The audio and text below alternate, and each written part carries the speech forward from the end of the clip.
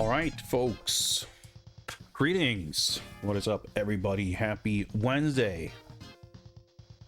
And I'm finding myself already feeling myself for what's ahead. We're gonna be finishing up GoldenEye Rogue Agent, and it will be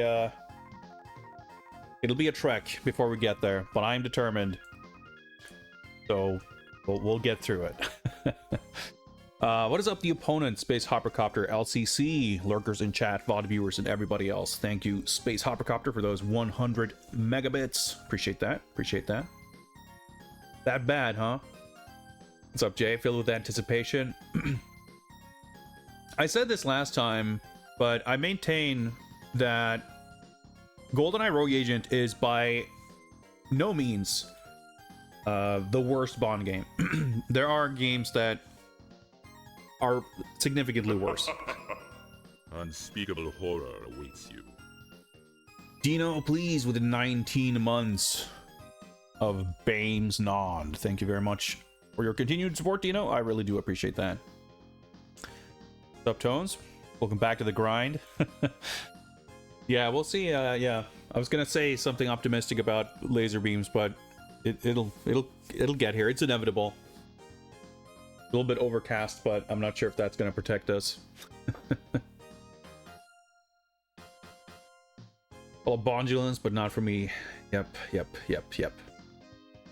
So, what I was gonna say is Rogue Agent is by no means the worst game. There are definitely games that we have played that barely function, that are just complete nonsense, that fail utterly in what they attempt to achieve. There are, of course, several computer games and mobile games and stuff that are, you know, pretty modest in their ambitions. The modesty of their ambitions outdone only by the modesty of their development budgets. So there just like isn't a lot to them. But what I think is fair to say about Rogue Agent is that it is probably the most infuriating game so far. I mean, worst is a tricky word to quantify when it comes to these things. Obviously, judging the quality of a game is going to be subjective no matter what, but there's a lot of different angles you can take. Is it like the least functional, the you know, having the least to offer of interest? Is it the most boring? Is it the most, like, you know, like, is it the greatest culmination of bad things, or is it the greatest absence of good things? Or, you know, I don't know. But GoldenEye Rogue Agent is not completely devoid of good things. The two biggest things with the game, the one biggest thing for sure up until last time, was really the complete lack of anything interesting. Like, it's just a completely boring game with nothing exciting or interesting or unique or clever. The premise is simple, paper thin, yet the plot manages to be confusing somehow. The selection of locations for the levels is like pretty uninspired. The only thing inspiring about the selection of environments is the choices made in managing to make them all look like gray hallways. Like that's quite the effort they put into achieving that. But it's just, you know, there's just nothing interesting going on.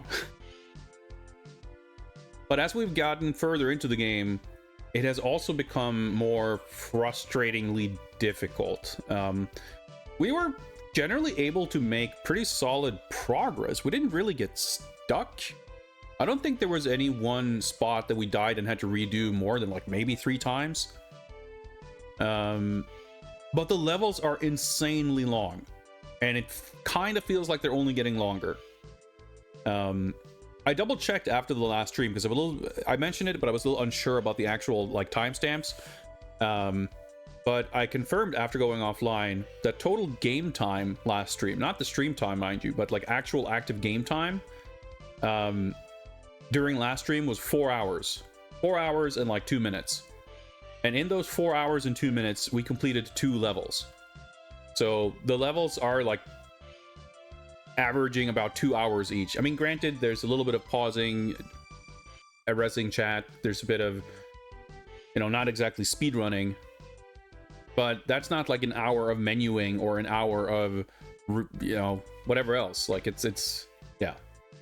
So in other words, we have 2 levels left, and I am clinging on to some degree of naive hope that the final level is going to be shorter than the other ones, because it's going to be some kind of final showdown. That is pure copium. There's nothing warranting that kind of hope. It's just what I would like to believe. But probably at least the first of these 2 remaining levels is going to be a 2-hour ordeal. With most likely very similar rooms repeated far beyond comfortable levels. So the game is just not that fun, to say the least. And I'm not really sure how to feel about the fact that following this game, the next one is going to be Rogue Agent for the Nintendo DS. The last time we had this kind of situation where a multi-platform Bond game had a GBA, or like, you know, a portable version, was Nightfire, where I was like, well, you know, it's a little GBA game. How complex is it going to be? Yeah, you know, surely that's going to be simple. Well, technically, I guess Everything or Nothing was in between, but Nightfire, I feel like, was a bit more similar in that the console game was great, but it had a few rough patches with the vehicle missions and stuff. The PC game, not as good as the console one, still had some cool stuff, but it was too long. Levels were really tediously stretched out. And I was like, well, surely the Game Boy Advance version is going to be like 5 levels and it's going to be over in 2 hours. That was not the case. I don't know offhand. I could look at the spreadsheet if I really felt like it, but I forget offhand the exact like time for each of those games. But I feel like they got longer and longer. Like the console version was the shortest, and then the PC game, and then the GBA was the longest out of all 3 of them. Not in the sense that the game is longer, but it was very difficult, and it's very demanding. You basically have to play it sort of perfectly. Not only will enemies just kill the shit out of you if you don't, but there's literally a mechanic in the GBA version of Nightfire where you're rated on every level. You get a score and you get like a medal. And if you clear a level, you achieve the objectives, you reach the goal, you complete the level, unless you complete it well enough to receive a bronze, silver, or gold medal, you are not allowed to move on to the next level. So the medal system is not some kind of bonus score chasing thing. It's like mandatory. You have to get a bronze medal or better, or the game will not let you play the next level. And in order to get a medal, you usually have to have a pretty speedy completion time. So like playing super duper carefully, I mean, I didn't have a problem per se that I recall. Like once I learned how to get through a level and surviving all the way to the end, I would typically get a good enough time that I could clear it. We didn't have that many experience. It was mostly like in the early game where you can play a little more carelessly, that I would, you know, be a little too relaxed about exploration or about accuracy or whatever else. But once or twice we definitely failed. Well, I completed a level but failed to get a medal, and we had to redo the level. Anyway, that whole experience was just it's the one game I can think of off the top of my head that can rival Rogue Agent for your frustration levels. So I should know better than to expect or even hope that the DS version of Rogue Agent is going to be some kind of, you know, walk in the park. But we'll just have to wait and see. I shouldn't really think too much about it because we've got the console game to deal with first. You never know. The GBA version of Everything or Nothing, I think we actually completed it on a single stream. It was very short and simple. But the portable Bond games, frankly, have not been that way, generally speaking. We haven't done a ton of them. But the original Game Boy Bond, of course, it's like this sprawling adventure kind of thing. An awesome game, by the way. But the GBC version of The World's Not Enough was a chore and a half. The literal worst stealth segment in any video game I have ever seen. I mean, frankly, that game, for that alone, I think is a contender for worst Bond game. And then we had Nightfire on GBA. And Everything or Nothing. I feel like I forgot one. I don't know. It's starting to all blend together. But anyway, like I said, let's not worry too much about that. Let's worry about this. The LCC asks, has the story been interesting? No, it has been confusing in its delivery, and it's been like nonsense in its content in general. You play as a disgraced MI6 agent who gets a job with Goldfinger. There are 5 other Bond villains in this universe, and they all start fighting with each other, and you have to go kill them. And then there's like 5 missions in a row where Dr. No is either has or is attempting to steal Goldfinger's super, death. What's the word? Like vaporizing weapon, so that he can take over the world. So on Goldfinger's orders, we have to, well, we're working for Goldfinger, and on his orders, we're to assassinate Dr. No. But also, Dr. No was apparently responsible for our character losing their eyeball so that they can have it replaced with the titular GoldenEye, the cybernetic eyeball, which gives us a shield and a few other mostly useless abilities. So we've got some kind of personal vendetta going on, but I don't know. Some fantastic fan fiction. I mean, it's closer to smashing action figures together than anything I would describe as fiction, but it is not reaching the lofty heights of literature that we would typically expect from a James Bond story. We'll say that much. Like I said, though, we've got our work cut out for us, so I think without further ado, we're gonna hop on over to the Bond scene and get ready.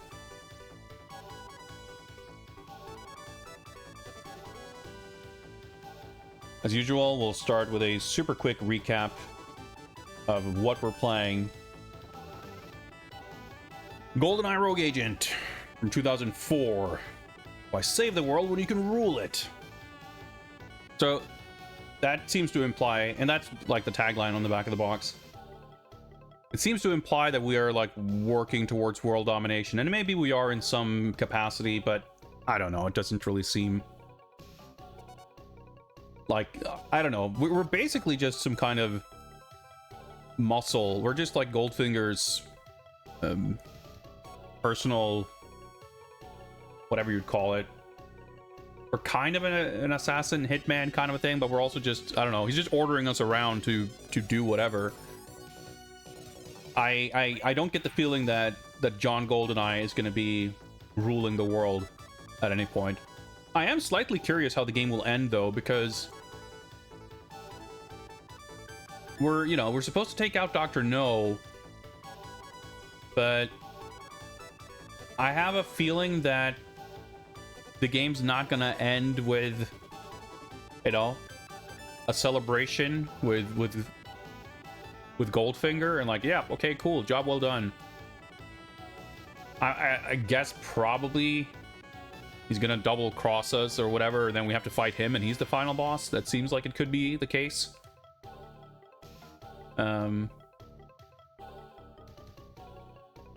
And then I guess maybe our character will take over the mysteriously unnamed criminal organization that uses Spectre's logo as their logo, but they're not called Spectre. Like, I want to say, ooh, that would be fun, but it's like, is it gonna be fun? Are they gonna be able to have fun with storytelling elements of this game? I'm not confident, but we'll see. With a tagline like that, I expect your characters to rise to the top of Goldfinger's organization and backstab him in the ending so he becomes the new leader. Like, I feel like that's the natural kind of conclusion, but even then, like, how satisfying is that going to be when there's no real, like it says here in the text, like, customize and upgrade your villain persona and wreak havoc as you make your unrelenting rise through the ranks, which is completely made up, by the way. There's no customization.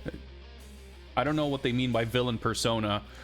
And you don't really, I mean, you rise through the ranks in the sense that the other 4 characters who exist in this world are dying one by one, so there's kind of only you left. So I guess that means, like, they're forfeiting their position in the ladder there, so you're kind of gaining ranks by default. But there's no sense of this organization doing anything. There's no real sense of any world existing outside of these hallways that we're trudging through in these missions. So there's not really a sense of, like, ascension through, you know, through this organization and becoming more powerful, or it's, I don't know. There's a lot of empty fluff kind of in the you know, in the periphery, because as far as the game itself goes, it's like you're walking through hallways and you're shooting guys, and then that's pretty much the extent of it. VP of hallway shooting for Orc Enterprises, yeah, something like that, something like that. The most confusing part of the story, I think, for sure, was when our dude and Oddjob were sent together to the Hoover Dam. I forget, one of these gray hallway facilities. I think it was the Hoover Dam level, yeah, because Dr. No had some kind of seismic earthquake bomb or whatever hidden in the Hoover Dam. So we infiltrate it, and you spend 2 hours crawling through this facility, and then eventually you find the bomb and you, like, activate it and you drop it into a hole to blow up the Hoover Dam, or I'm not even sure what the point was exactly. The characters occasionally yell at you over the radio, but they always do that in the midst of gunfights, so it's like impossible to pay attention to what anyone's saying. So maybe there was some kind of story delivery there that I missed, but it doesn't really matter. The thing is, Oddjob is seen very, very briefly in certain cutscenes. The casino level, which is like the one level in the game that had some kind of an interesting location conceptually, he shows up for like 5 seconds at the end of that level. You see him like run away, and then you have to like escape with him, basically. As far as we know, we're just like working side by side, except we're not really like physically side by side. We don't really see or interact with each other, but you know, we're co-agents here for this evil organization. And then at the end of the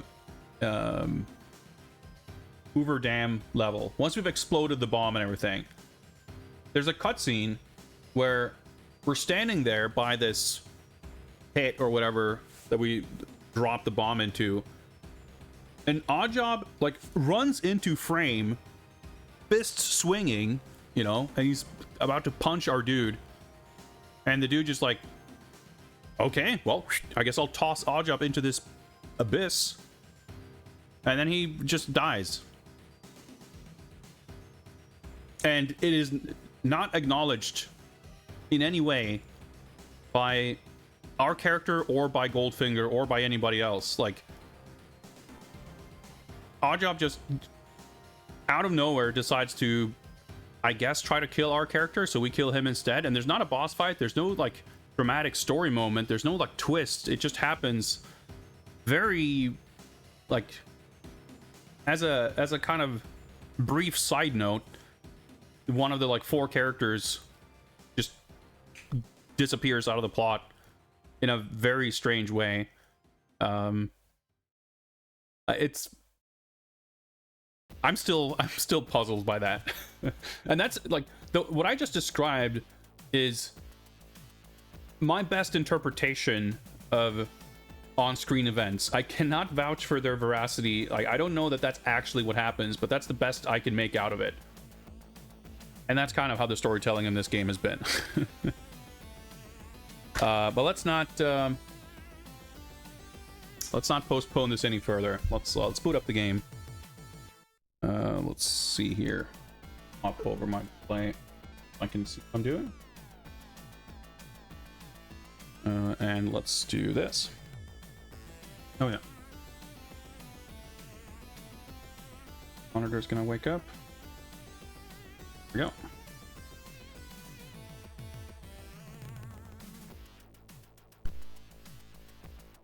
Should be the correct one. Let's get rid of these jams and boot up the old Xbox.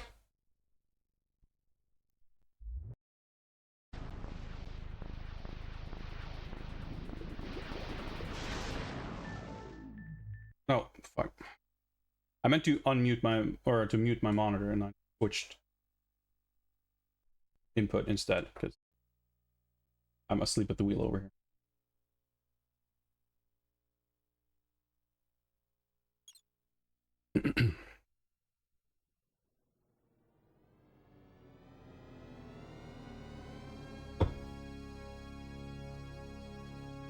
Someone mentioned on a previous stream, multiple people might have, that you know, oh, this game's gonna score terribly on the Bond quotient ranking. Interestingly, I don't think that's true. I think there are sort of perfunctory representations of a lot of those things. I mean, not a lot, but more than many games. There's like a proper opening credit sequence. You know, obviously we've got the villains, we've got the gadgets, or at least one gadget. You know, there's bits and pieces like that.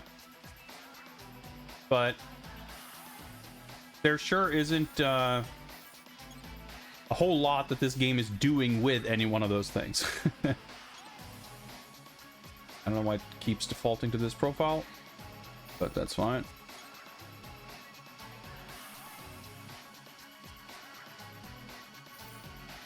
As far as I'm aware, I couldn't find a way to delete the original profile either, but we got the girls. Yeah, there was even a sexy hologram lady shopkeeper in the octopus, the underwater, you know, arms dealer black market thing. Which, holy shit, that was the most recent level we cleared, and it was pretty bad.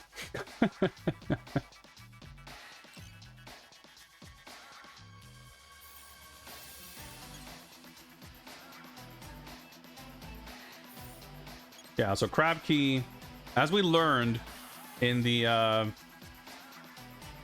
Ultimate James Bond Interactive Dossier CD-ROM, Crab Key is Dr. No's hidden compound island. That's where we're going. Yeah, so these are the exciting levels that we went through. And now we're here at Crab Key. And the final level is Volcano Lair. I didn't really think about it previously, but when I just now talked about my speculation and where the plot might be going, it did make me realize that I think I think technically we have been shown that this is not Dr. No's lair, but rather the secret organization's lair, or Goldfinger's lair, or whatever. I could be mistaken, but that's probably what this is. Because I was thinking like Crab Key, and then, you know, we fight Dr. No here or whatever. But I reckon we're probably gonna fight Dr. No in his, you know, HQ, and then we're like, I guess I'm curious to see whether the game will give our character enough agency to have them like turn on Goldfinger, or if he's going to be betrayed. I don't get the impression that our character is going to be taking the initiative on much of anything. And I should know better than to get excited about the prospect of something cool or interesting happening on a narrative level in this game, but whatever the case may be, we'll just take it as it comes. Octopus, more like Longtopus. Yeah, that was a very tedious level. Oh yeah, Blofeld shows up for 2 seconds. I don't remember the context exactly, but he did show up. What's up, Mendel? Just finished watching a Bond movie. Well, I hope it was exciting and entertaining, because you're probably in for 4 hours of not a lot of excitement. Let's start the timer and jump in.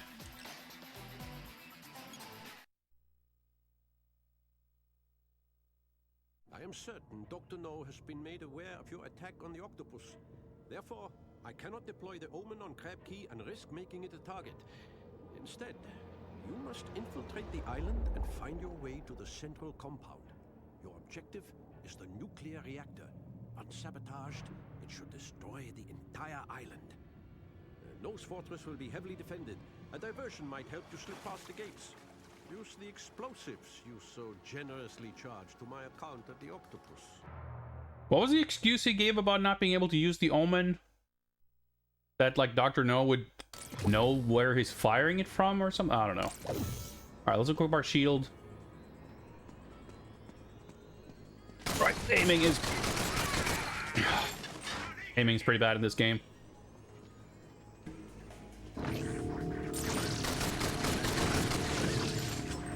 Right, I can't reload. Or I can't grenade while I'm reloading. Alright, I got someone with that. Ran out of shields.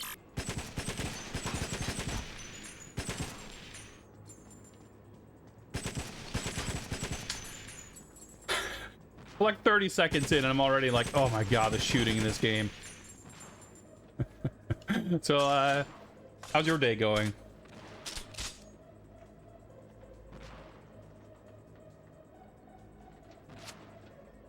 Yeah, like I said, the reasoning that he, like, I didn't quite follow what he was trying to say.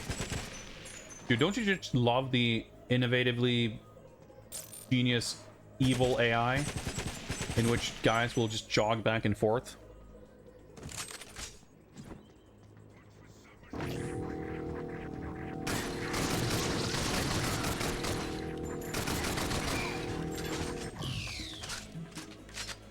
Short on ammo here. Grab one of these. More armor? Yeah, getting the rogue bonus for headshots is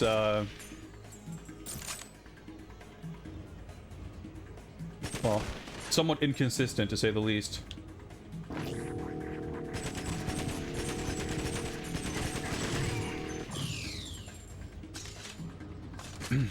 Going great, going all right. Well, I'm glad to hear it. I was having a good day until this. Well, I am having a good day, and I'm working towards completing this game, which I look forward to. That's a poison gun. Trying to fight the drones with rifles is not ideal. You can destroy them, but it just takes a lot of ammo. Does the scope go off screen like that? Yeah. It's just not at all centered. Thing? Was a thing.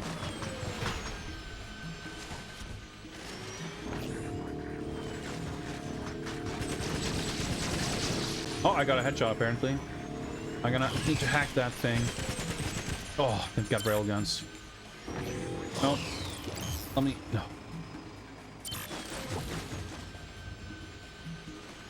We're doing okay on armor, but...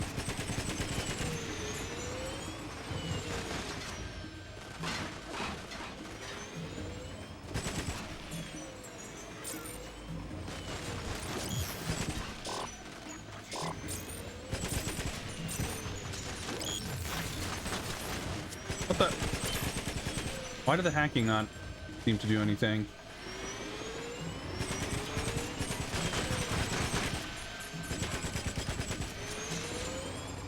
I'm too annoyed with this thing shooting at me. I'm gonna burn through a bunch of ammo to try to get rid of it. A bunch of black smoke. Good sign. actually didn't take as much thought. Is it even possible to hack the drones? I feel like I can't strictly say that I have tried and it doesn't work. But when that enemy type is first introduced, the way you deal with them is basically hacking a bunch of turrets, like flamethrower turrets in the vicinity. I have like 3 guns with 1 magazine, but I can't just collect the magazines. Up Lelouch here. The aiming is not good. No, there's like a lot of weird acceleration and what have you.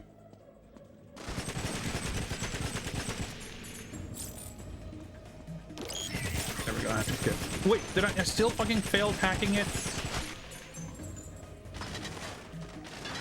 Oh no, I'm out of... Oh, let's just do this. So. Rid of the gun at least. I didn't mean to do that.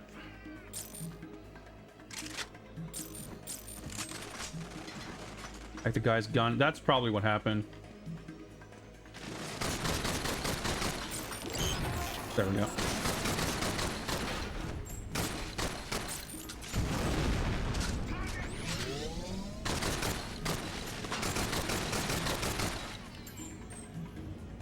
I want to say that the guns are all like terrible at range, but they're kind of terrible.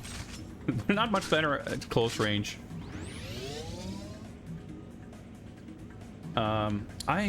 Okay, I lost all my armor. I'll definitely see if I can hack the, no. Next time we...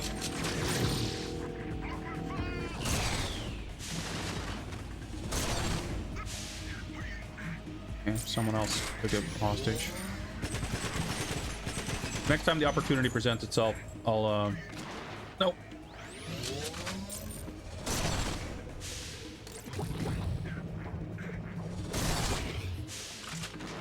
Try to hack the choppers. Wait, I got one of them, but not both of them? I don't know how that happens. Yeah, I don't know why these guys take each other as human shields, but they've started doing that in the last few levels. Well, I will say, warehouse, crates, containers, that kind of thing. That's something new and exciting. As far as gray facilities go.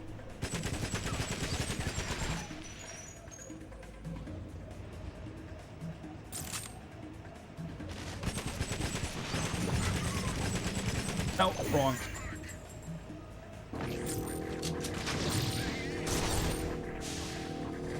Yeah, the railgun has like about a full second of a delay from pulling the trigger to actually firing, which is doesn't feel great. You may be surprised to learn. I mean, there's blue water and blue sky. There's some blue and red containers. As far as crates go, these are pretty snazzy.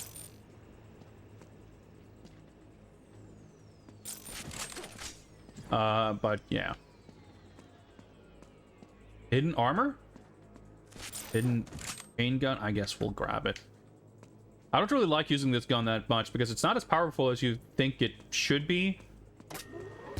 And because of the wind-up, it too has essentially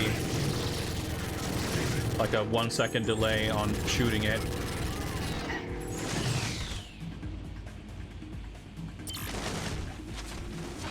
I'm trying to drop it. There we go.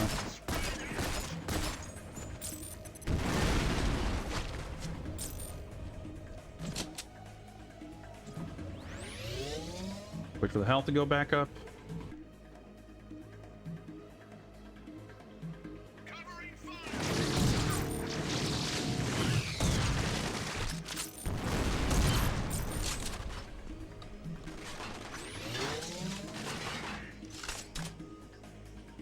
So yeah, the way it works, like it's not like it needs to spin up, and once it's spinning, it'll shoot. Like if you let go of the trigger for a split second, it still needs as much time to spin up as it would otherwise, which makes no logical sense, but you know, that's how this game operates. Only the P90 is good. I mean, it's not that good though. But yeah, a lot of the weapons are remarkably kind of shit. I feel like the Desert Eagle is like the only weapons. The Desert Eagle and the M4. Dude, look at this astonishingly intelligent evil AI. Okay, there's another.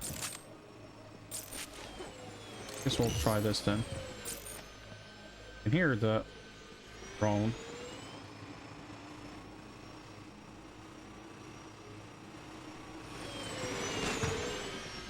Yeah, no, hacking it. But worth a shot. Can't believe how quickly it actually died. I don't know if these guys have lower HP than the ones before, because normally you'd use like 3 rockets on them. There's another chain gun. But yeah, it's weird when you're like basically point blank and like, I don't know if it's the bullet spread being awful or what, but do I have grenades? 2 grenades, yeah. The stopping power of the chain gun is like weirdly bad.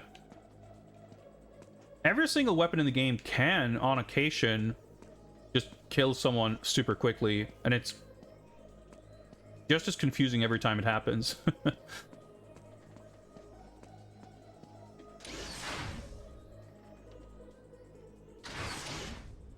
Alright.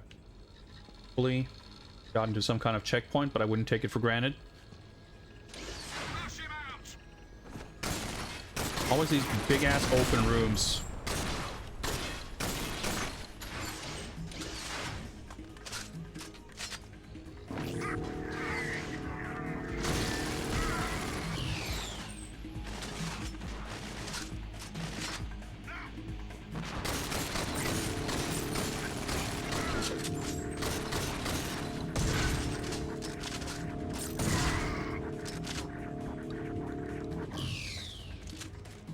Getting the buttons mixed up.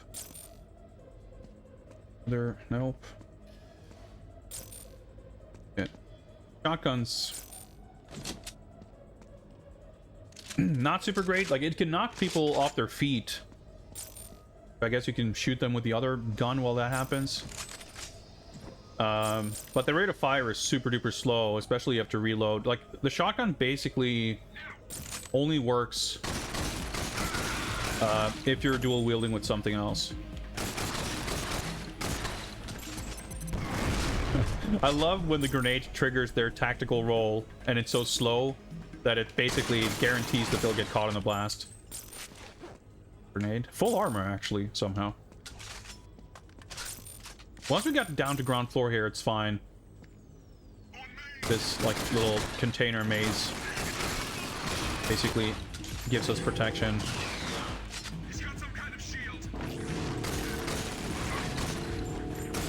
But once we were, like, when we're standing up there... Okay, I need some other weapon. Try to save that armor a little bit, I guess.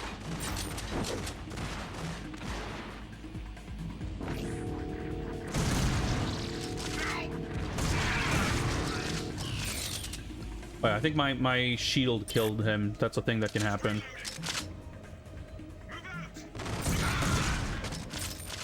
Did reloading 2 shotguns, like, was that faster than reloading 1 of them? I don't know. That was a couple of grenades. So, yeah, so to clarify, in case you're wondering, the grenade is only accessible if you're using a one-handed weapon. And the assault rifle is a 2-handed weapon. This actually is not a bad weapon situation for these close quarters situation. Well, I think we'll do this. Maybe drop shotgun to use grenades if need be.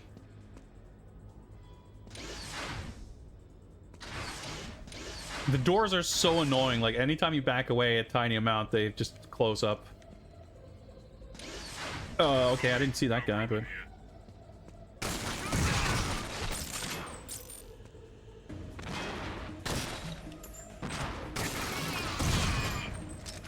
Alright. Reload. Oh yeah, I'm out of shotgun ammo. Okay.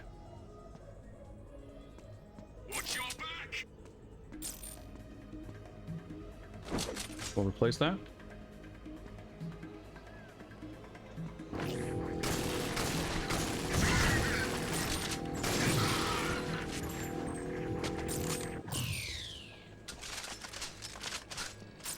Oh yeah, we have like mission objectives. I mean, it's not like interesting objectives. It's not like GoldenEye or anything like that. But sometimes it can be good to get some kind of reminder of what ostensibly we're supposed to be doing. Unlock security door. Is that going to open the... I was like, oh, is that going to open that thing we can see in the distance? I pressed the button. There was no sound effect or any other kind of feedback. Well, I guess maybe it opens that other door at the bottom of the staircase. Yeah, the body's phasing out of existence instantly is a very weird thing. Yeah, of course.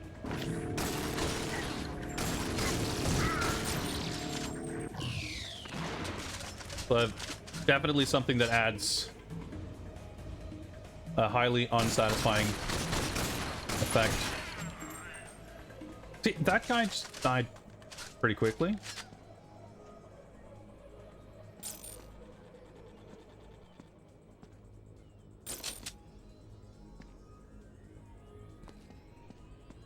Actually, it's working out pretty well, because we are also, like, by the time we get to use grenades, we will most likely have a whole bunch of them. Of course. I thought maybe this would lead to that outdoors area that we saw through the window, but no, of course, it's another warehouse.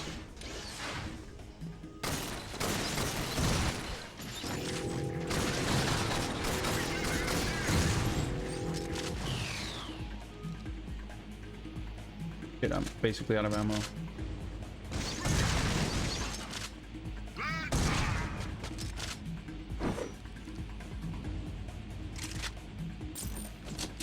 Do that so I can toss grenades.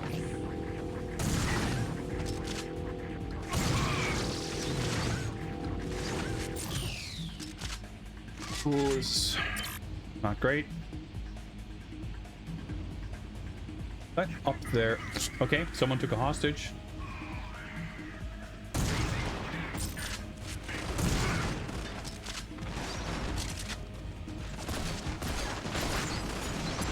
I was standing on a weapon here somewhere. Oh, guy's standing in. Oh, fucking hell.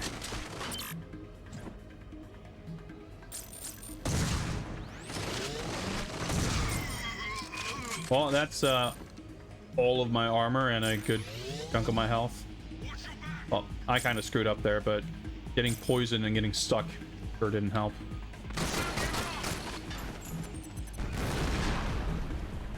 The grenades are fun. They feel good and are useful and are surprisingly easy to throw.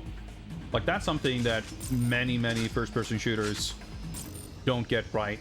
So, like, every now and again, there's brief glimpses of, well, I don't want to say brilliance, but competence. Oh my god. I did the melee attack to cancel the reload animation so that I can throw a grenade.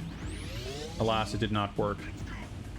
Because you can cancel the reload animation with a melee attack, but you cannot cancel it with a grenade toss.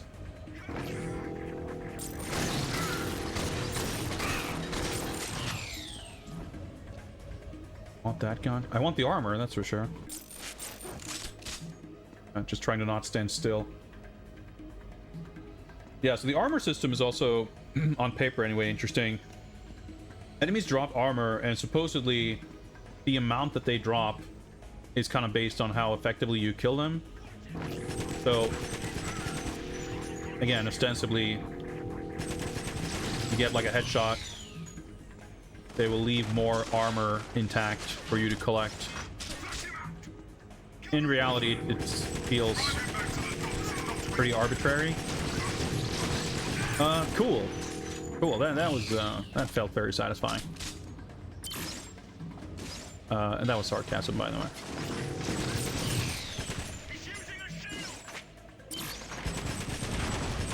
Of course.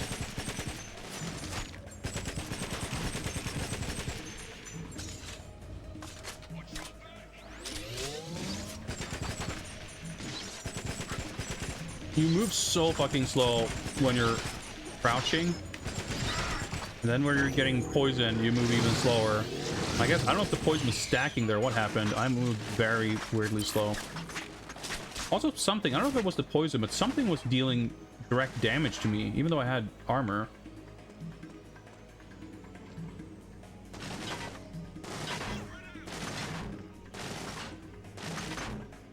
The acceleration on the aiming.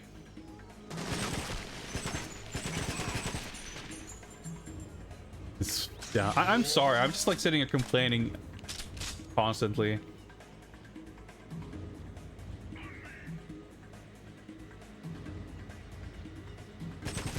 Like you can see, I can have it, the reticle move like very slowly, but as soon as it like moves any faster than hardly at all, it just goes racing.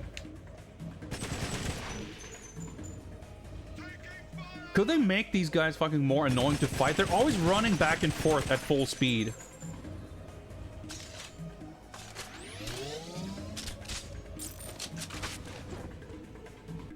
Alright, so I can shoot through things. I have X-ray vision. Okay, I was gonna say, but it has limited range, but I can actually see him through there.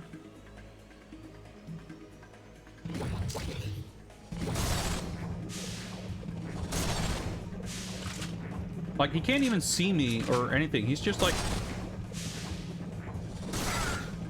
doing that. And it's like they're deliberately making it... They have enemies run laterally back and forth. And they give you a gun that shoots through walls, but it has a second long delay between pulling the trigger and firing the projectile.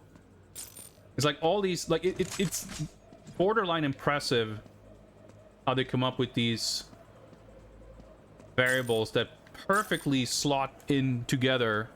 They lock together like a beautifully crafted jigsaw puzzle to achieve maximum annoyance.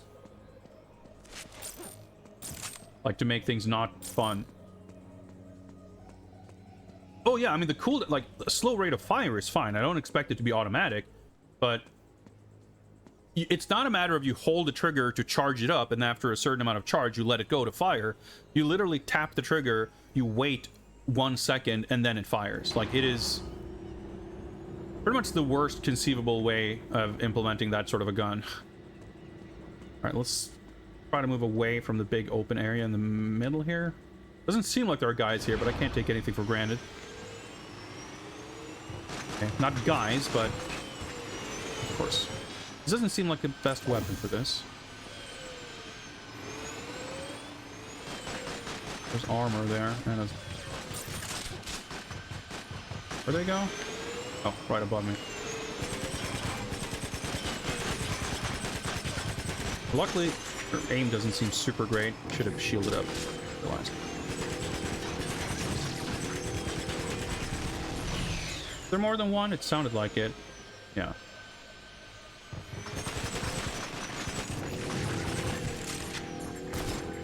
Well, this gun is dog shit. It does no damage, so... Okay, well, this respawned.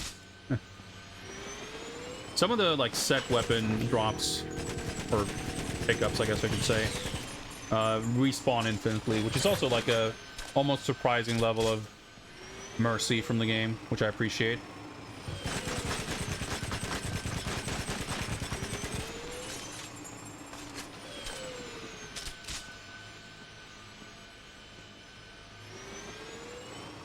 I mean, I guess the evil AI is aptly named because it's definitely conspiring to make your experience worse. Of course, these dudes fucking spawn the instant. That guy didn't die. The instant other thing. Okay, I got one of them.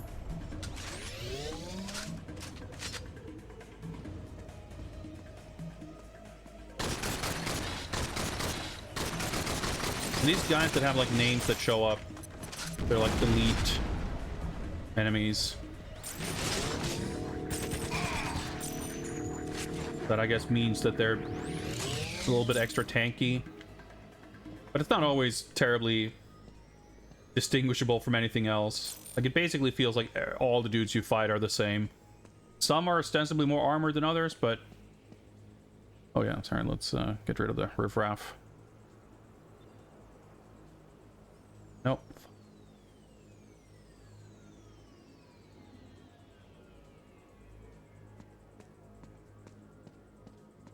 I just hate when you bring up like the little context mod thing, and then Twitch provides like helpful little tooltip messages that like block and cover up the buttons to ban and timeout people.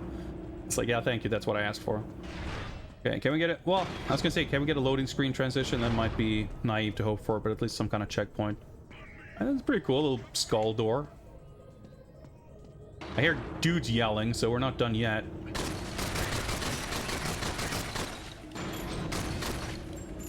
Like, oh, this is pretty funny. There's like a little gap in the door here. Shoot someone in the leg. Well, I don't know if I can actually shoot through there, so...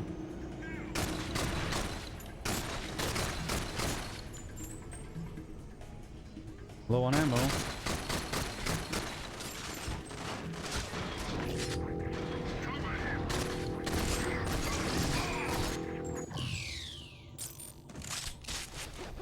Do have a bunch of grenades. Okay, perspective here seems a little weird, but I appreciate the attempt at creating some kind of a scenic vista. Evil AI is infiltrating chat, yeah. Goldfinger is suspecting that we're onto him. But this, like, whenever you see multiple doors like this, I mean, I guess it could just be, I mean, there's obviously some kind of level streaming stuff going on, or else they wouldn't have these frequent sort of airlock rooms like this. But oh, an elevator. Like, there are aspects of this that are technically impressive. The graphics are, you know, the visuals are not exciting or appealing, but a lot of it is technically well executed. And same thing with the levels. Like, there's a lot of surprisingly kind of impressively large open areas, and you travel really, like, there hasn't been a load screen yet in this level. And like, levels are split up over multiple zones, so the fact that each one of them can be as big as they are is like definitely pretty impressive. But, you know, to what end?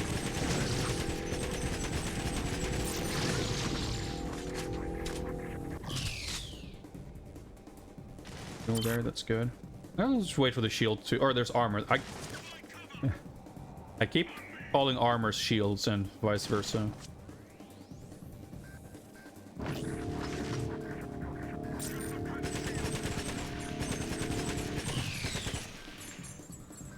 Accuracy of the weapons just not great. I don't know, there's like, the feedback on hitting guys is super inconsistent too, so it's just, it's a little hard to tell sometimes if it's accuracy that's the issue, or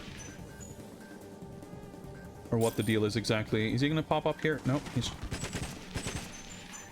And of course the enemies are like fucking snipe. They can run it sideways at full speed and snipe you with a shotgun in one hand and a SMG in the other. A little stupid, if you ask me.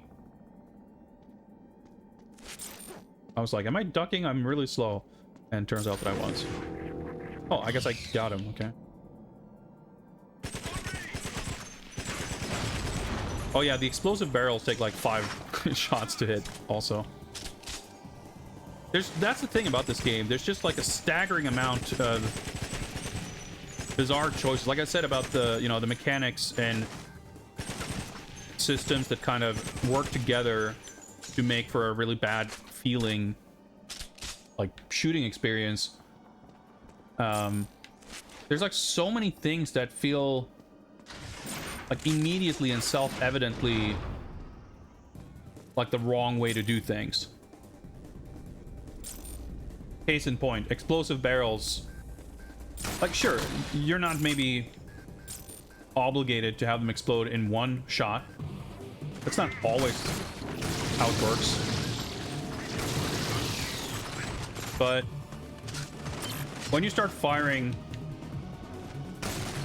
at an explosive barrel and you can't explode it quickly enough to blow up the dude next to it, because in the time it takes you to fire enough bullets into it, he has time to like jog away a safe distance. Like, that just makes them not fun to use in combat. Like, I don't care about realism or even verisimilitude or whatever,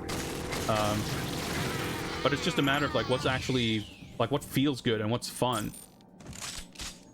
And on so many instances, it feels like the game is going out of its way to make things feel bad and not be fun.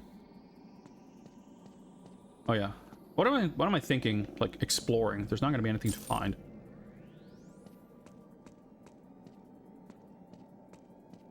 And it's just, I don't know, like, it's...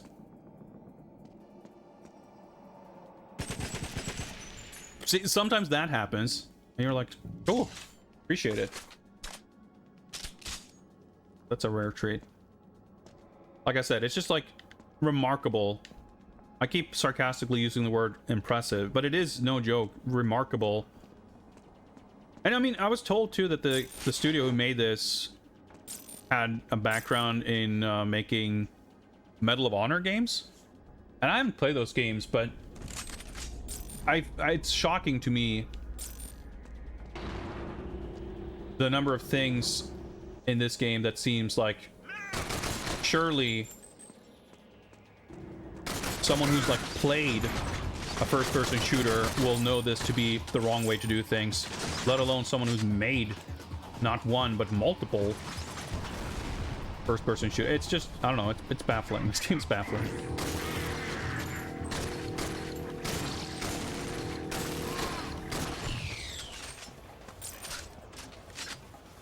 Desperately running away. I'm actually at full armor now. Okay, cool. I might have gotten a chunky armor from that dude I sniped. I keep walking around expecting to find something interesting. I was like, well, there's not going to be anything there. Is that a mile-long zip line?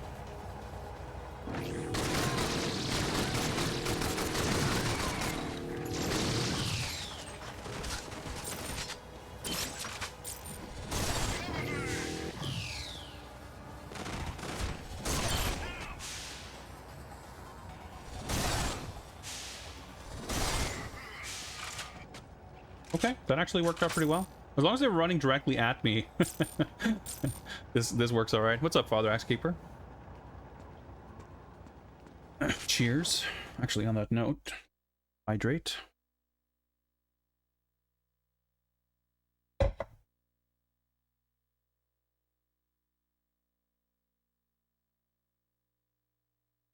Plant explosives on cobalt silos. I guess that's what we're doing.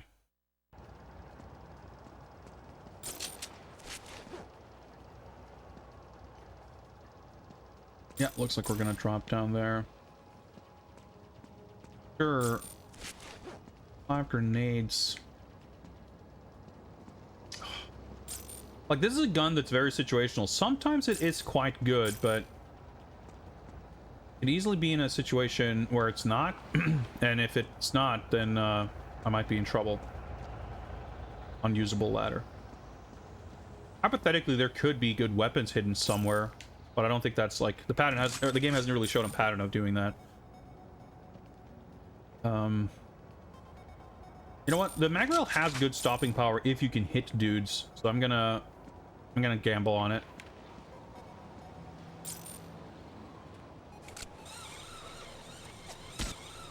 Use shield here, I guess. Fuck. I'm fucking sniped, of course I am.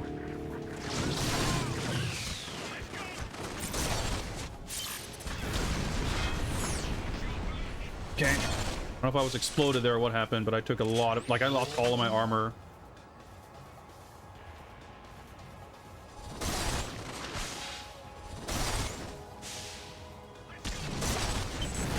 I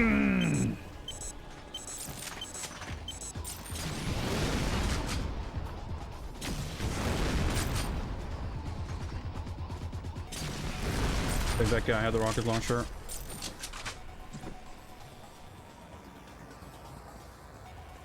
Yeah, you got here with full armor and one rocket launcher dude is all it takes. But the maglev was not a bad choice. I mean, technically, I guess I could have dropped that first guy a little quicker and gotten his rocket launcher with a P90, but I don't regret bringing it.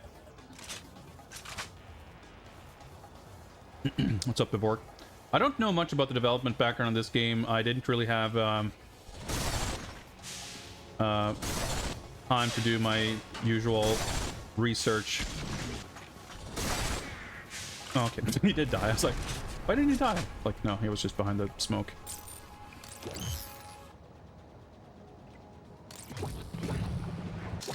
Far away.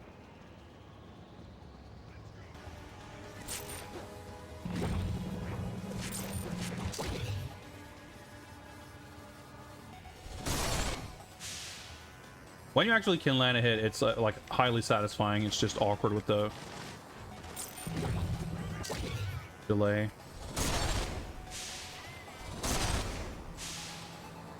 Like, I got two of them.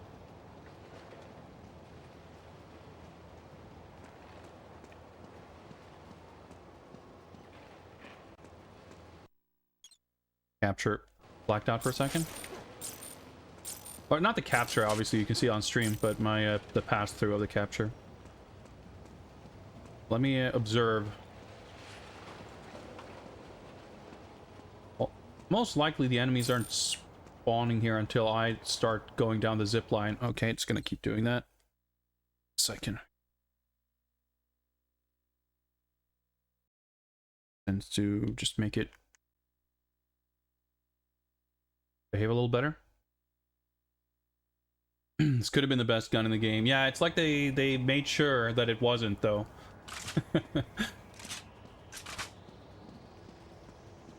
Like, frankly, it could have twice the cooldown if it just fired instantly, and it would still probably be my favorite weapon. Oh, I actually can see them down there.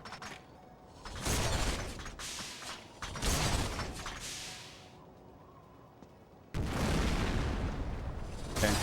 That rocket just exploded in midair for no obvious reason.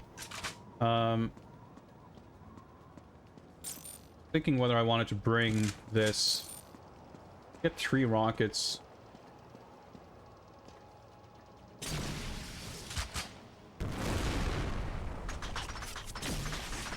Clear on whether my rockets get to travel the whole distance. Looks like it. Alright. That's probably worth it. Let's bring another railgun. Was that someone firing a rocket at me? Yep, sure was.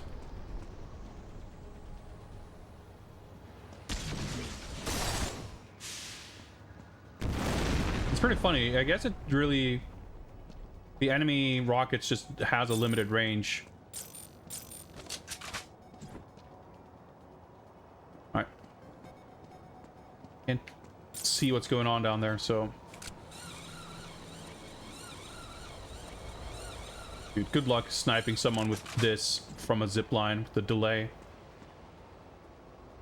It might have killed him. I don't... It's... From a mile away, it's a little bit hard to see what's going on, but... Seemed to work out pretty well.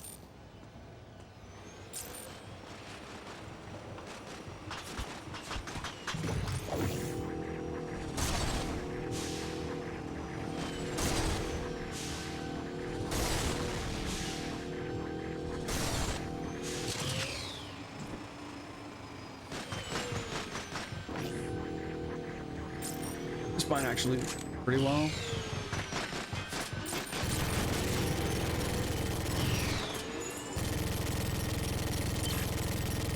I don't know if I'm hitting anything, but drop that.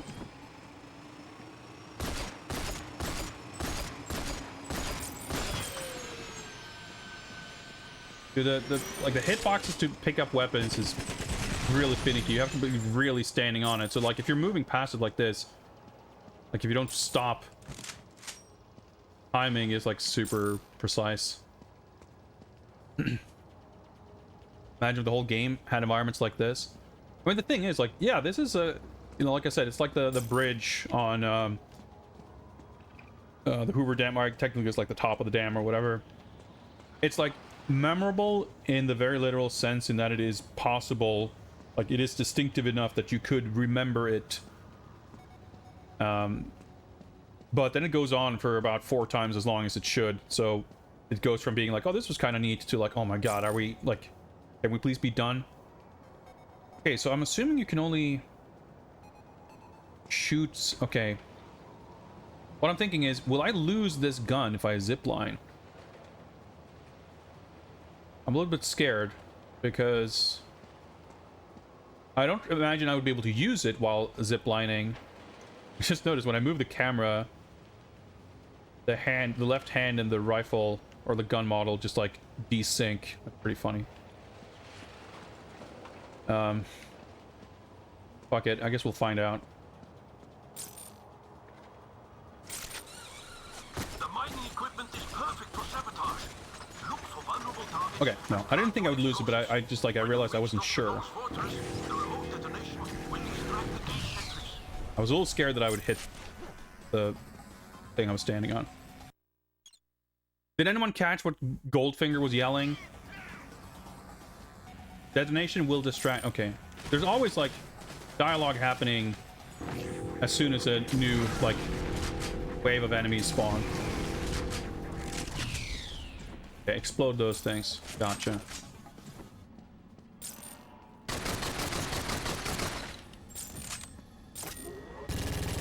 Am I supposed to shoot it? Probably not. No, I'm gonna plant it. Okay.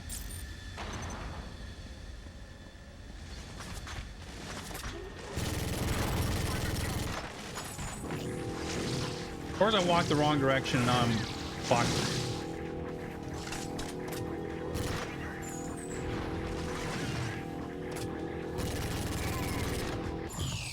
Got a headshot there somewhere. Well, trying to double back there to get my shields and rocket launcher or whatever seems a bit dangerous.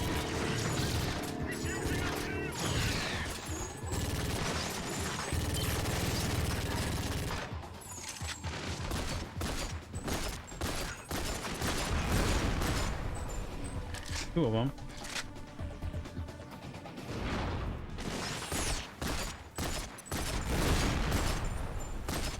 Grenade ended up all over there, but he didn't die. Yeah.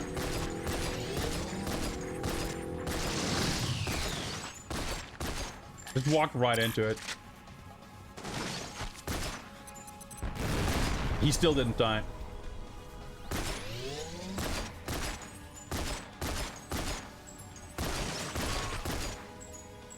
He made a noise. I shot him at the top of his head and he made a noise, but I didn't get the headshot thing, of course. Almost full armor. Okay, weaponry. We got 2 grenades at least, so... yeah, not too bad. Let's follow the arrow.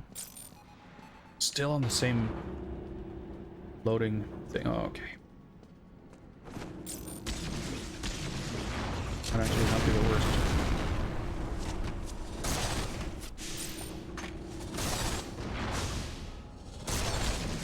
Well, I might also not be able to hit jack shit, so...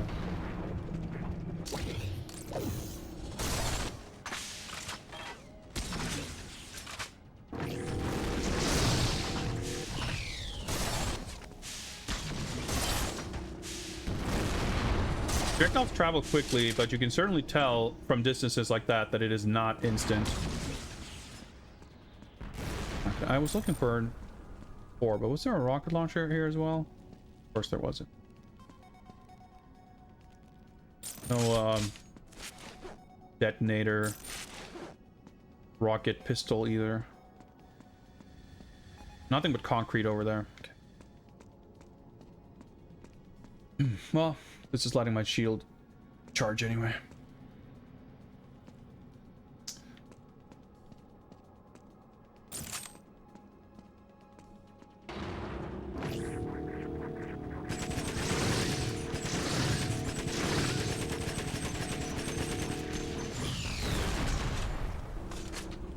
Right. Pretty well. Wait for it to recharge.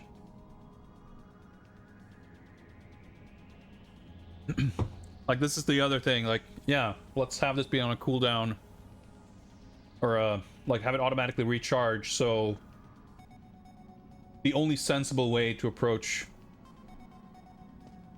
like advancing is to just stop and sit around for 30 seconds.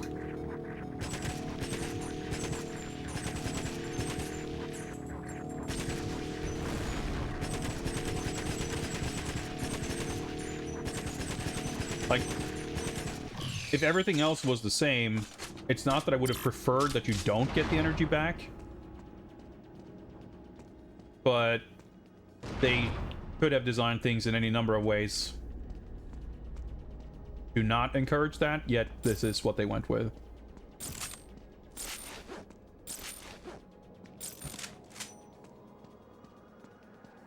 This, like, the levels are just so long. It's such a shocking contrast to play this after Everything or Nothing. Always these gigantic open areas. When you step aside, you just like take in, assess the situation. The door will close. Everything or Nothing had like 30 levels that were like 2 minutes long, and it fucking owned extremely hard. And this game has like 8 levels that are 2 hours long, and it's just a complete chore.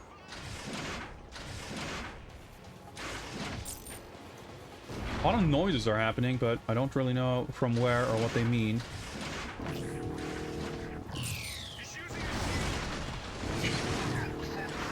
Okay, I guess that was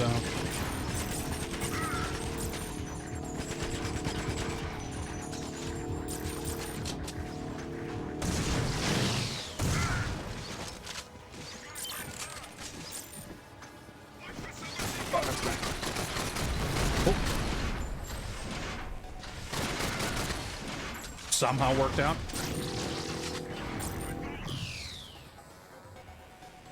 There.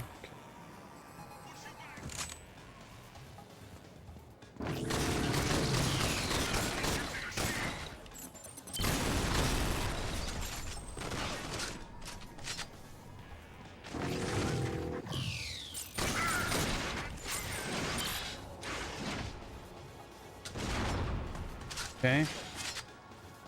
But yeah, the way the combat sort of works out in practice, of like having to be very careful and kind of taking things slowly, inching forward. Yeah, it reminds me a lot of GBA Nightfire.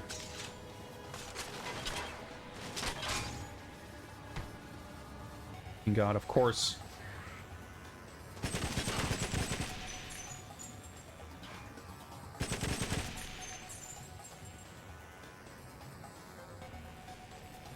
Come on.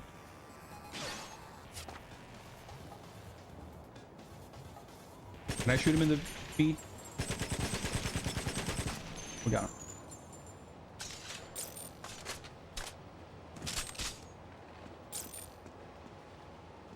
Pretty good on armor, so let's advance. Do anything? Look at open cap. Oh, okay. Oh, that's kind of cool. I could have hacked that. Oh well. That's the thing, like, about once every 4 to 5 minutes to an hour, there's like a thing you can hack to do something. They're like, oh, right, that's a mechanic in this game. That could have been cool. Case in point.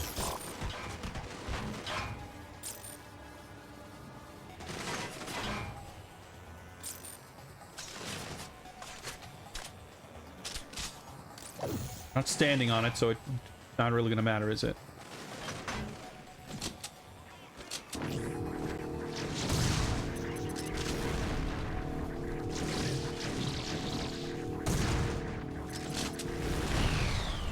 Oh, I think I got him.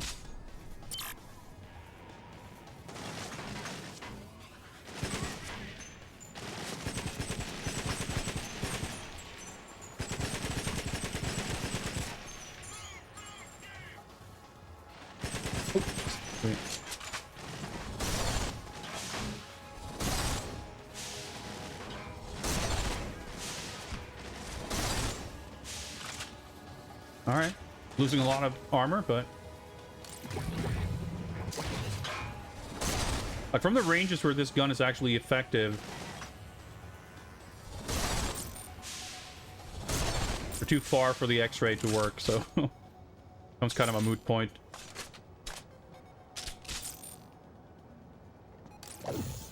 I hate that screen flash when you switch which power you have equipped, because every goddamn time, like, it makes it look like you're taking damage. I think it's like something about the timing of it.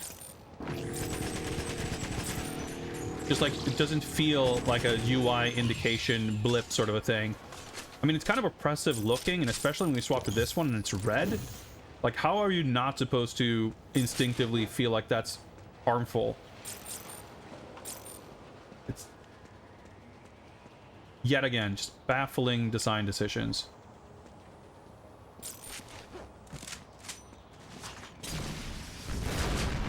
All right, Doofer.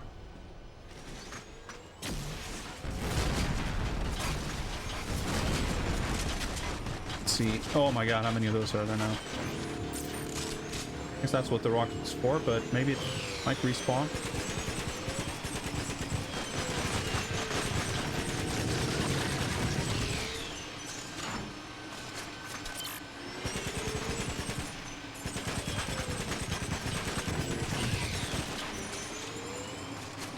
Ammo for this. I have to retreat. Nope, not what I wanted.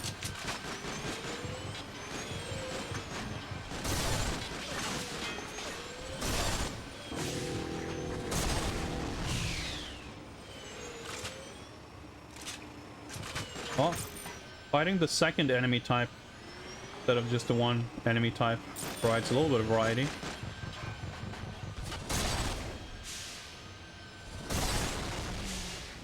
And those explosions look pretty funny sometimes. You know what? I'm actually going to keep this because I think it's going to be my best bet for sniping that other dude.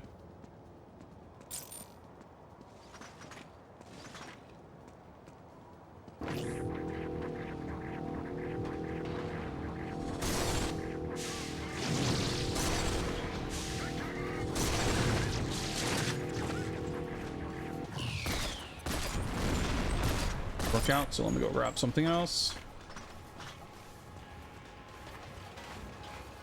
Sure would be convenient if I could bring... I was gonna say if I could bring more than one gun. Technically I can. I can bring 2 guns.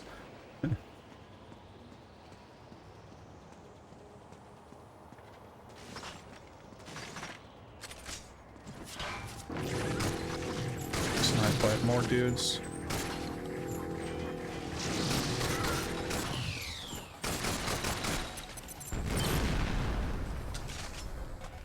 Well, that means there's guns to collect here.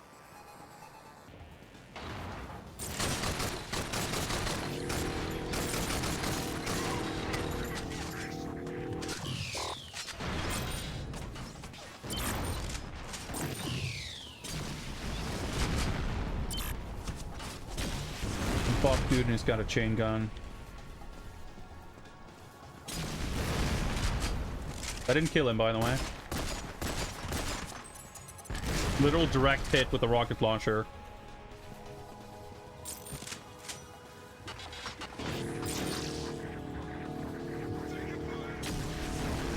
That also didn't kill him. That also didn't kill him. That also didn't kill him. What the actual fuck? I'm fucking dying. I didn't even realize.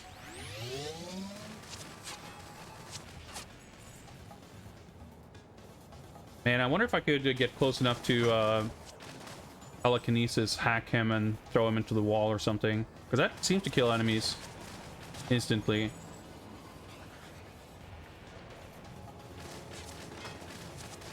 Holy shit, how much does it take to do that? 75.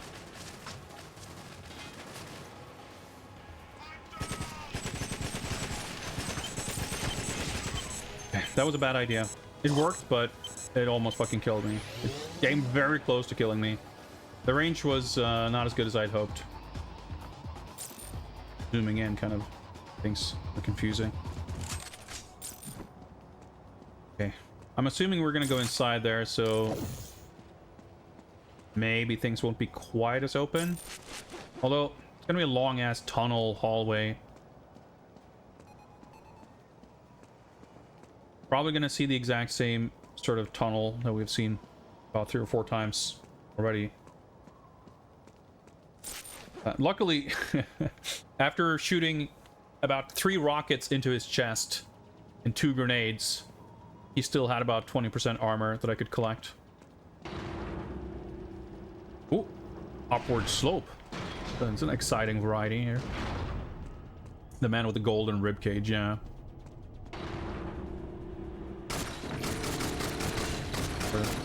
Boss dude, I guess. And tanks, okay.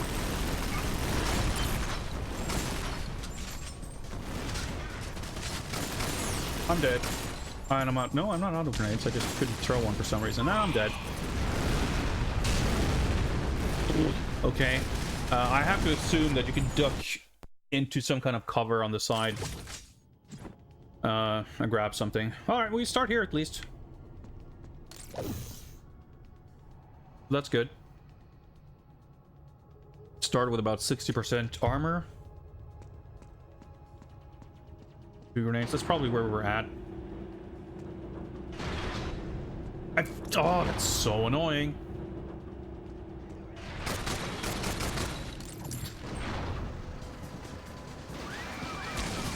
Can I? Jesus.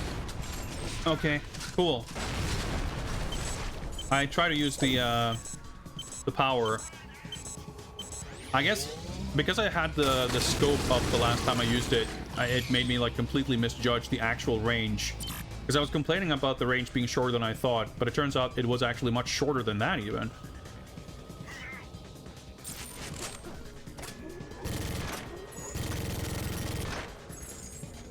That was a little confusing.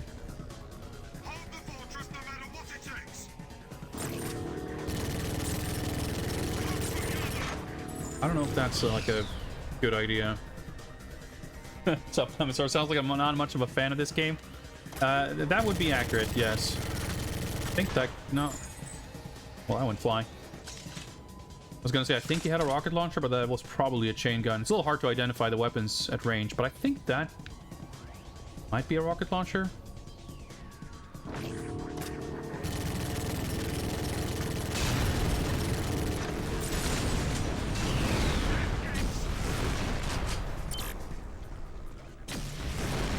Can I blow these things up? I hope so. They don't seem to react much. Picked up the wrong weapon. Oh, there we go.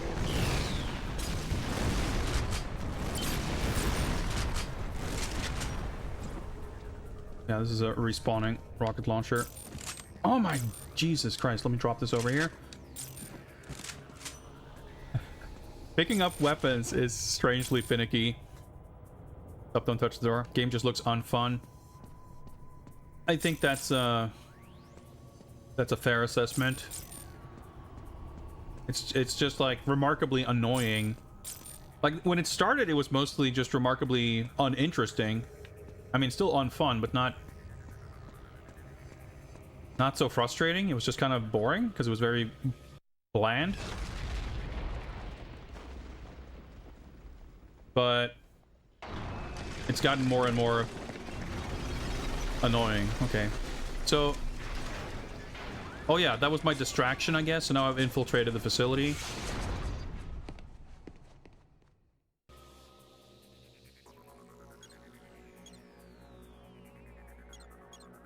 Yeah, so that's like the first check. Well, it's not the first checkpoint. Because obviously we had checkpoints. We didn't start the mission from the beginning. But that was like the first section. And that was about an hour.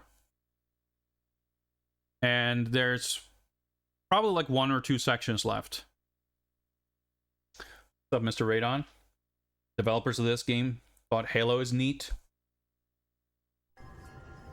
I mean, sure they did, but I'm not sure that's reflected in the game. Protected by a satellite weapon which could destroy Miss Galore's Actually talking to us when it's not in the middle of a gunfight. But you can topple the satellite from Dr. No's aerospace control room. But the thing is, like, just making... I can't believe I actually took those guys out that effectively. Just by cutting the levels down to like a third of their actual length, I feel like it could be kind of novel, because you would at least have like something new introduced every, you know, 2 to 5 minutes. But now we have something new introduced every like 30 to 40 minutes.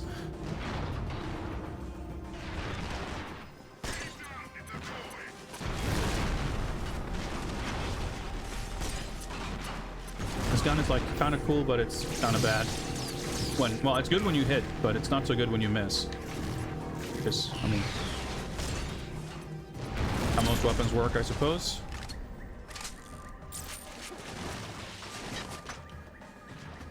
This is like a cool room, though.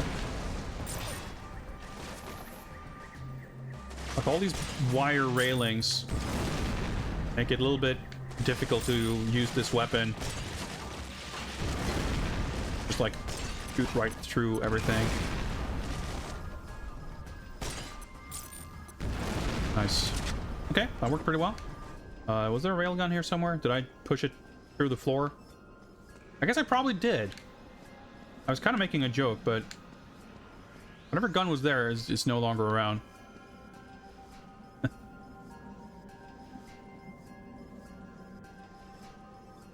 Up the development history, 9 months to make this, and major changes constantly requested by both EA management and Eon.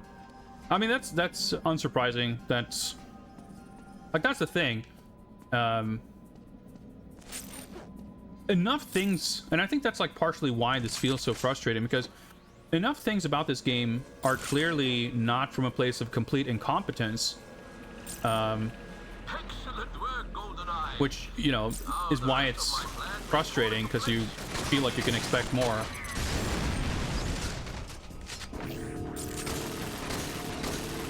Okay, satellite taken down. That was a lot less work than I expected.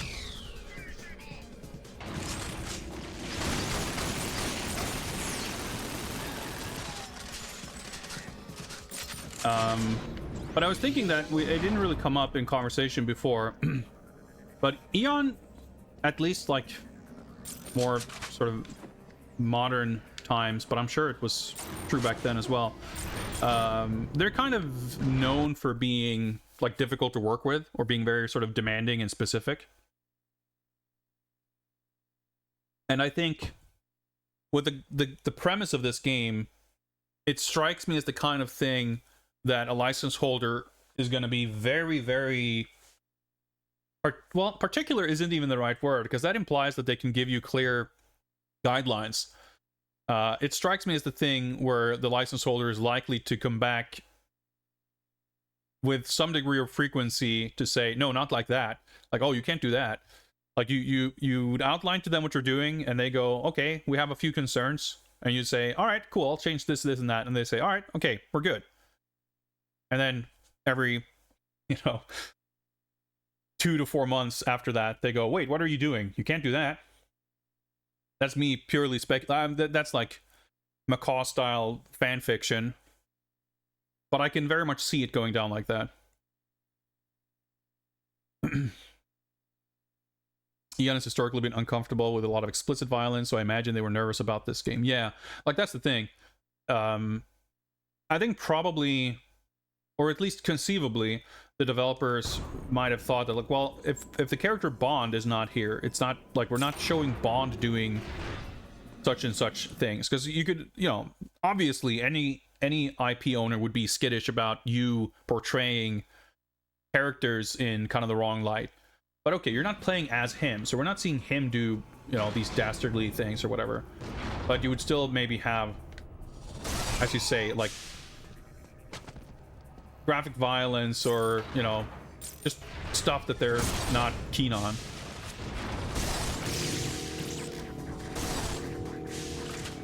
For fuck's sake.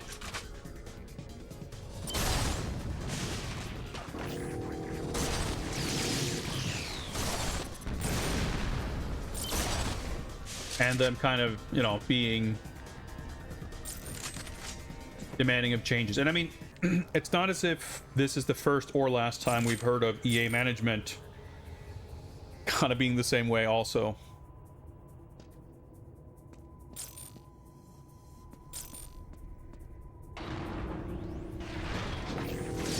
But yeah, certainly, like, a lot of aspects kind of feel like they're like the plot being very thin, stuff like that. Like, you definitely can get the feeling to a degree that that stuff is kind of what they were able to salvage. I'm reminded, as you know, I'm thinking as one does, of Mortal Kombat Special Forces,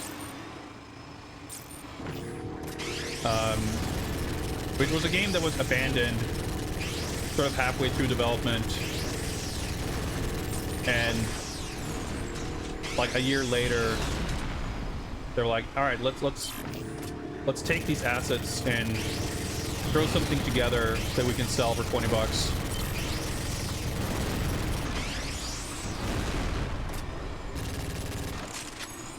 And you can really tell, like, there's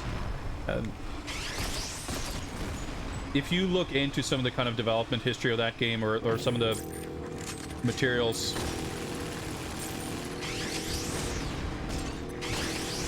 you can kind of you can see that there's some of the stuff that ended up in the final game was repurposed attached to kind of a goofy way.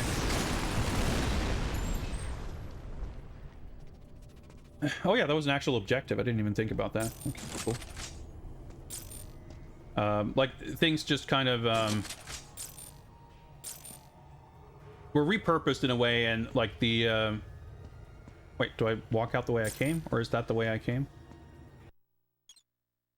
Find nuclear reactor. Okay. There's a very threadbare sort of narrative in that game with cutscenes that consist of like 2 drawings and a voiceover, and there's a lot of like explaining why and how you're going from one level to the other without really showing anything.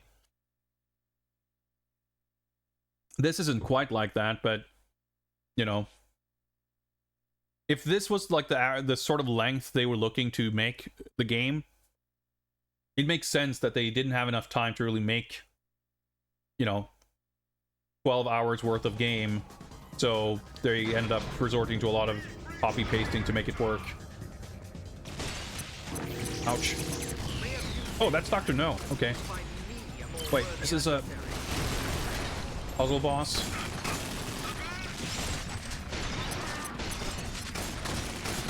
Okay, but that means this might actually be the end of the level.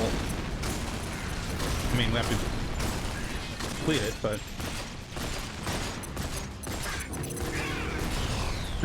I activated the shield. The thing was Tesla EM, is that? Oh, I have to hack stuff. I see. Okay, that's kind of interesting. Puzzle boss, kind of. So that means I also can't use my shield. Is it 50 eyeball energy to hack?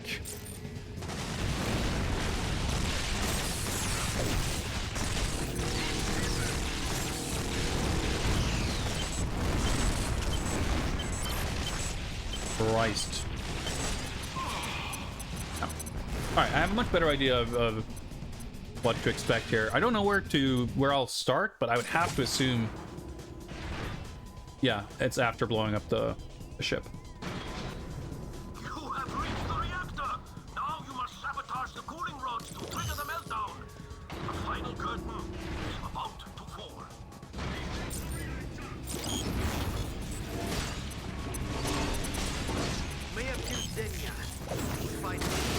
Accidentally wasted all my meter. I'm out of juice.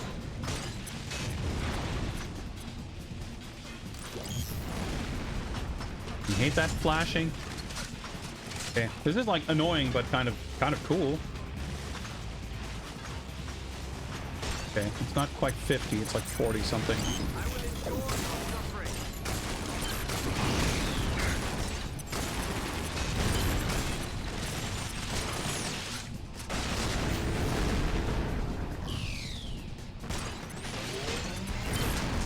I got him.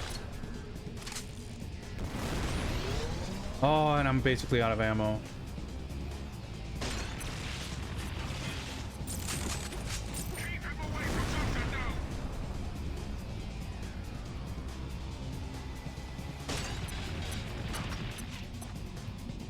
At least there's a merciful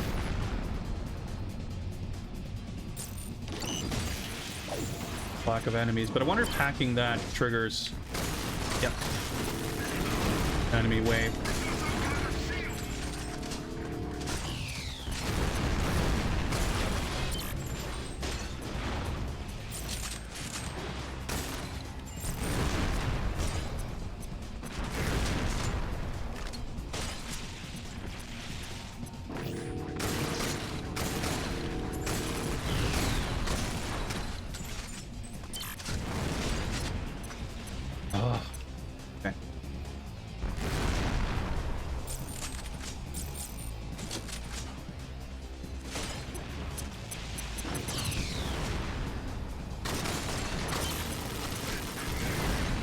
Alright, he's dead. So basically, take out all the enemies first, and then hack the reactor.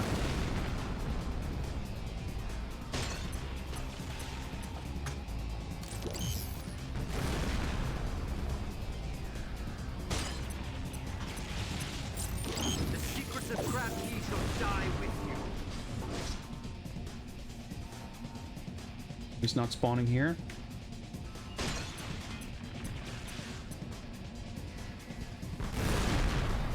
Or anywhere from the looks of things.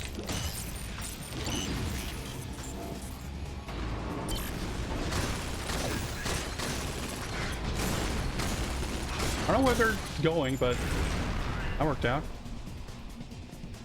Go grab this.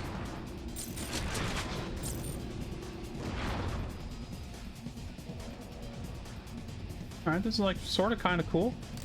Okay, there's armor back there.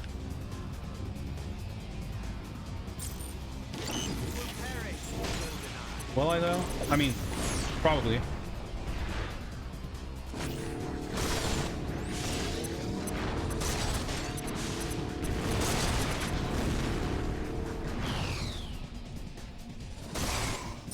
Oh, actually hit him.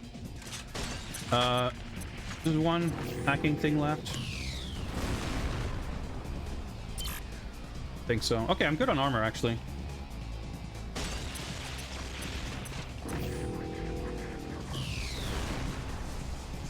Oh no, shit, I can actually just shoot him now. Okay. Oh, wait, I'm out of grenades. Wait, use ladder? Oh, I probably don't want to do that.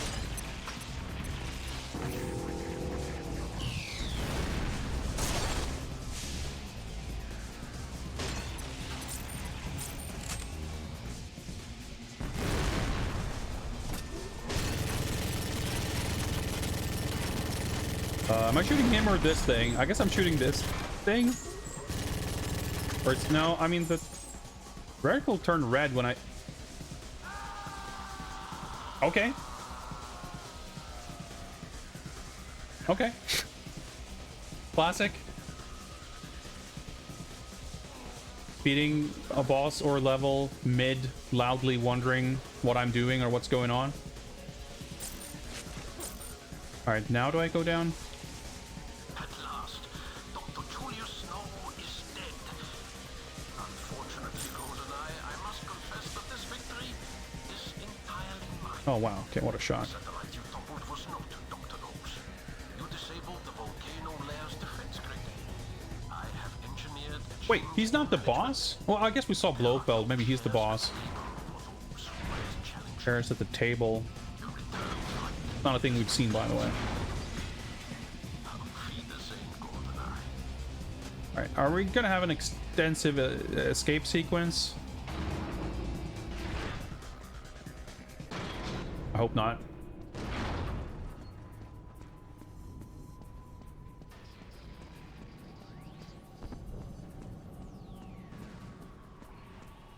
Why is this hallway so long? Escaped. Dude, that was like almost cool. That second half of this level is like 20 minutes. Imagine if the first half was like 10 minutes instead of an hour. Escaped. I'm like thrilled because I was expecting that. Like I said, when we got to the loading screen and checkpoint save thing, I was like, well, that's probably half or a third of the level completed. But it turns out it was like 3/4 of it. 2/3 at least.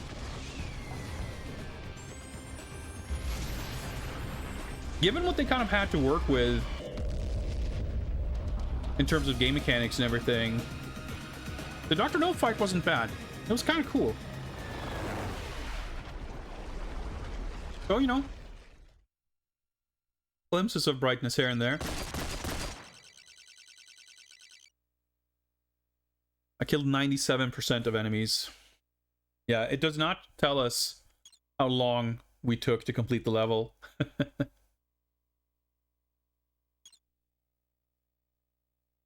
Alright. Final level. As soon as I save, it's going to play the cutscene for the opening of the mission. But I need to take a break, so instead of doing that, I'm gonna let it sit on this screen, and I'm gonna pray that my Xbox doesn't explode or something while I'm AFK. So we have to redo that. So that we can reconvene after the break and together watch the introduction to, well, whatever's coming next. I shall be back in mere moments. Let's see if I can get this working.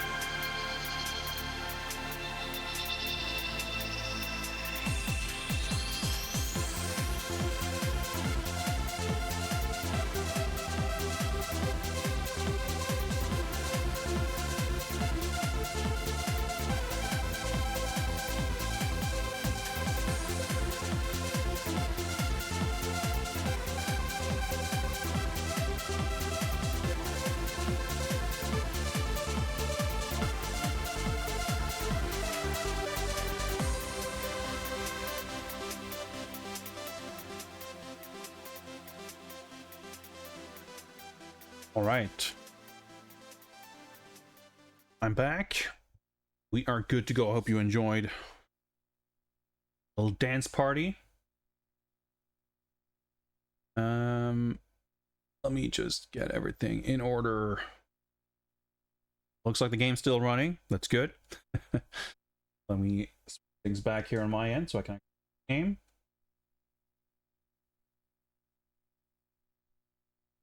Let us resume the timer. And see what's next. Final mission. I'm like excited. I'm so excited that that level was like an hour shorter than I thought it was going to be. GoldenEye. Goldfinger said you were killed. He used the omen. Everyone's been wiped out. He's taken control of the lair. But Scaramanga has a plan. I've procured a virus that can overload the omen, but you will never get close enough to use it on your own. You must free the captives in the lair's detention center. You have their allegiance. They will fight for you against Goldfinger. How? Why? Is it good that the game's still running? Well, the alternative would be having to replay part of the most recent mission, and that would be bad. Especially like imagining the game crashing or something. I would have to restart from the latest like save point, not from the latest checkpoint even. Whew. So that would be bad.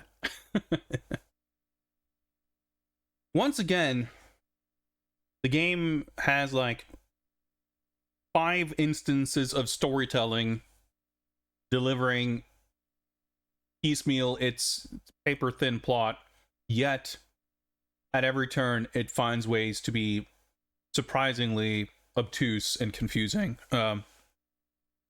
I guess there was meant to be an implication the whole time that there were more members in this organization and there was like something going on beyond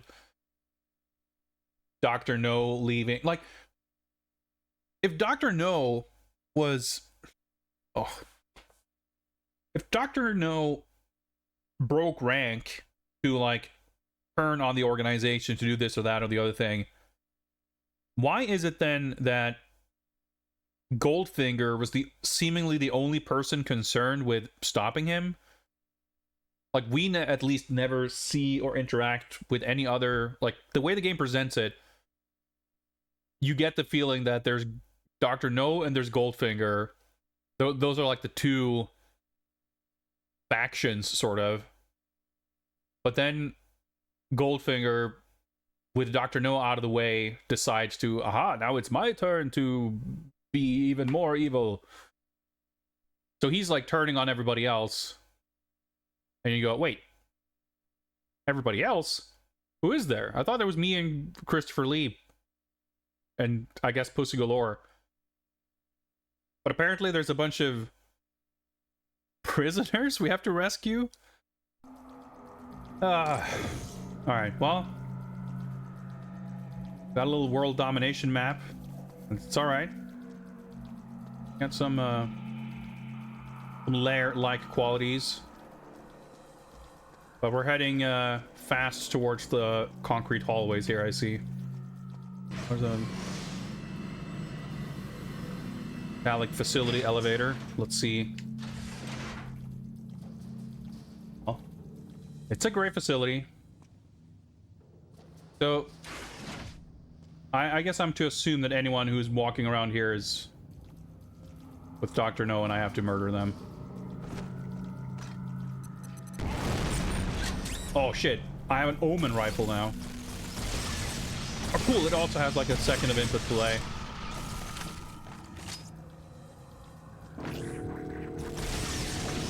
And it fires extremely slow bullets.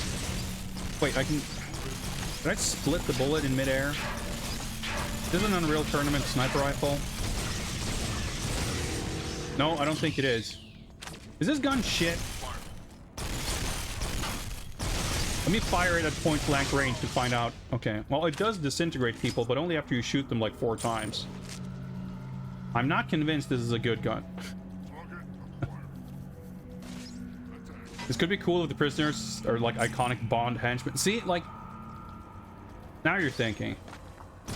Like, if the game at all were able to like have fun with its premise, if fun was allowed, that could be fun. Does it disintegrate them on one hit and I just never hit anyone with it? I can't.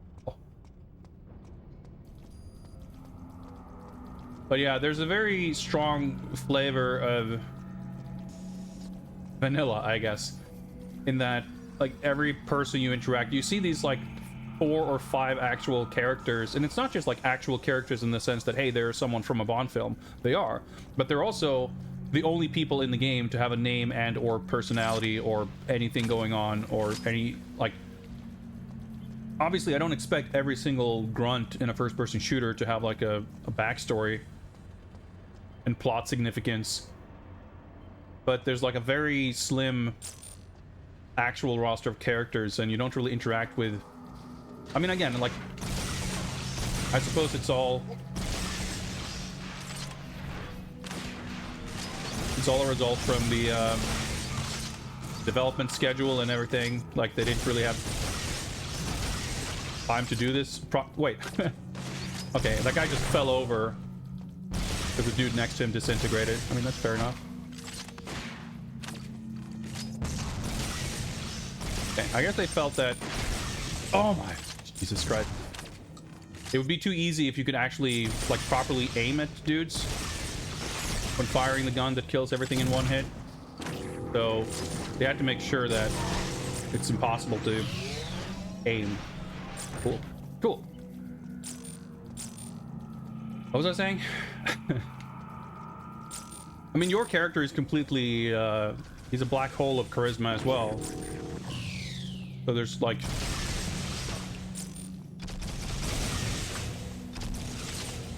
there's just no, like, personality. There's nothing... I was gonna say, well, at least... you don't die in one hit when they fire that gun, but I guess you do. Which makes it extra cool that he can fire it, like, full auto.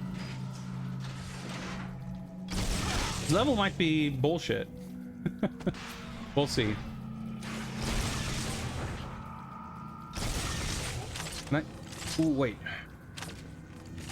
Yeah, this does have... Does this help? I don't know. Ooh, auto. Wait, what? Is that him yelling that? Or is that my gun saying that? What happens if I hold the trigger? Oh, well, that happens. It's...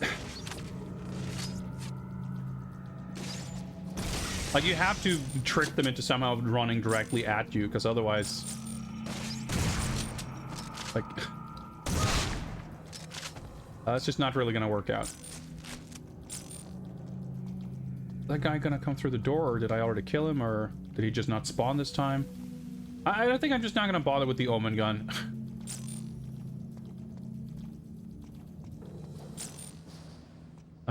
What do I want, though? That's a poison gun. Full grenades. Let's go with the P90. Might as well have the shotgun, and then I'll use it first, and then grenades, or drop it in case grenades seem more useful.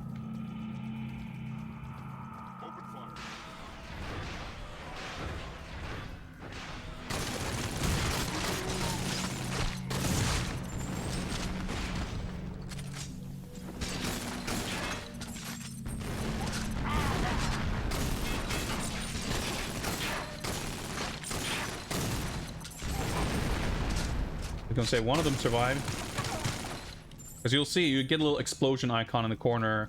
They die from the explosion, so you can tell if they get knocked down but the icon doesn't appear, it means they survive.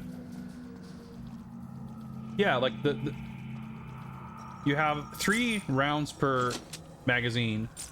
You have like a second of input delay between pulling the trigger and firing the projectile. Like, that's already pretty You know, it makes it pretty difficult to use. And then on top of that, the projectile just travels at like insanely slow speeds.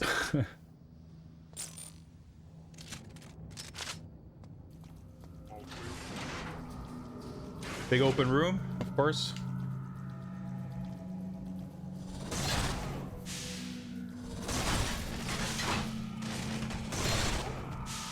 At least. I was gonna say someone fired an explosive thing at me.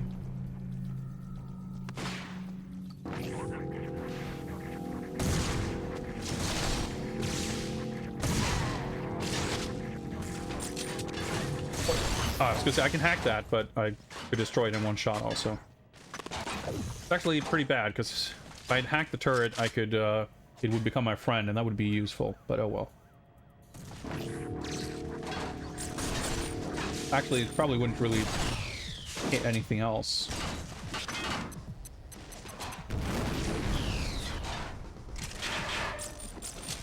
Oh, detonator. Okay. Bat. Oh boy. Kind of cool. It is pretty satisfying when they land the detonator on you, so you make sure to like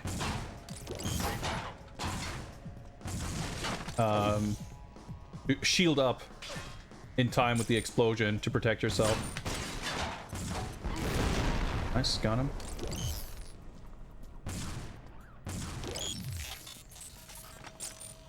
Good hacking noises there. I like that.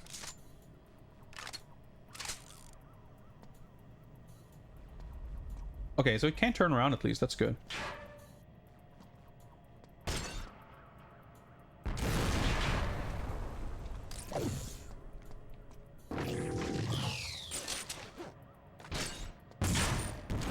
There are more turrets there, I just realized.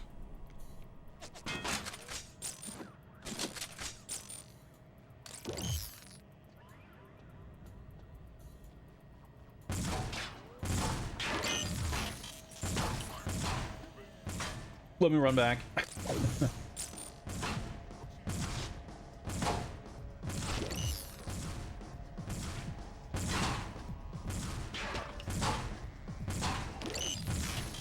Even when you hack, it puts that obnoxious flash all over the screen. Okay.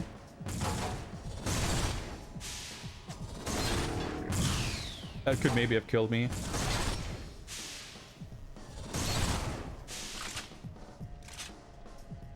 Scary, but like we're actually moving forward at a pretty steady clip.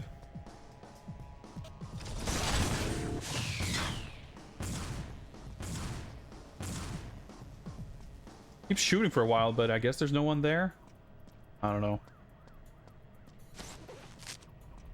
I don't know about the Omen. Like it definitely like it turned when I got hit by it before and it killed me. The screen flashed white. Like it felt like it just killed me in one hit, but I don't know. I might not have had any armor, and I don't know. Like the shield probably protects you. So it felt like it killed me in one hit, but it's hard to say. Like it killed me in one hit, but I might have been. I don't know what my sort of health situation was like. I want something other than, or I want to refill this one ideally. I only have 3 rounds.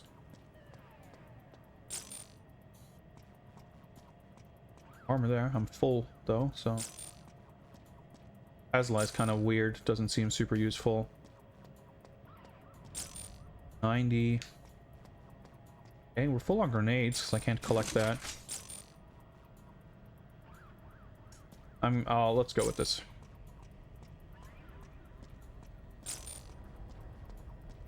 Slightly different flavors of gray facility, always.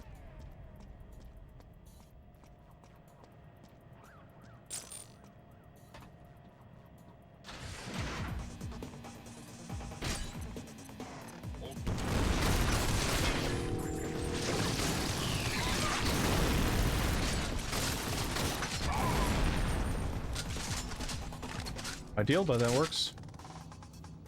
Kind of fucked it up a little bit.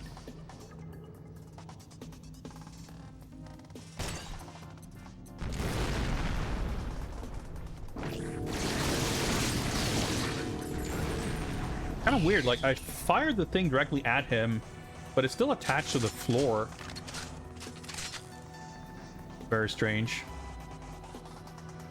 I don't know if it, like, bounced off his personal shield or what.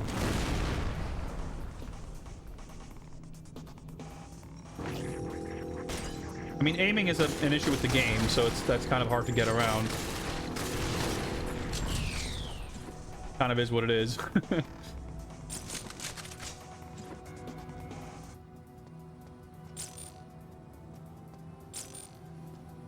Elevator. What's the Reach Prison Complex? Right.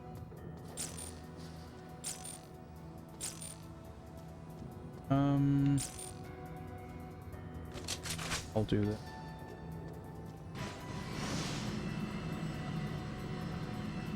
I haven't been dual wielding much because I tend to use the assault rifle or wanting to have grenades, but I'm kind of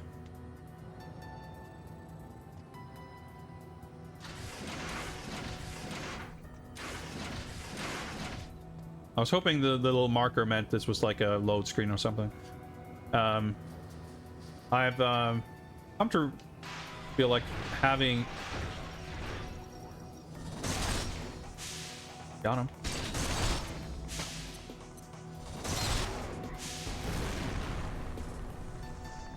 Having a second weapon that I can use kind of before or in place of the grenades, and then use grenades. That seems to have worked out.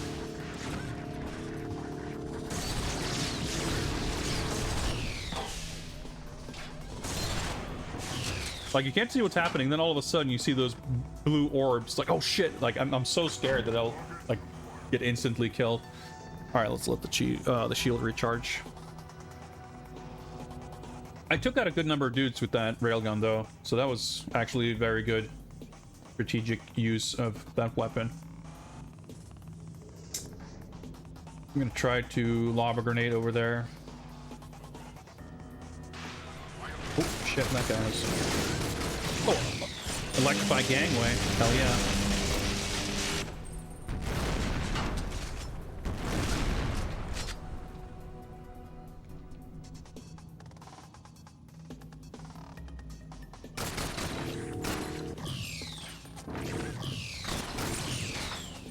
I don't know where that grenade went.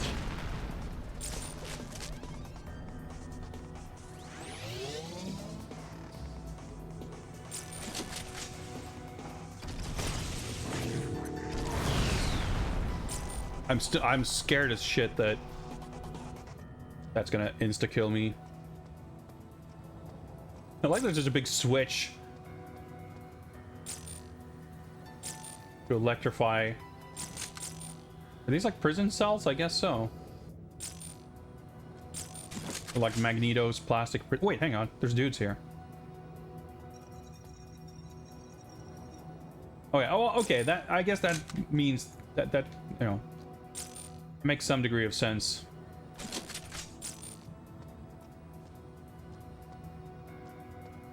It's like a security measure to prevent people from escaping.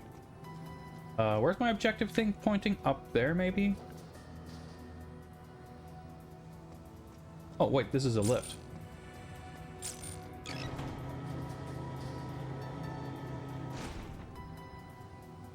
Thought it was supposed to go up here to, like, open up the cells or something. Okay, kind of almost looks cool.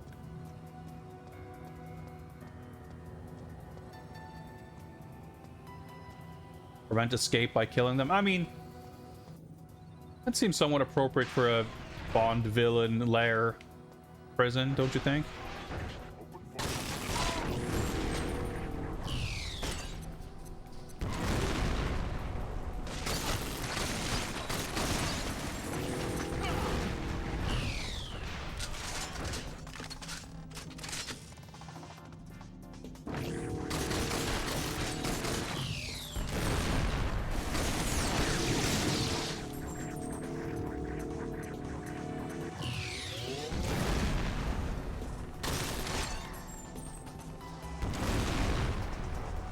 Bullets, but all right, he did drain all my armor though.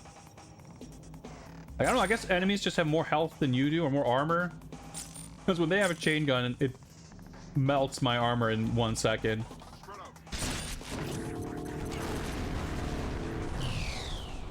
But I have to, like, spend the entire magazine to hurt even the weakest dude, feels like.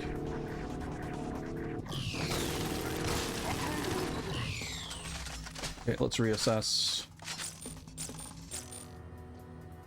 Is there a mag rail here? Yeah.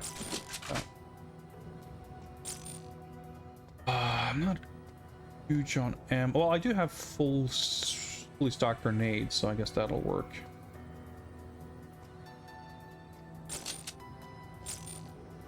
Oh. I did pick up the ammo by walking over that. That seems like weirdly inconsistent, but... Alright. Are we gonna end up...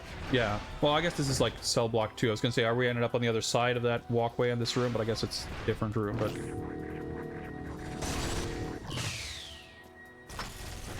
Did I get a... Did I get a traversal rogue bonus because I was standing in the doorway?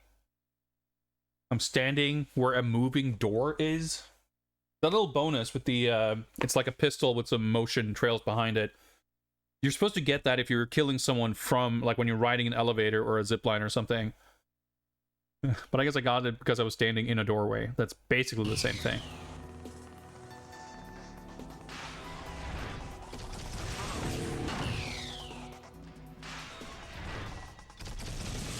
Ah, you die in one hit. Okay, I tried to activate the shield. Dying takes like 10 seconds for some reason. Okay, I literally start right here. Perfect.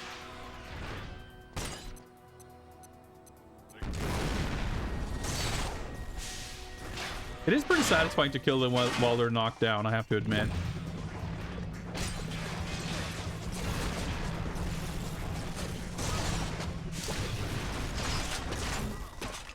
Okay, that still deleted a bunch of shield or armor. Oh yeah, I guess these drops aren't here now that I respawn. Well, fair enough. That makes sense.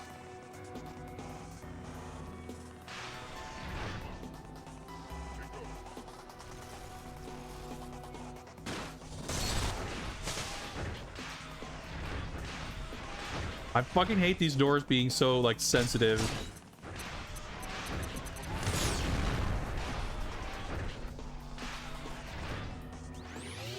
Where was I? I took damage from the left, but...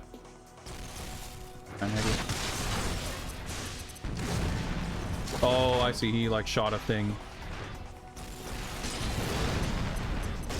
No, what the...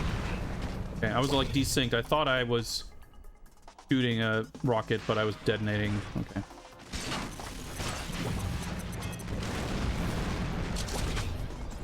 Alright, grenades are probably easier to toss down to there anyway. Or controlled by evil AI, yeah. Dude, no wonder I wasn't shielding shit, because I respawned, so I had the X-ray vision equipped. So annoying.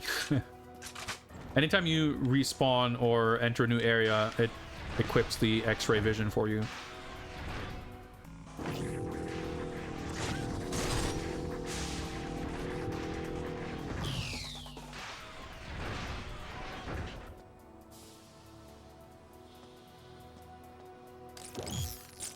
Oh, no. Well, it says press white to hack, but you actually can, but it doesn't lock. Confusing. I probably could have done that, but oh well. Like I said, those things are so few and far between that, like, I tend to forget that it's a thing.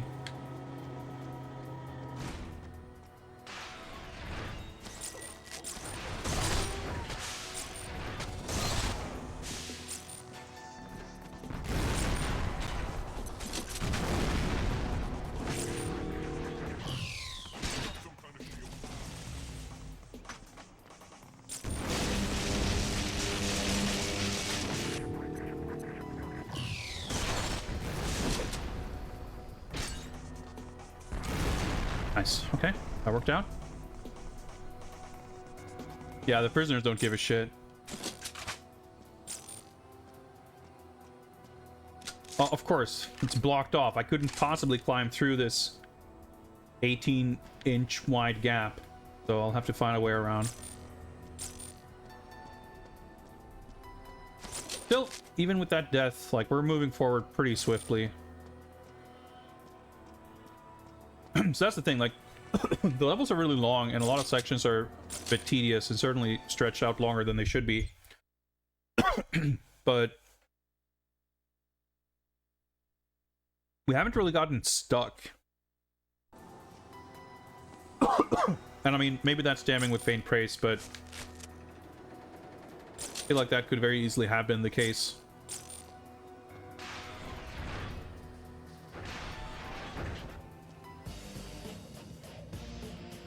Sudden butt rock?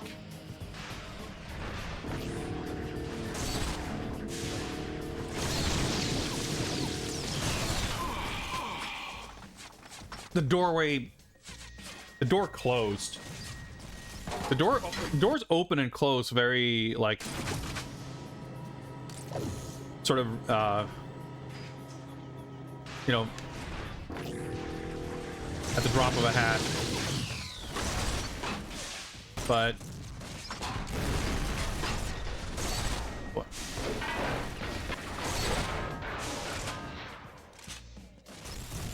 They can't... like, if it's in the middle of opening or closing, it can't, like, change. Like, it has to finish opening or closing before it'll sort of move the opposite way.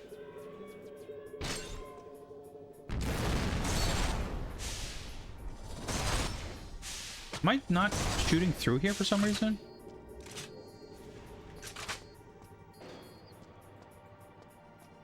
Well, I guess he died.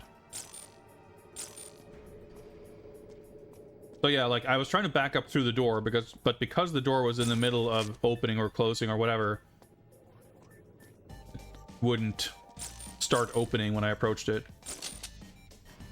But no matter. We got through that. Oh wait, hang on.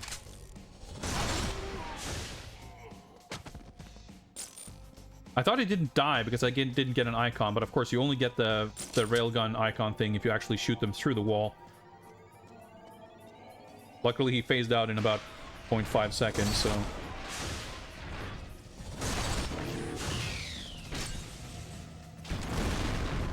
Survived. Okay.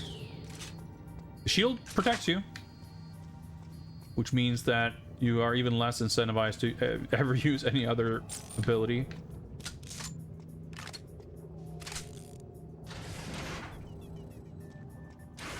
Okay. Interrogation room or whatever. Hack security console. Prisoners freed. Okay, sure. I'll take your word for it, game. Do we get... I was gonna say, now that Dr. No... or Goldfinger has turned on us, I guess he won't be yelling at us over the radio anymore. So there's no... dial. I mean, there wasn't a lot of it throughout the game either, but I guess there's none of it here. But then I thought, like, wait, maybe Scaramanga ought to call us. Even Pussy Galore contacted us every now and again. But I guess we'll see.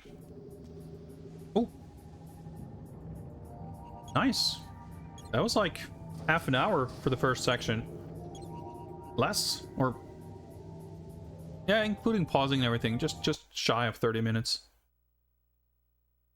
Okay, this looks dramatic. So what are we doing here exactly? Like, I guess we're supposed to free prisoners such that we can evacuate, so we then can use the Omen weapon on the volcano lair? Is that the idea? Wait, friends. Holy shit. Oh yeah, they did mention that. We haven't had friendlies in a while. Okay, so we have actually seen this, like, VR room, or whatever the fuck it's supposed to be, the danger room, in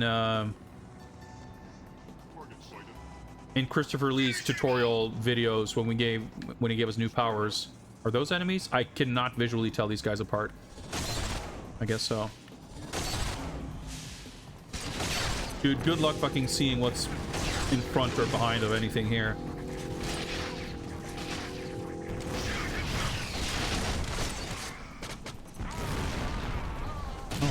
we're doing okay, I guess.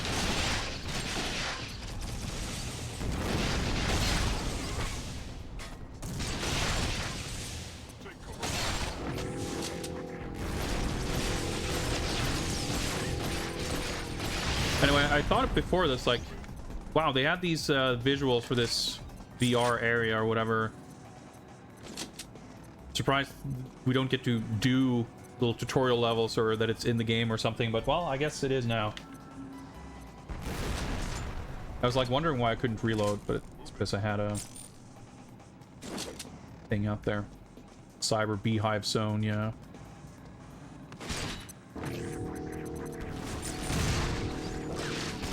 Yeah, so to clarify, the only reason I could tell that they were friendlies, I was poisoned, so I got stuck, and then I ran out of shield. Grenades probably would still have been better there, because you can, like, toss it around stuff. But yeah, they were, you can tell from the reticle. Can't shoot. Yeah, this weird auto aim. See, when he starts walking, the camera shifts with him. Such a strange thing in this game.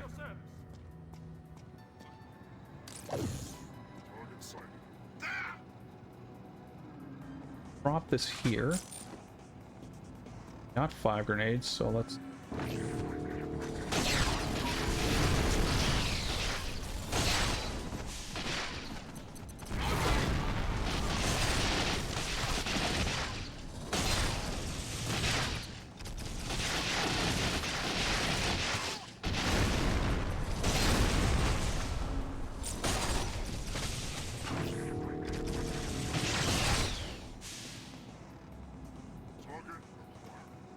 I don't really want to go out without a shield.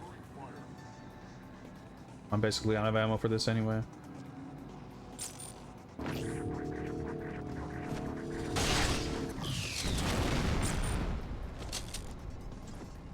See what we got. Is there a shotgun there too? Yeah. I'm trying. I want. There we go.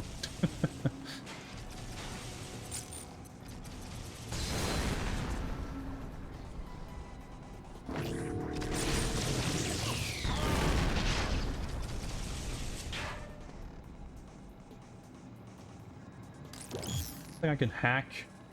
I guess my friends didn't last long, by the way, but that's unsurprising.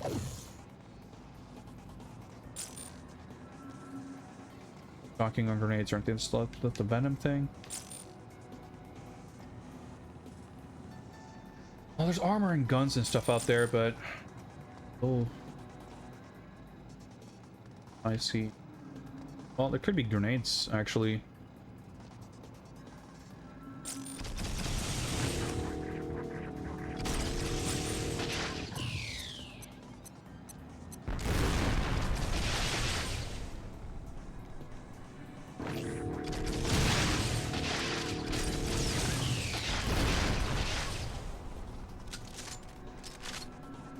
Luckily, the evil AI will keep him from basically trying to advance or flank me, so...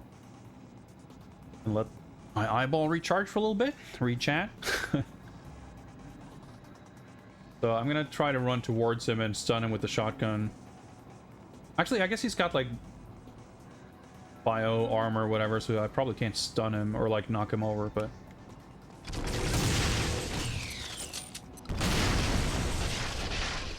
Simply meleeed because my finger slips and I hit the black button instead of the white button.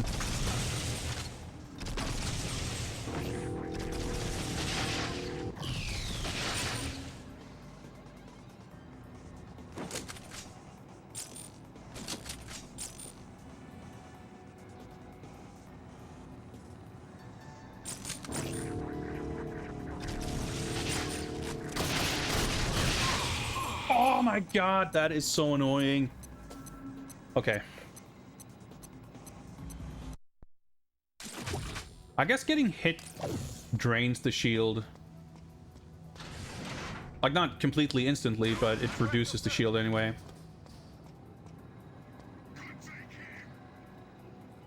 Do the fucking aiming.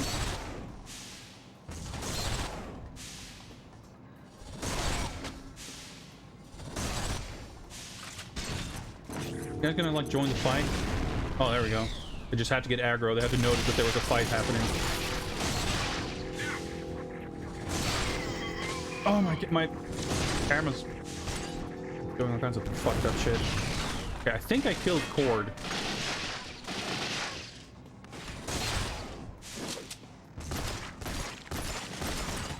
Here's my armor. Took a pretty solid hit there.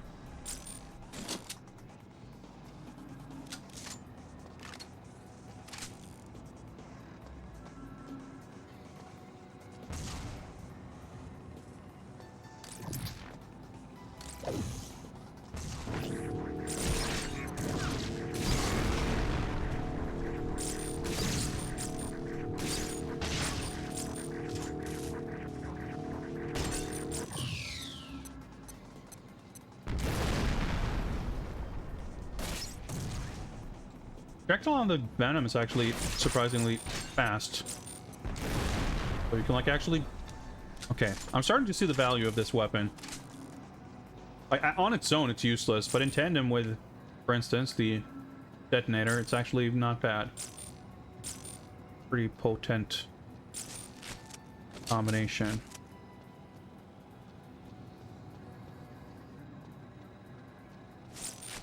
The objective arrow is pointing all over the place, so... What is the objective? Clear the test ranges, acquire Omen virus?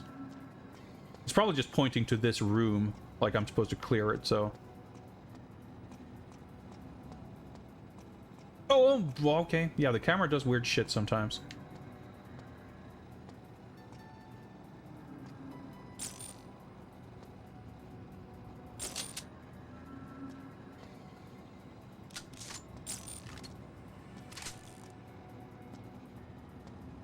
Yeah, no. Pointing us. Yeah. Okay, that was tense. Hopefully there's a checkpoint here.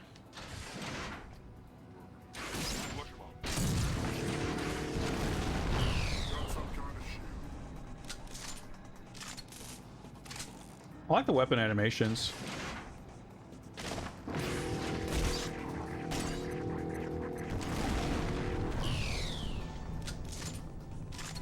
Also hold a little bit with our shields.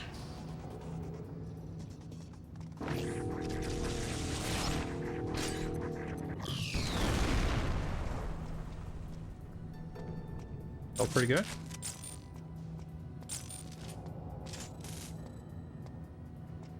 Alright, so once I run out of detonator, I think it's gonna be less effective.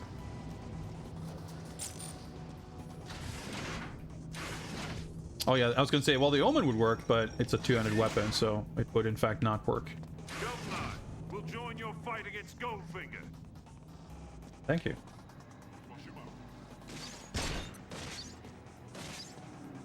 Open fire!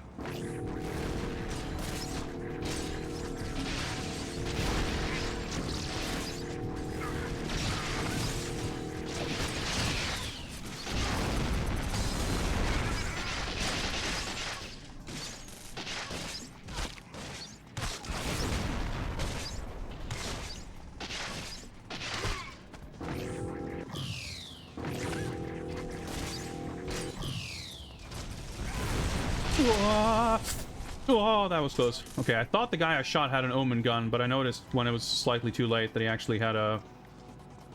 whatchamacallit? Railgun.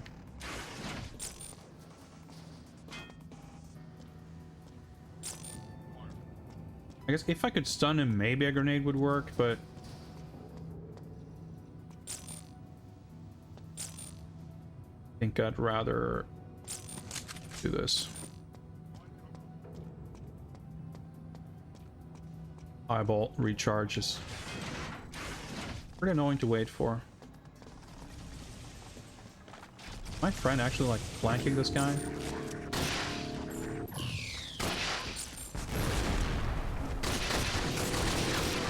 Okay, I think I got him. I thought I shot him and then I got an explosion rogue bonus also. Whatever.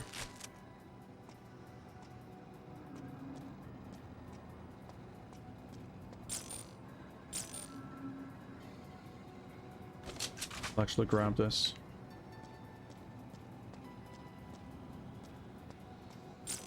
So I wonder how many test chambers we have to go through.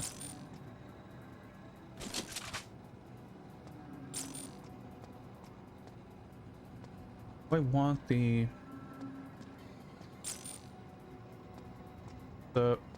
venom gun somewhere. Fuck it, let's do this again. At least these rooms are different colors. There's like some sense of advancement.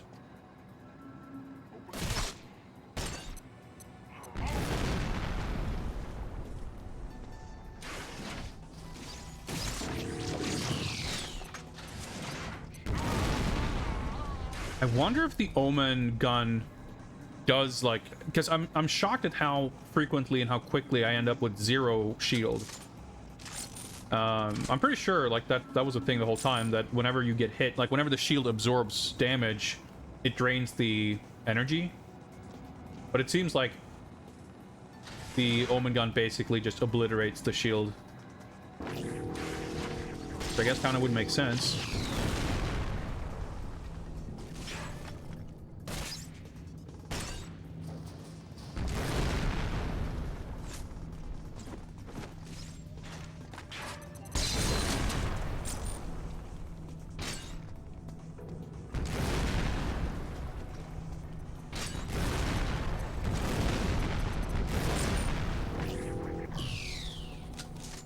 He didn't die, I'm pretty sure. I didn't see an explosion thing. Oh my god, of course he fucking shoots me right through the... I was like, well, I don't have to activate the shield until I'm in the open. Checkpoint's right here. We're okay. Just a little stupid.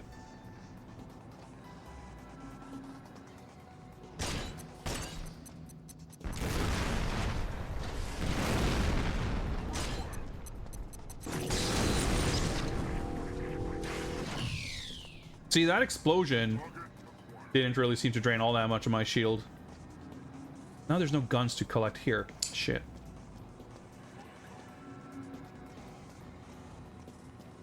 Unless there's like a set spawn, but there wouldn't be here. No.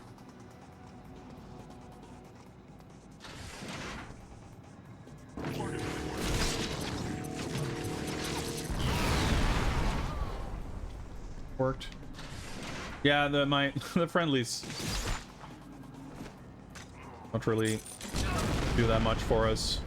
At this point, dude, that's why I want these grenades, because like, yeah, there's a bunch of grenades in the test room. I'll just go back and restock my grenades. But now there aren't.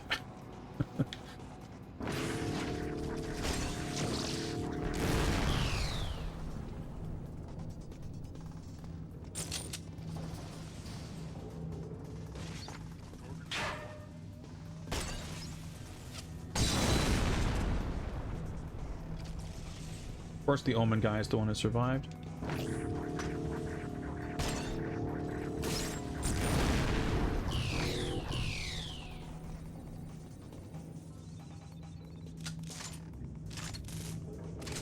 Wow, you can actually keep a lot of poison ammo. I didn't realize.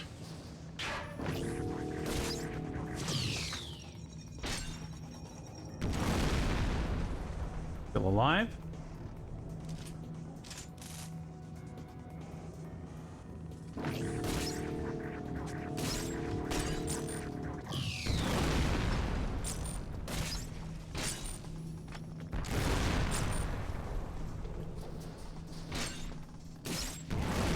Finally. Okay.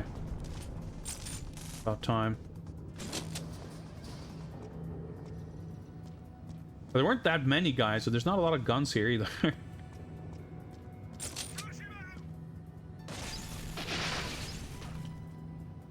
One behind me? No, I'm sure they're in the next room.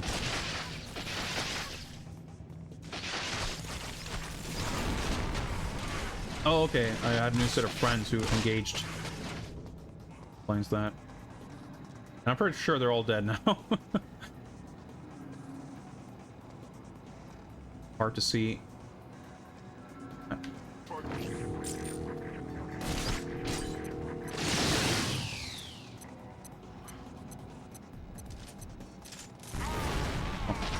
exploded it? I guess I did not.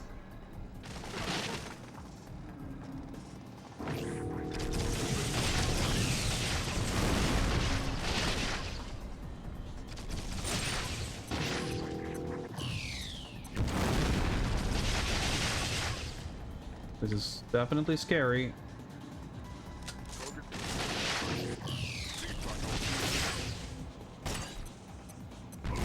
Those bullet impacts look like omen orbs. This.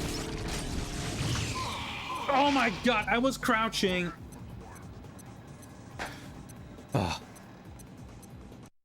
Well, we'll see what weapons we even have available to us now, because of course we died, so there's nothing else. Wait. Oh, we have to redo this hallway? Whoops. Well, that's...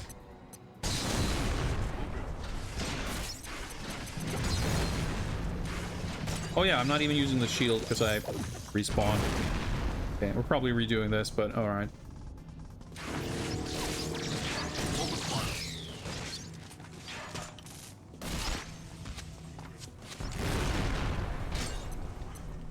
They stay stunned for a long ass time though.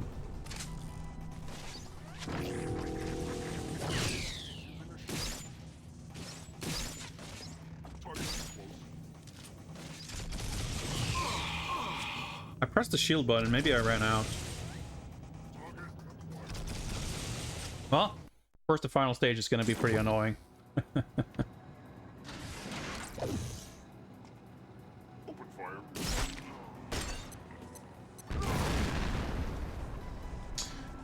I wonder if I can do this. I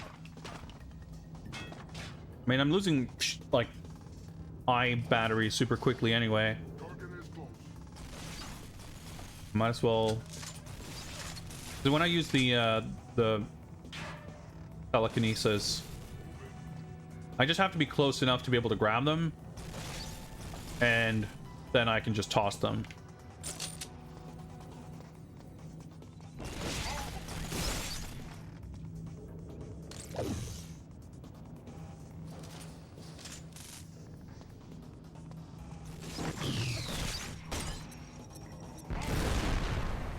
That was a lot faster. So that was actually, yeah, in a relatively enclosed space like this, that's actually a pretty useful power.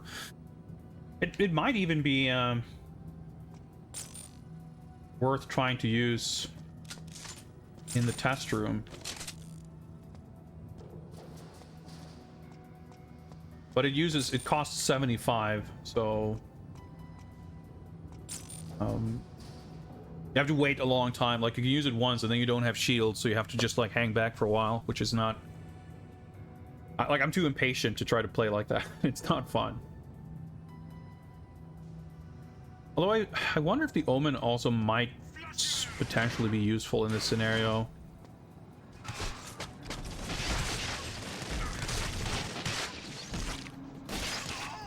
Oh, done my friend over there.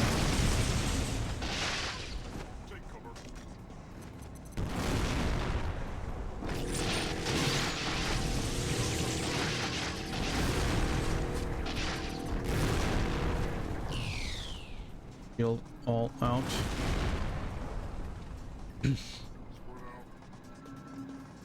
Oh, I'm actually all out of grenades.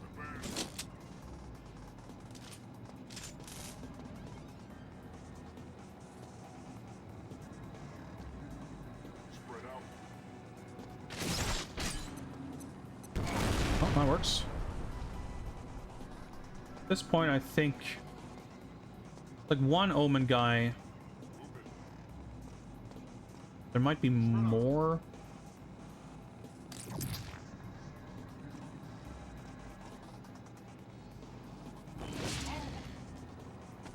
I was close enough to grab him. Okay, there's one Omen guy left at least. I don't know how clear a line of sight you need to have to someone to grab him. Not something I've had a lot of opportunity to like test or practice. You know, kind of would have been cool if you actually did get to practice, if there was like an actual interactive tutorial for learning to use your powers.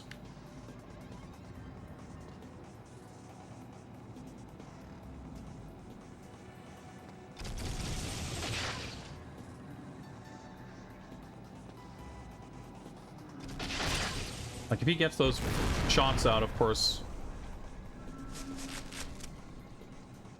I'll be kind of powerless to stop him.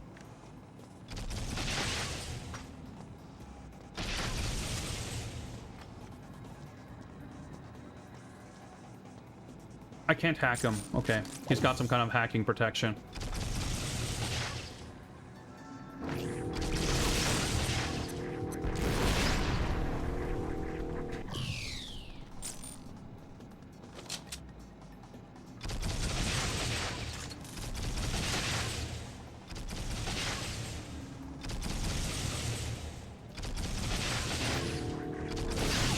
Oh my fucking god. I guess I can't venom him either, because I definitely shot him in the face with the venom gun, and I am pretty sure I had my shield up also.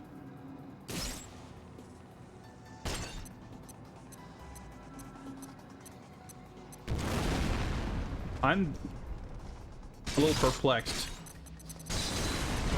as to what actually happened there. Grenades might have helped. See, like, yeah, I was definitely in range. But it must be that the guys... Like, some guys, when you shoot them, there's this weird, like, orange aura that I guess is meant to be, like, they have a shield just like mine. And that guy at the end of the test chamber had one of those for sure.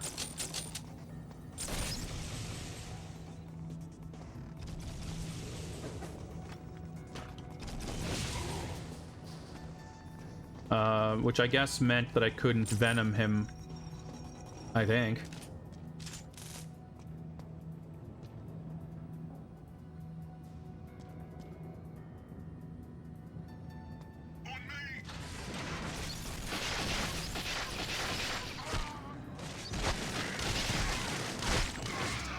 Okay, I hacked someone. Well, I shouldn't say it. I jokingly, of course, use the word hack. But there is, you can use the hack ability to hack enemies also, so a little confusing.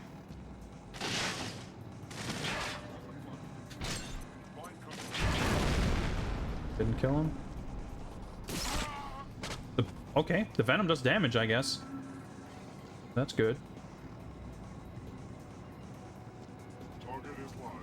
Extreme caution recommended. There's two guys over here somewhere.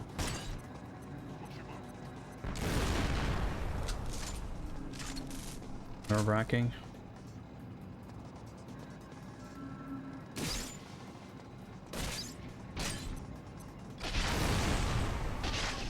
I pressed the button, but I realized as I was backing away that I didn't have the shield equipped, so even if I pressed the button, it wouldn't have protected me.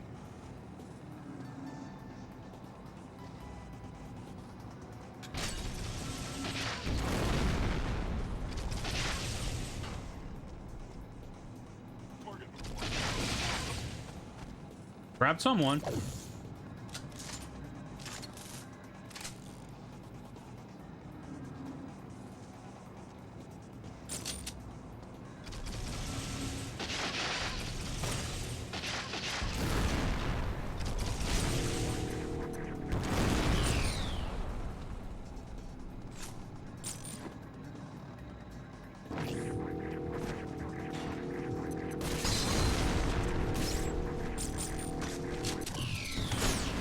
Fuck.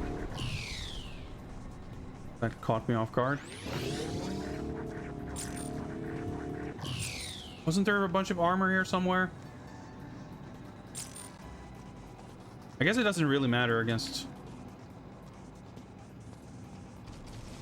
that guy.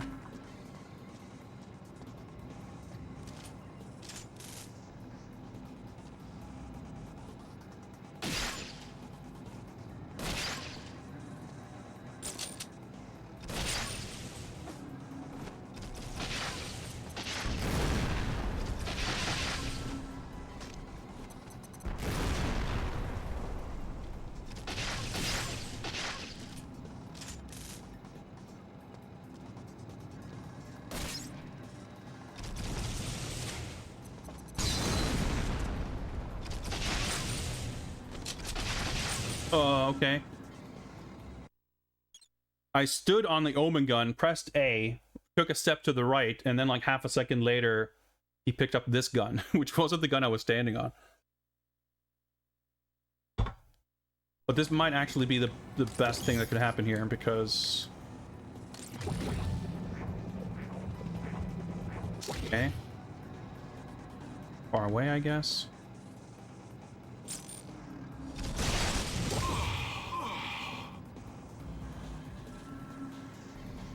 I think I had the X-ray still equipped.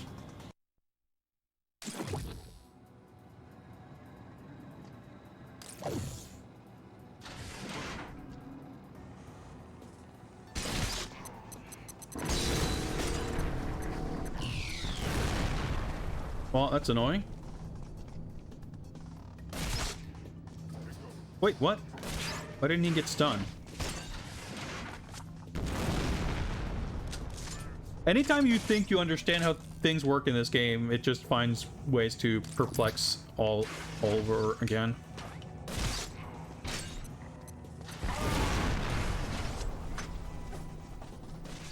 Mashing the ability button. There we go. Oh, actually hit the other guy. Hit that guy. Cool. So I'm at least able to clear out this hallway a lot faster. What's up, Doom Noob? Yeah, the previous level was shorter than expected. It was only about an hour, 20 minutes. And now we're in the final level, and it's a little annoying. If you can believe that.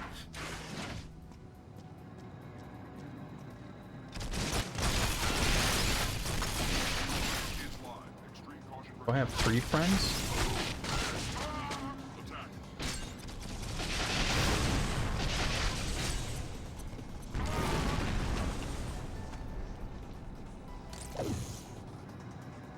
The stage only lasted an hour 20 minutes because I was expecting it to last like 2.5 hours. So it was about half the length I expected. So the use of the word only is justified.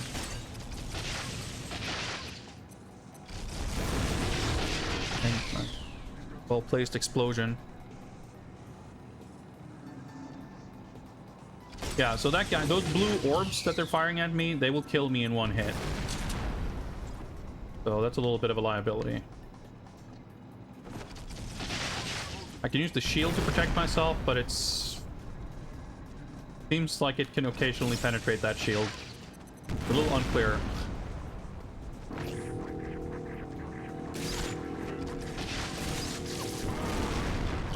I killed him.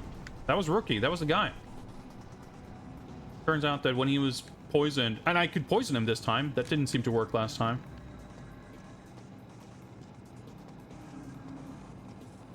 So I can grab the instant kill gun also, but when I use it, it has a significantly slower rate of fire than when they use it.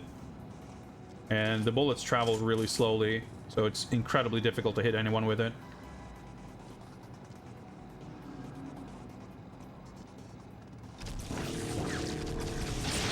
Oh, yeah, it drained like 20-25 shield when I got hit there. But I survived, so that's good.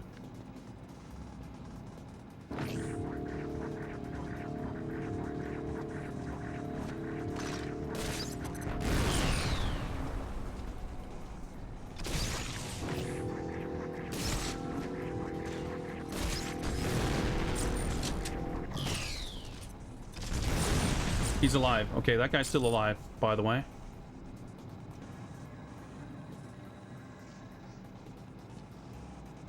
Like a different final guy. For whatever reason.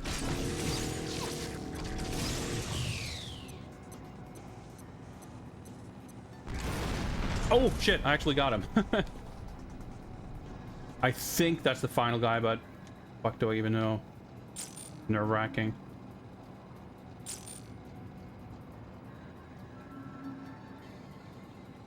This would actually be... This is the 3rd test room, I think. So hopefully 3rd time's the charm, and we're done with these.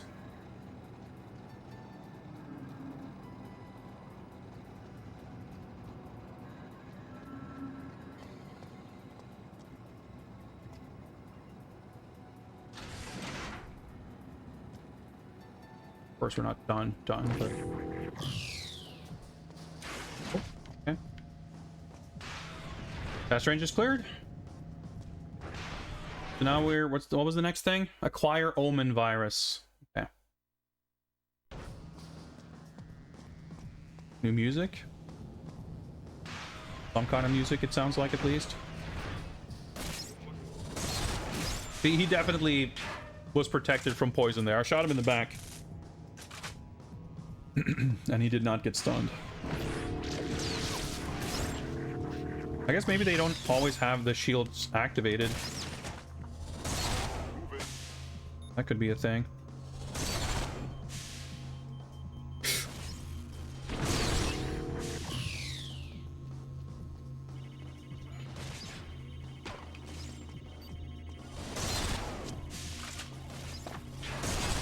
The guy on...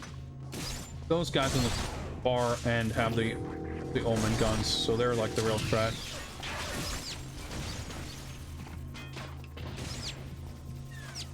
Step up here. I'm probably gonna die, but I'm gonna have to like take a research attempt, basically. Okay, someone died. I need other weapons.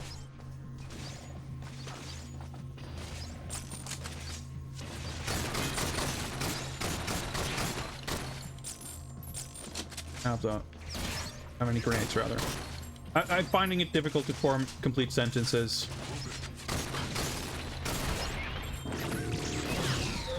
Yeah. I got melted. I should probably just use the telekinesis.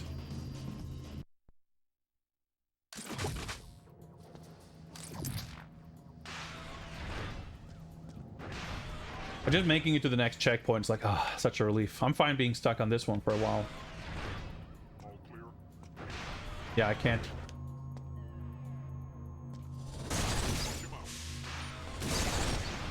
Okay. Yeah, I was trying to grab him and I was mashing the button and nothing happened.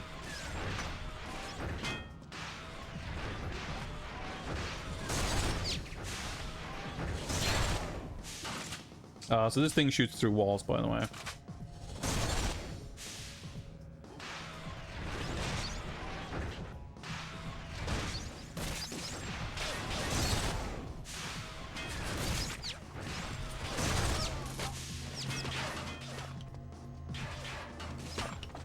Basically out of railgun.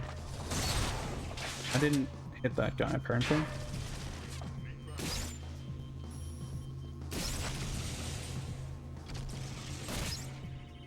Far away.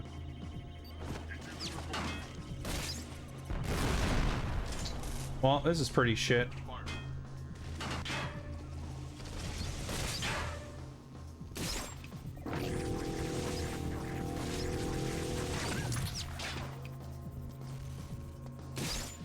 I don't have enough eye juice.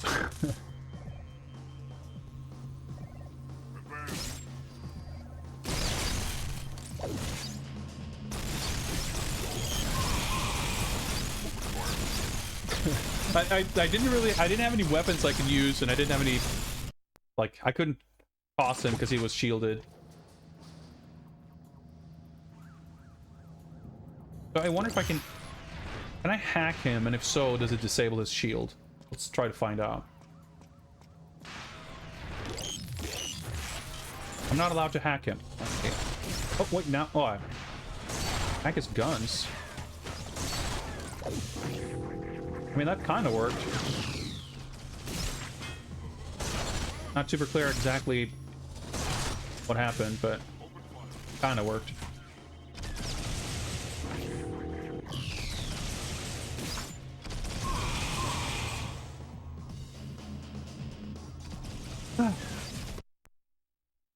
So it seemed like I could maybe hack him, but only when he was facing me, so I could target his guns, and that disabled his shield.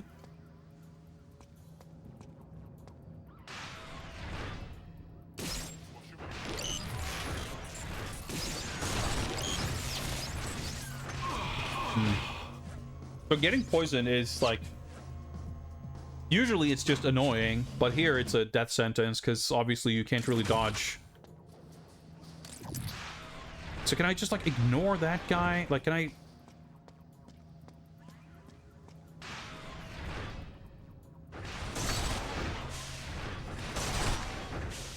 I think I got him, actually.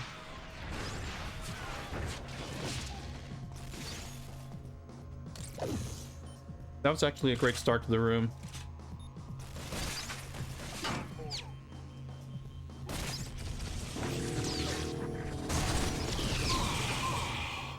Someone was shooting me from the left.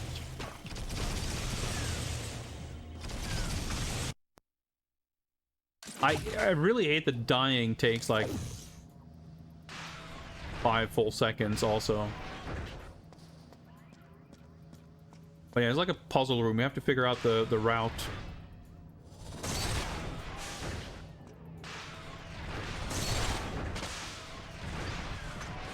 Killed him? Okay, so two railgun shots. Alright. I need to try to focus on the...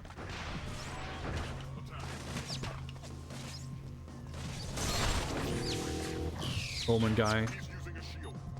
Thought there was more than one, but... Oh, yep. Got him. Okay, we should be fine now.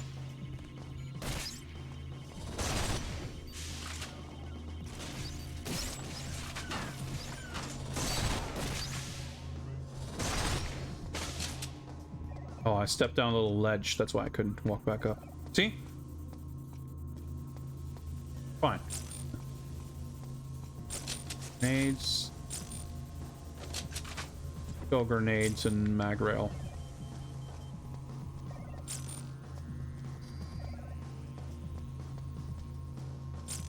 So this is a checkpoint. that spooked me. I was not ready for that. Oh.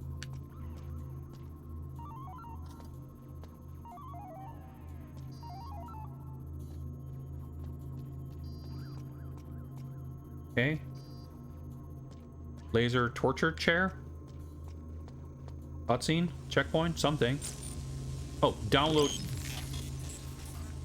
Okay, let me just download a virus to or from some kind of torture dentist's chair. Not what I expected, but we have the Omen virus. Surely that's some kind of checkpoint.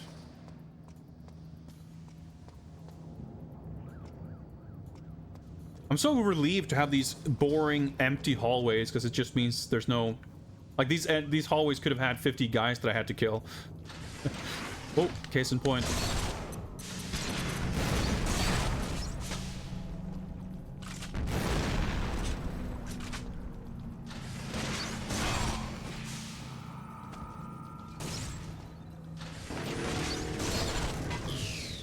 I didn't really see anyone with Omen guns.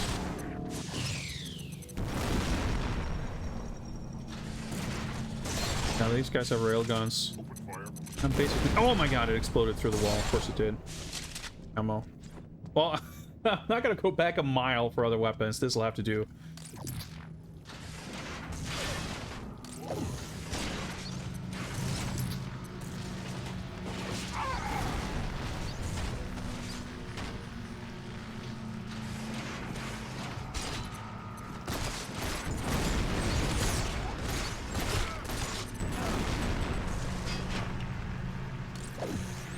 Okay, I'm all out of shields.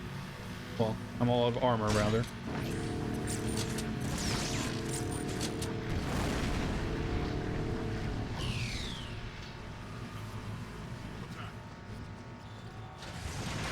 We're over here.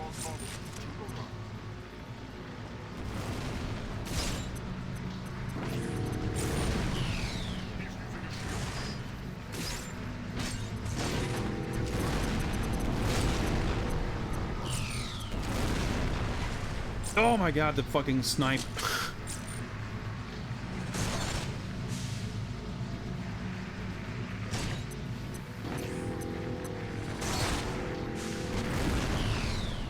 That to explode.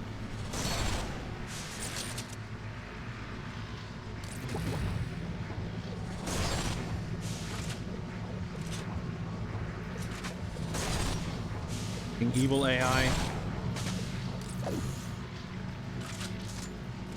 Whew. Okay.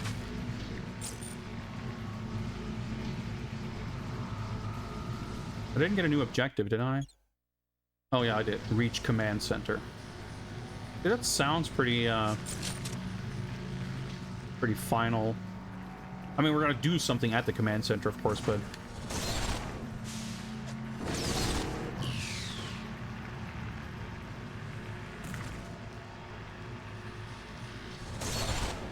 I mean, it doesn't sound like there would be a whole bunch of sections left after that. Ooh, I'm out of ammo.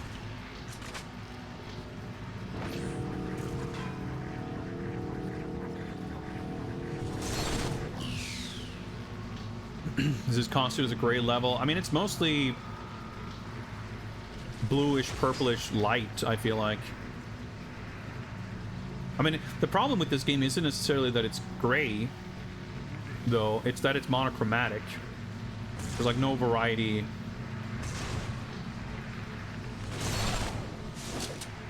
Okay, that felt pretty good. But I think the Omen guy is still around.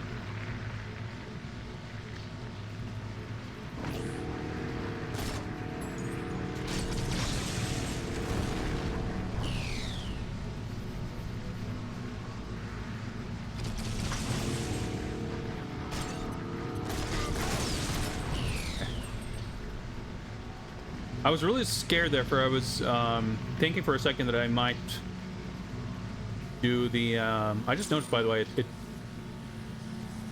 is it when I'm standing, it is when I'm standing still. I was gonna say it charged up way faster, up to 20, but no, it's charging faster when I'm standing still. Something I failed to realize until now. Would have been good to know, but better late than never.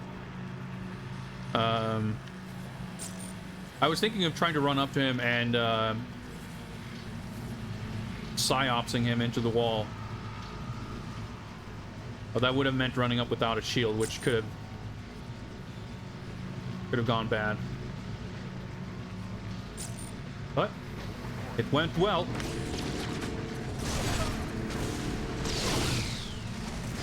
Fucking hell.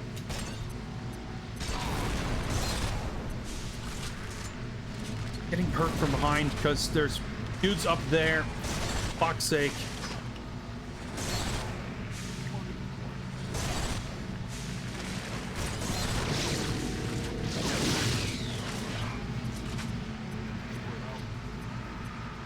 Alright. At least I'm not getting shot at from multiple directions.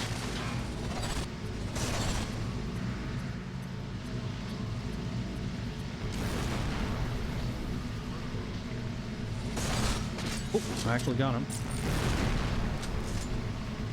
It's an EM. Well, it's probably better than my shit pistol.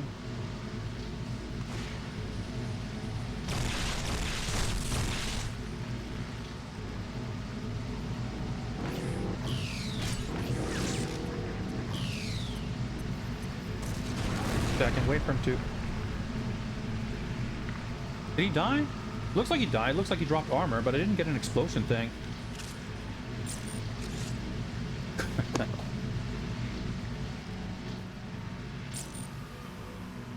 The personal shields I was expecting to be a thing in Everything or Nothing, because it was a thing in the GBA game. Like, they're using nanomachines and they have like nanomachine shields. I just realized this room keeps on going. I was fully expecting to have to deal with that on like the final level in that game. Thankfully that ended up not being the case. Alright. I didn't think to look up. Like, the game has a surprising amount of verticality to the level design. But when I saw that other ladder, I just figured it was kind of like the end of the section. It didn't really occur to me to look up before climbing up the ladder. So let's not repeat that mistake. There's probably dudes here too, but at least we've taken out some guys. Actually,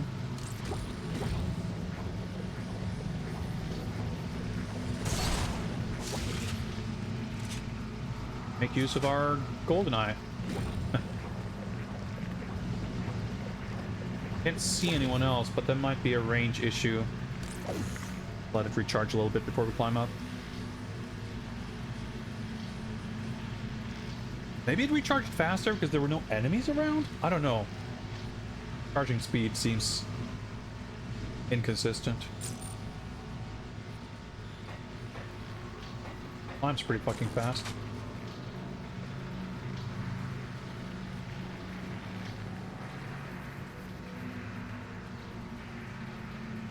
Ladder up there. Is there a doorway here somewhere? Doorway there. The layout of this room is a little mystifying. Like within the context of what this facility is, like why would you have these walkways with slopes that go all over the place and aren't connected, so you have to like run laps around the room and climb 3 separate ladders. Like they couldn't have a ladder here on this side. You have to climb up on this other side and run around the entire room up and down several slopes. Like stuff like that doesn't do a lot for the sense of immersion. Okay, hopefully a checkpoint. I was gonna say another room like this, but maybe it's supposed to be the same room. We got eerie, ominous music and no million dudes. Like the reception area.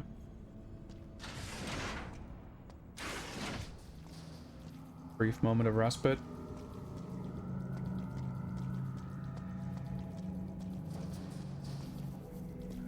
It's weird to feel like there's some kind of horror atmosphere. You're just like so terrified of what might lurk around the corner.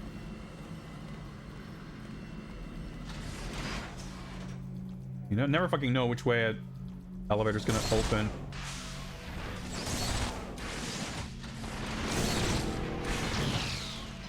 Fucking course, I shoot that guy like 3 times, but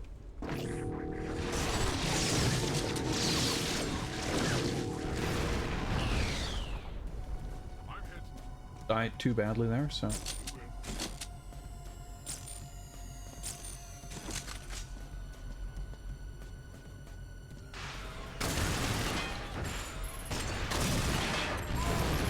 okay, so the next room is the command center. I see.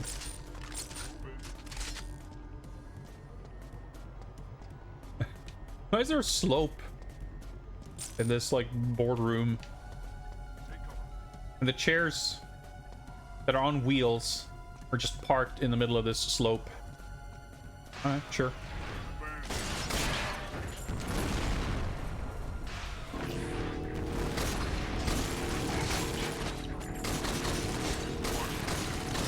And it feels so quaint, just like using firearms and shooting dudes. And not fearing for instant death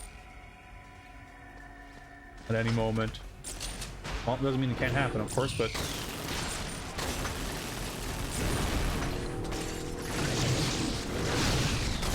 oh! Well, he mercifully waited like 20 seconds to fire his gun. I was just awkwardly, poorly prepared there. Alright, tell you what. I'm not going to make the same mistake like I did last time and figure, well, we're probably at the end of the level, so I'll just, you know, I'll just push through before I take a break. No, I feel like taking a break now. So I'm going to take a break now. I need to go to the bathroom, and I should probably stretch, and I should probably just rest. Step away from this game for a few minutes ever so often. But I shall be back in just a few moments. Let's see if we have all this set up correctly. It looks all right. Yeah, I'll be back in a little bit.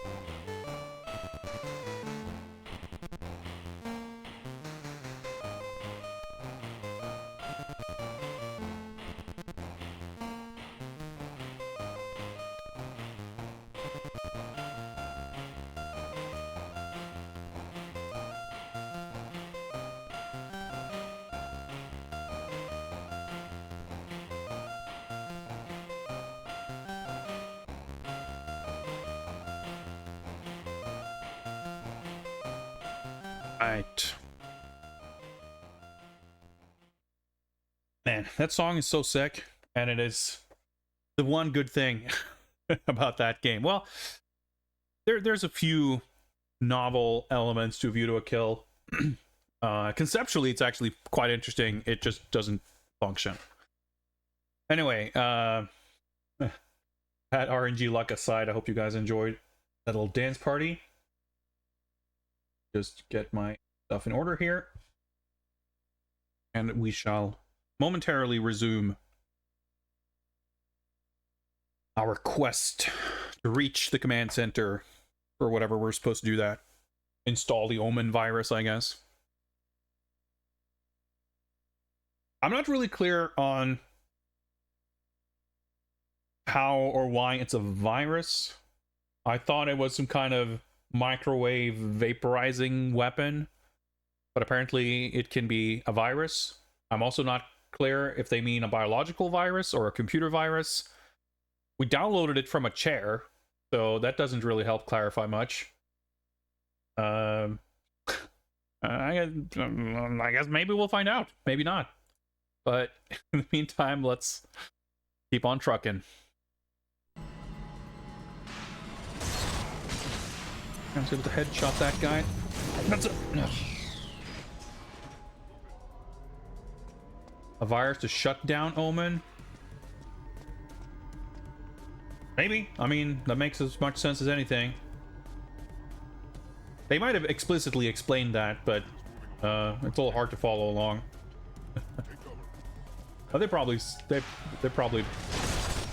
as much.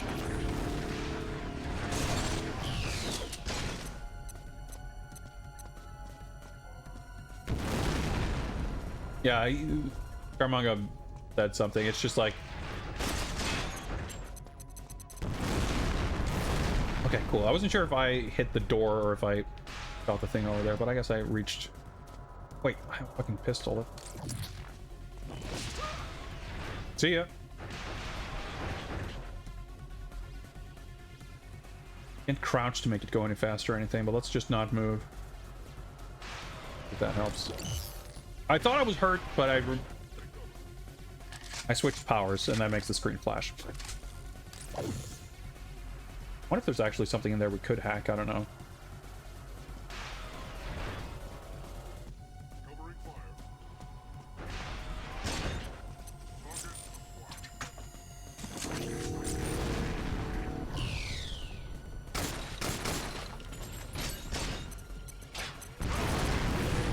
Oh, nice. I activated the shield right after I took damage.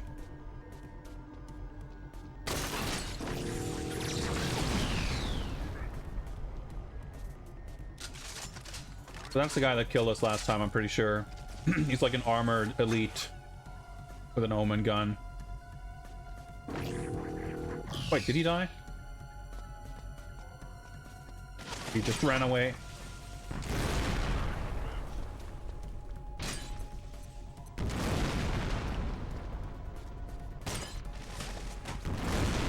Dude, that guy even didn't die.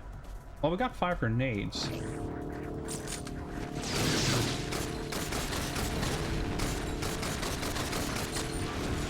I was gonna say he's commando rolling. That's usually a good sign.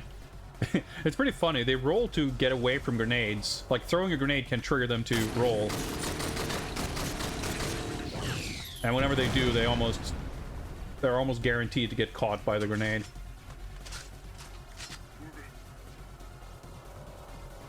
Scary because he might. Yeah, Scaramanga is like our one ally. Well, maybe Pussy Galore. I don't know. I don't think Goldfinger has any allies.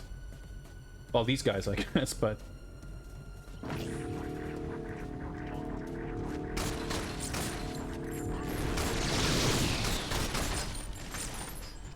Oh, I thought I died. I saw an explosion kill thing, but it wasn't that guy, I guess.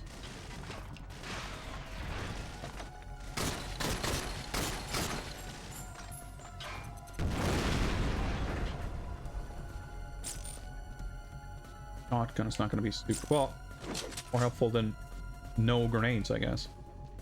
So yeah, it's impossible to traverse this barricade, so that's why we have to take the long way around.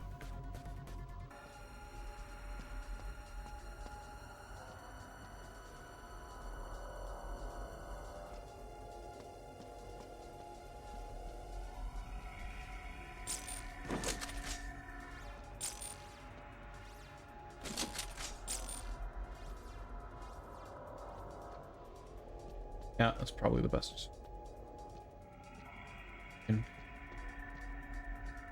For the little feet on these things, like they look borderline indistinguishable from guns.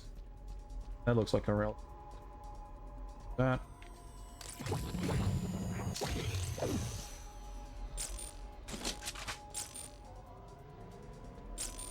Surely someone is alive there somewhere, right?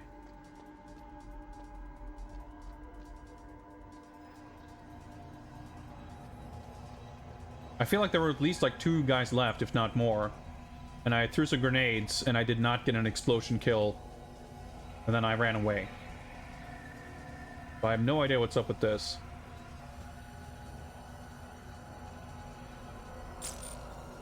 But if they were there, they left? Oh, okay. I think I heard a voice.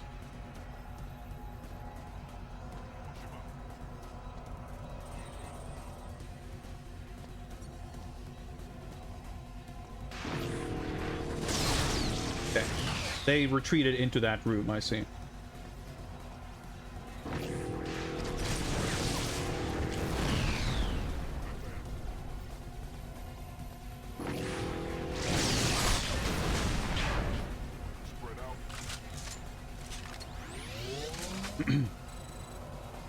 AI, the evil AI is at least like pretty consistent in like they don't really ever hunt you down, so you can be pretty passive, which is, you know, it's nice in that there's always like there is a way to play safe, but it also contributes to this like very awkward feel of the fighting. Hey, what's up, Taco? Yeah, this we made good progress though. The first of the levels we played today, the Crab Key Island level, was only about an hour 20 minutes. And now we're at the volcano lair. Turns out, shockingly, that once we killed Dr. No, the Goldfinger was in fact only in it for himself. He had no intention of, I don't know, making us business partners or whatever. So he did his own, he staged his own coup, I suppose, and turned against the rest of the organization, which made me very confused because I didn't realize there was a rest of the organization to turn against once Dr. No was dead, but apparently there was. And we like disabled some kind of satellite that would allow him to target the volcano lair, which is, I guess, the headquarters of Not Spectre. So then we went there and we were briefed by Christopher Lee and instructed to do something with a virus, which I guess we're gonna, I don't know, upload to Omen to disable it, and I don't know. You'll have to do your best to figure out what's going on. The game provides some kind of attempt at narrative, but how much you can piece together from it's up to you.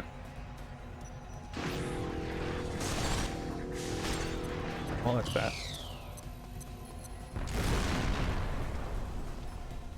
Oh yeah, so the Omen guns, which appeared in this level, also, by the way, kill you in one hit. Unless you have your shield up. In which case, it, like, drains a lot of your shield pretty quickly. That's why I'm being, like, overly cautious fighting these guys. Trying to wait to see if the guy will run over to where that explosive is. I can do that instead.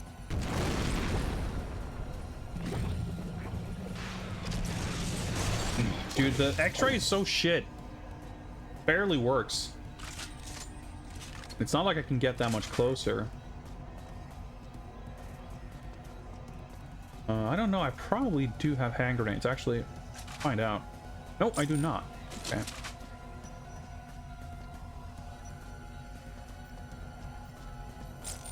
Not here. The shotguns. I mean, if I can stun him with the shotgun, that would actually work out pretty well.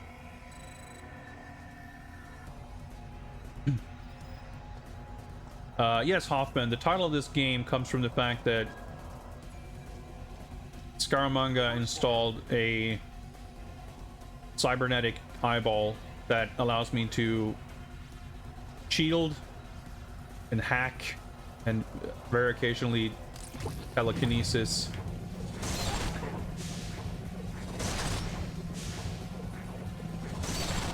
The aiming. Did that work or not? I can't even tell. Well, pistol's gonna be useless, so I might as well go grab the rocket pistol.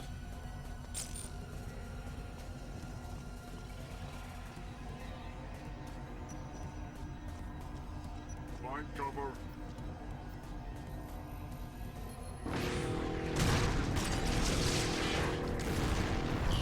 Yeah, so that's 40% shield drained. I guess I got hit by something, so let's wait for that to charge back up. I don't know how that, like, it could be that they just are mega tanky. It could be that there's like there's like void. I'm shooting through like out of bounds, so the bullet does not, like, because it can penetrate walls, but there could be limitations to what kind of walls it can penetrate. I don't think that would be completely unreasonable, and as such, it could be that I didn't actually hit them. It's hard to say.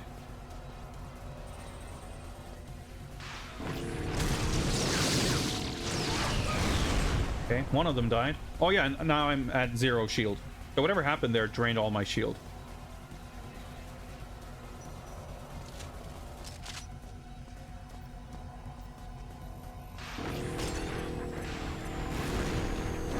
Okay, I exploded that, so now I'm out of...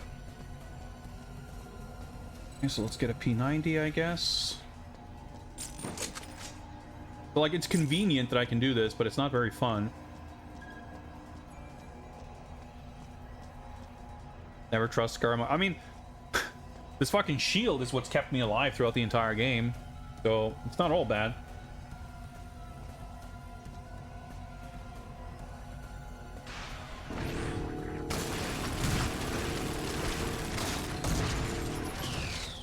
He didn't shoot me there, I guess, because I didn't lose much the shield.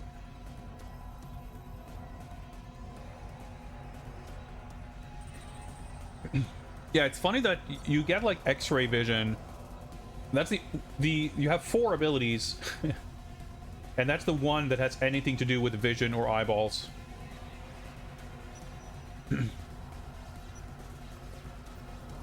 Is there any explanation to why this game is bad? Yeah, Bevork was talking about it. He did a little research, and apparently this game was made in like 9 months, in the midst of constant demands for changes from both EA and Eon, which, you know, that checks out. That sounds about right.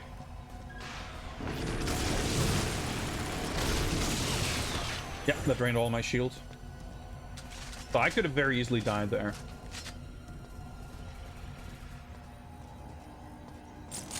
Okay, go back further here.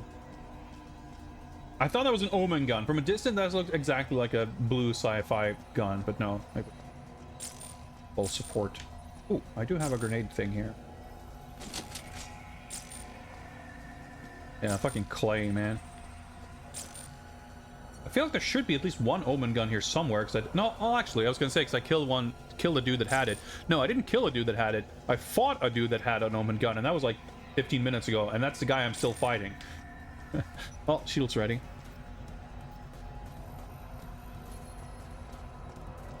Yeah, I'd be very curious to learn more about the specifics of the development of this game, for sure.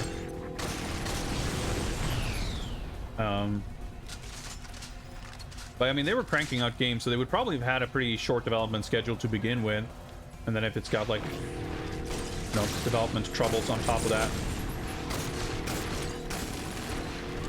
Okay, I was gonna say, if he fell down, that means his shield is done. Indeed, it was.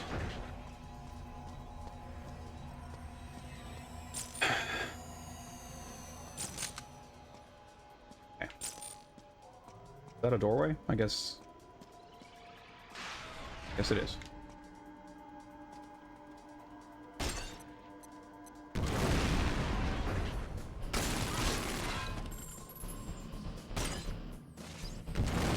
Omen guns.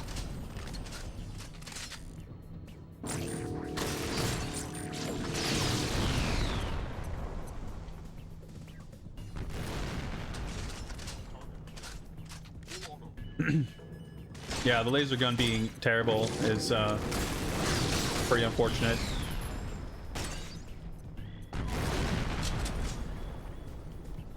I mean, I might as well give it another try. We'll give a moment for my my shield to recharge, if I can speak English. It's a two-handed weapon, but I don't have grenades right now. I mean, you can zoom, but that's kind of useless when bullets travel like mega slow. Did I actually just kill the last dude? Or he probably ran away. Oh yeah, that's right. It has like a second delay. It has to like hit perfectly. Nonsense.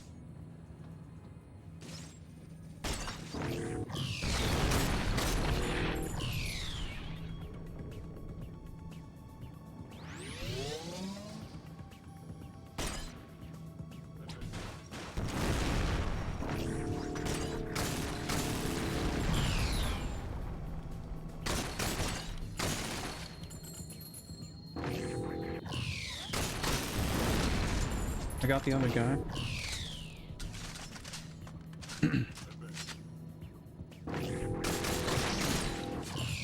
Another other guy.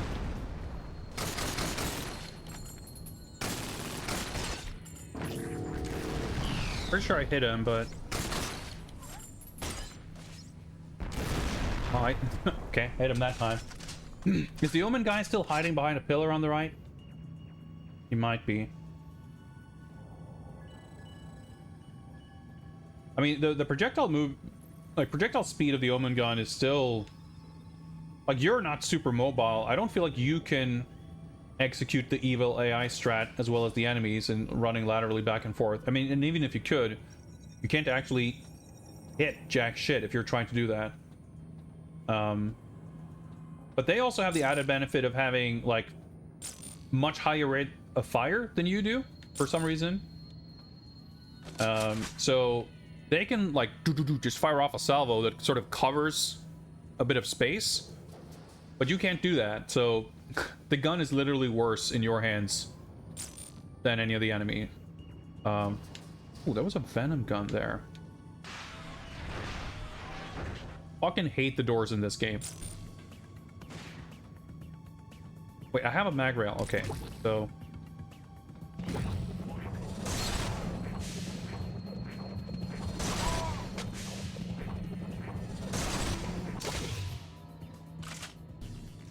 Occasionally, very useful, and I feel like I'm getting I'm getting some practice with that awkward aiming, because this gun also has like about a full second of a delay from pressing the button to when the shot happens. So aiming this is actually really difficult. Okay.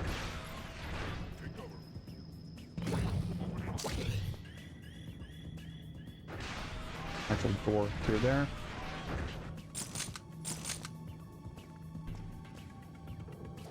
Get closer to that before opening the door.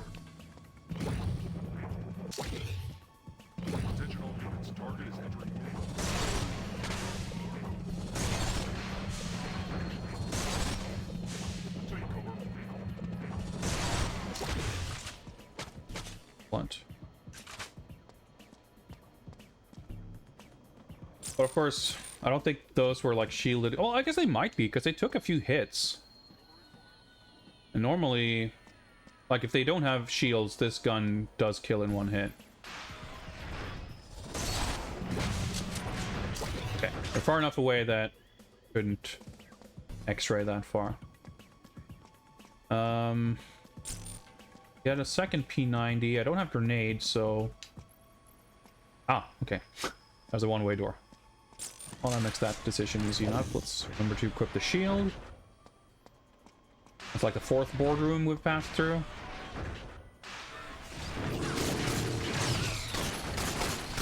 Okay, my shield just instantly disappeared, so I probably got hit by an Omen bullet, if I had to guess.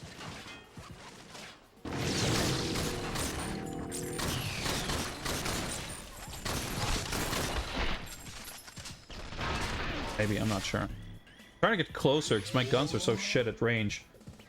No armor though.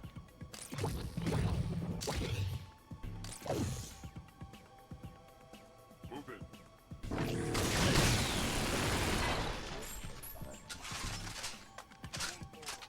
I can kind of do that, but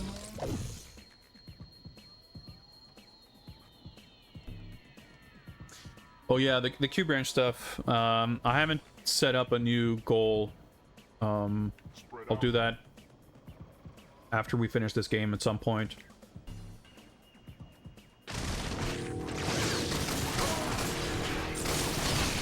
Okay, at least I think none of those guys had Omen guns. Oh, wait, are those friends? That might sound like a stupid question, but we had friendlies before. We rescued dudes from the prison. Okay.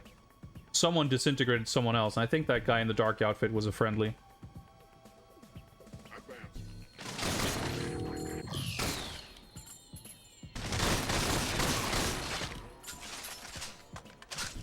Might be longer than the octopus. Well, I've been playing like very slowly and carefully also.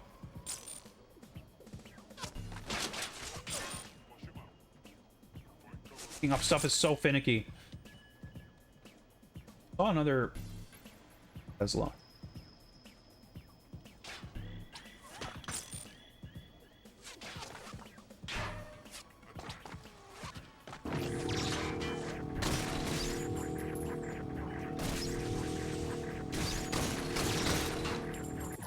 Okay, so I might have... I don't feel very protected here. But I'm a little scared to move. Okay. Got one grenade.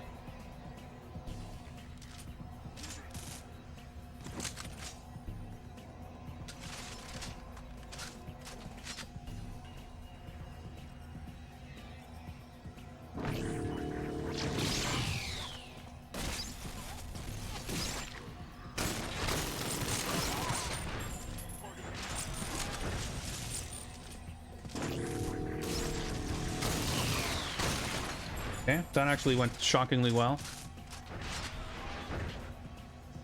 Omen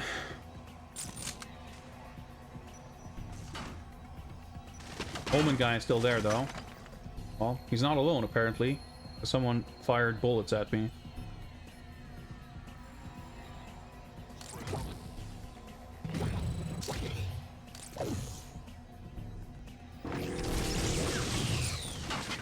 Okay.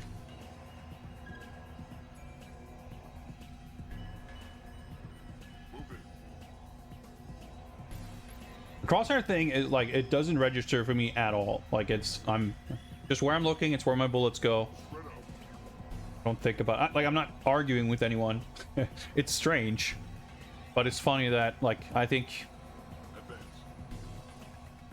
playing the game, I have to really focus on other things. I mean, I don't think the HUD's great. It is fine, I agree. But like the extra circles around the edges of the screen that just kind of add clutter. The fact that some of the stuff is weirdly translucent, so it's kind of hard to read. Like the ammo on the right-hand side kind of blends in with the skin tone of his hands.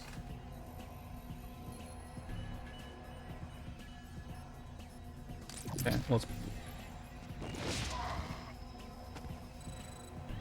I think that was worth it.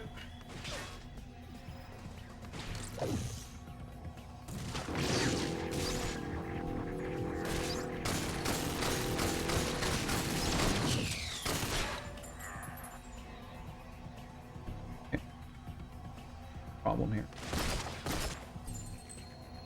Well, maybe if I can creep closer, I can telekinesis those guys too.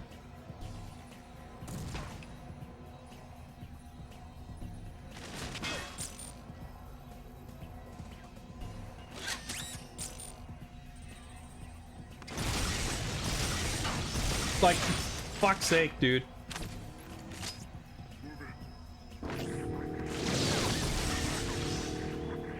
Can't hit shit.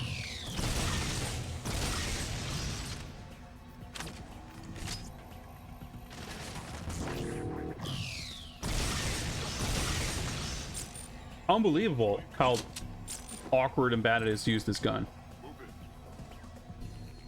A grenade.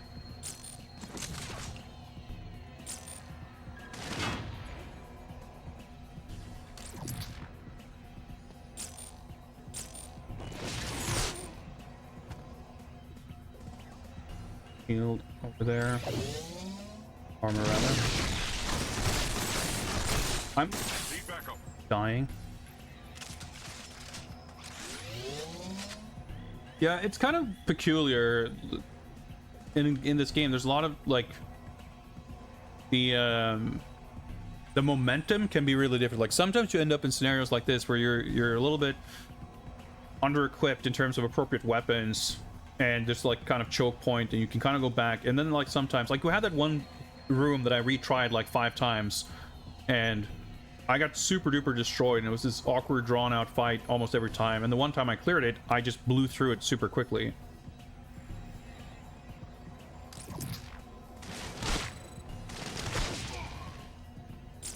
I still took a couple of hits, but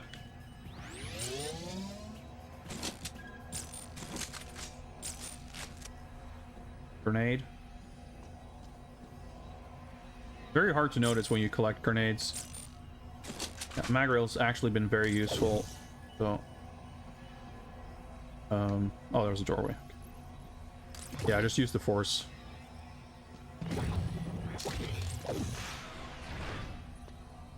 Like the 5th of these boardrooms, and every single room of the game, like, oh, there can't be a fucking staircase up here. I can't climb this knee-height ledge. I have to walk to the other end of the room, so I can walk up these 3 steps so I can circle back.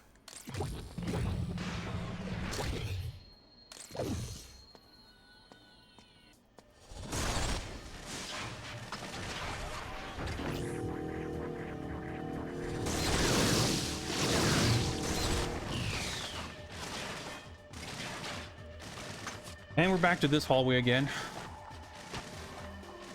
Yeah, like the levels have like very severe like copy paste.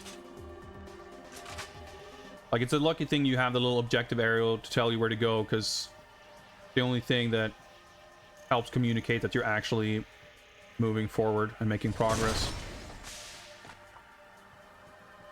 Just the other gun. Not really where I meant to aim.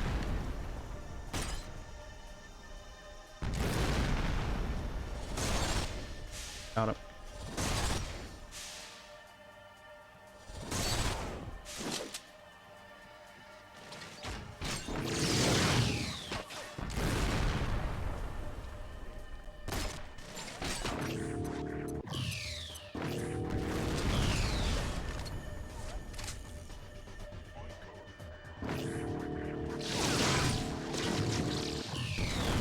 Okay. One down.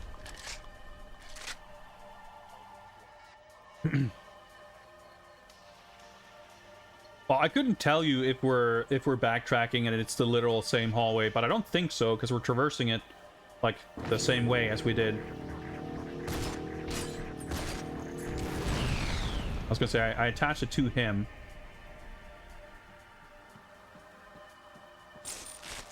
Okay.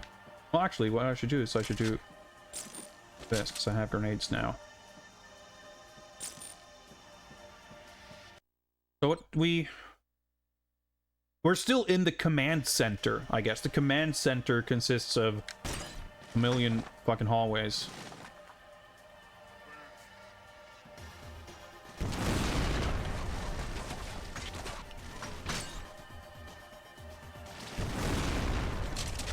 Oh, fuck.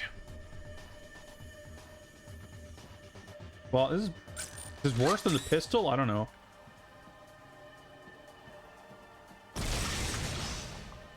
I mean, basically, you can't...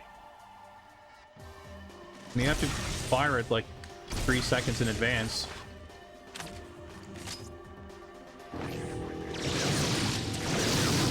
Okay. Quite the gun I meant to pick up, but...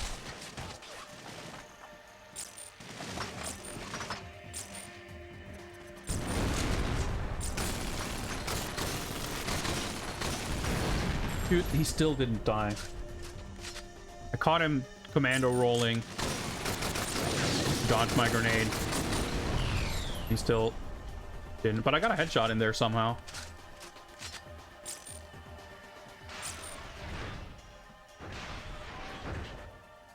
Yeah, I guess he ran away to the next room.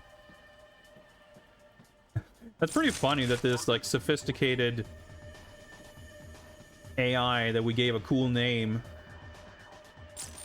like it's only ever really used for dudes to just like run away, run perpendicularly, like, or laterally back and forth, or just escape and retreat. That's all they do.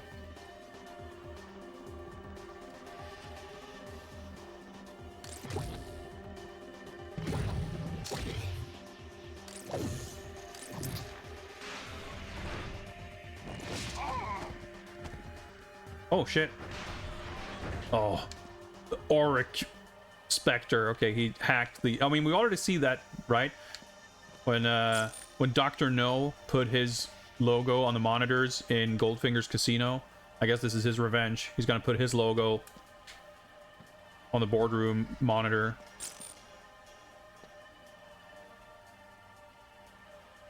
Should be a competition for who has the most interesting corridor in a game. I mean, individual hallways in this aren't necessarily like horribly unimaginatively boring or anything. It's just that there's that's all there is, basically.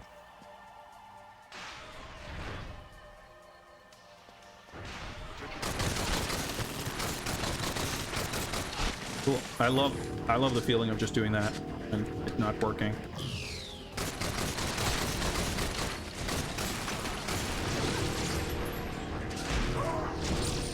Well, kind of would have liked to human shield that guy, but unfortunately my punch killed him. Is there a gun here somewhere? I guess not. Fucking hate these gigantic open spaces. I'm fucking sniped.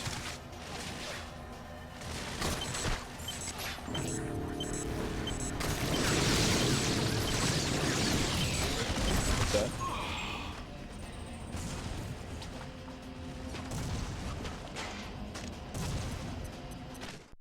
I feel like I had really bad weapons for dealing with this room. Okay, let me try something. Oh, well, that's not gonna really work. Oh, I headshotted him. That's not really what I intended to do, but...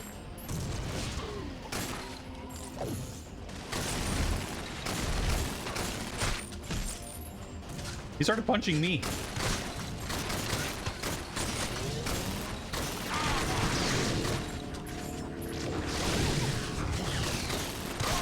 Pretty funny, I'm like using the opposite of strategy and it's somehow kind of working out better than last time.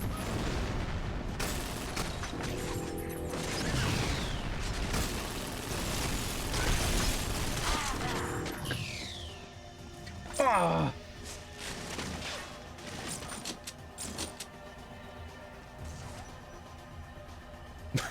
Okay.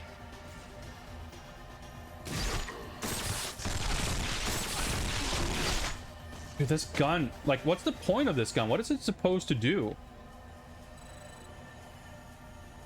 Call the Tesla EM and you just shoot guys and it's like just a pistol. I really don't get it. I mean, it killed him in like 5 shots, so I guess it's better than the pistol, but conceptually, like, I'm not sure what it's supposed to be.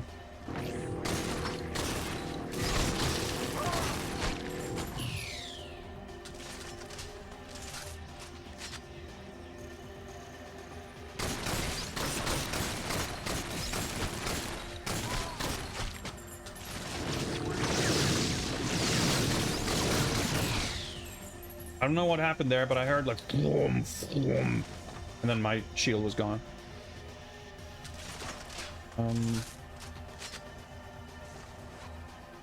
Grenades? Do I have any? I have a couple.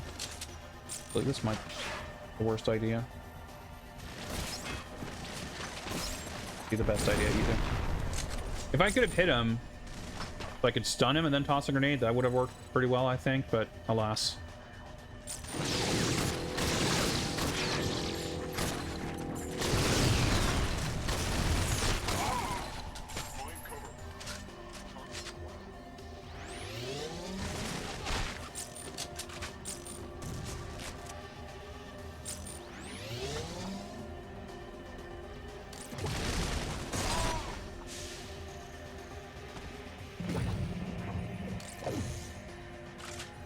I have a little bit of shield. Grenade.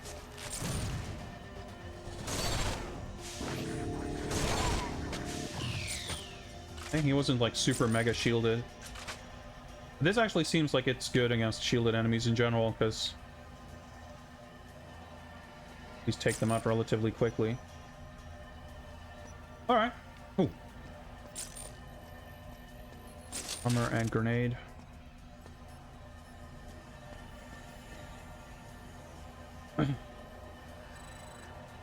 Take it this game is near 0 in bond quotient. That's not true. We talked about this previously. It had like an opening credits with music. It's got a bunch of villains. It's got gadgets. Like, just doesn't do much with it, and it's just got like really boring hallway levels. I mean, obviously with Bond not being, I mean, it even added M briefing early on, right? Okay, that almost killed me.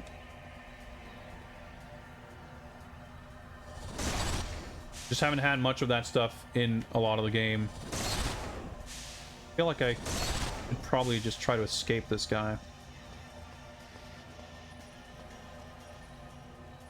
Except the door won't open because I have to kill him, I suppose.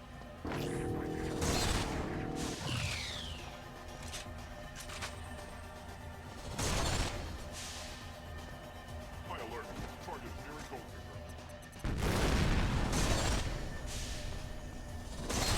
I was gonna say he got knocked down, so that means his shield was gone. Was that just the sound of enemies spawning? Might have been the door unlocking that we're supposed to go to. Heal it up. Oh, there's a guy.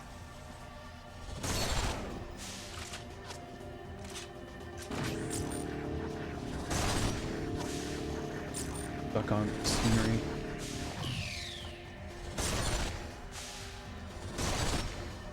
Did I just throw a grenade? Sure did. I didn't realize I touched the trigger. I think I killed him. Actually full on. Oh my god, I swear, like sometimes the camera just swerves like that for no reason. Wow, I only have one guy left. Let's see if I can restock on some ammo. I don't really want to go into the next section with one railgun.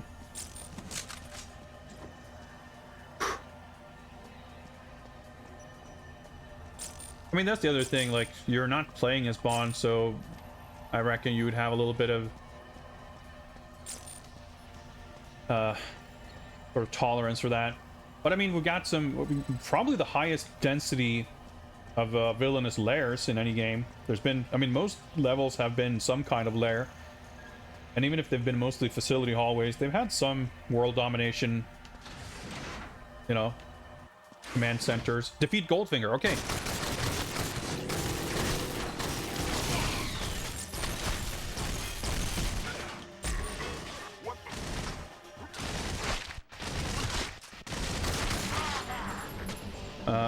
Alright, that means we're probably at the final boss.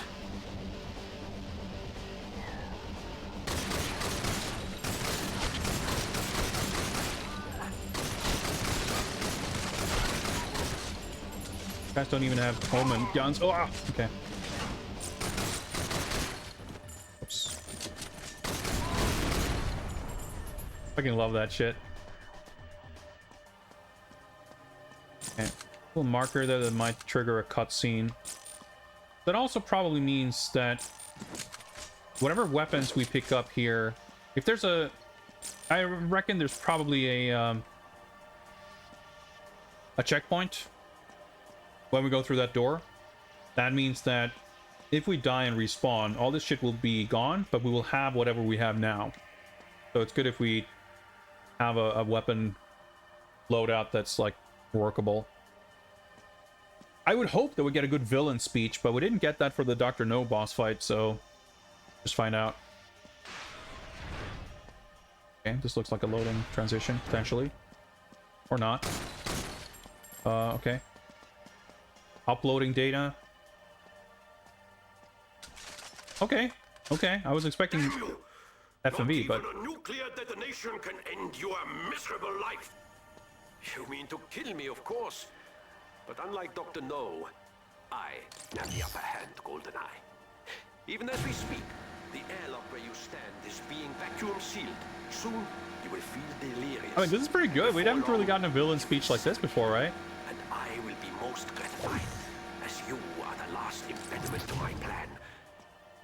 I am impressed with the expert mayhem you have dealt on my behalf. That didn't work. But you are too powerful, and therefore a liability. Oh. The Omen!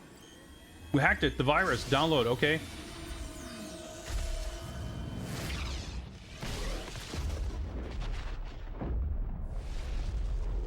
That's pretty good. I didn't even have to deal with any of that shit. Dude, I'm like, I've never been happier in my life to get cheated out of a final boss fight. Credits? Was that the ending? Ooh, 4 specters. I don't know if we've ever gotten that on a stage. I think we got 3 on most of them. Well, let's fucking hope we're done.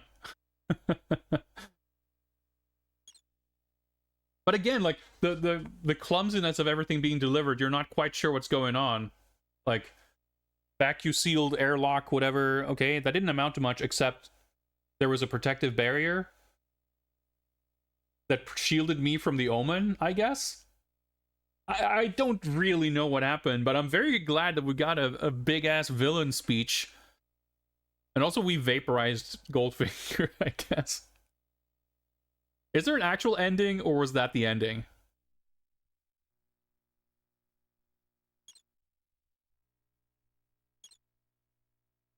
I'm like a little bit curious about the implication of the plot here. Like, did I just take over Spectre? Did I become the ruler of the world? Was that something I was even... Like, I was... 2 weeks ago, I was Goldfinger's intern, and now apparently I'm... Well, I don't know if I'm ruling the world. Let's see if we find out. Okay. I love autopilot. Alright, that's a little uncanny. Wait, was that a VR mission? A splendid effort, Francisco. My compliments. Thank you, number one. Of course, your plan is perfectly conceived. The rivals devoured one another as you predicted. Yes, but in removing Arik and Julius, we may have created a third threat to the organization. So what of this golden eye? I will keep an eye of my own on that one. That was pretty good. That's like the first cutscene that was like fun. Like, that's the one instance of them like, hey, doing something neat. Like, having fun with the premise. GoldenEye Rogue Agent, Electronic Arts, Los Angeles. Ah! We did it! We did it.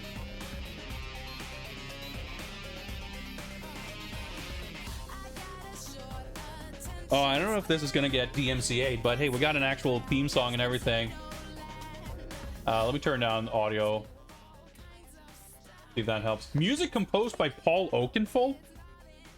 Okay, sure. I mean, I guess that explains the music being kind of good, even if it had nothing to do with Bond.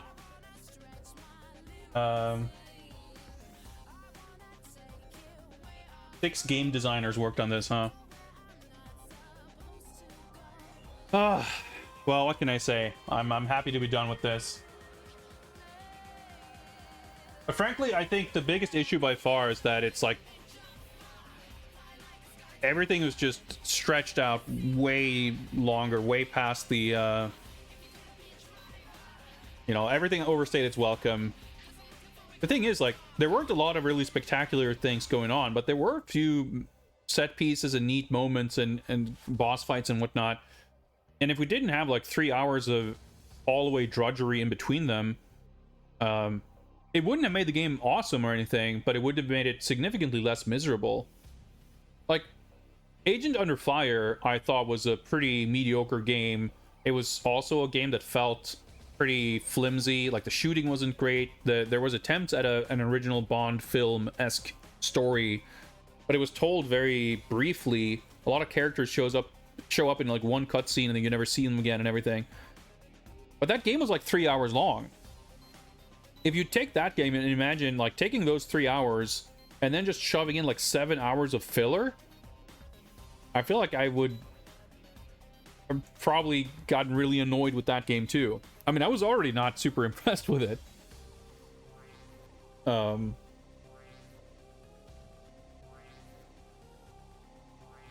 Yeah, James Bond shows up for 5 seconds in the intro. Hologram hostess. But yeah, you could have trimmed this game down from 10 hours to 3 hours, and it would have been... It's like one of those... It wouldn't have been more impressive, but it would have left so much less of a sour taste, you know? But I'm very curious to see what the DS game is going to be like. Yeah, like, the mediocrity of the game is one thing, but I have to imagine that there was, like, pressure from somewhere to make it be of a certain length. So that's why they took levels and just, like, copy-pasted them to extend them. Like, I can see the value in setting up a kind of scenario and then repeating variations on that scenario, where you have, like, a similar room in multiple times, but each time you have, like, a different... I mean, I wouldn't say that that's like great level design, but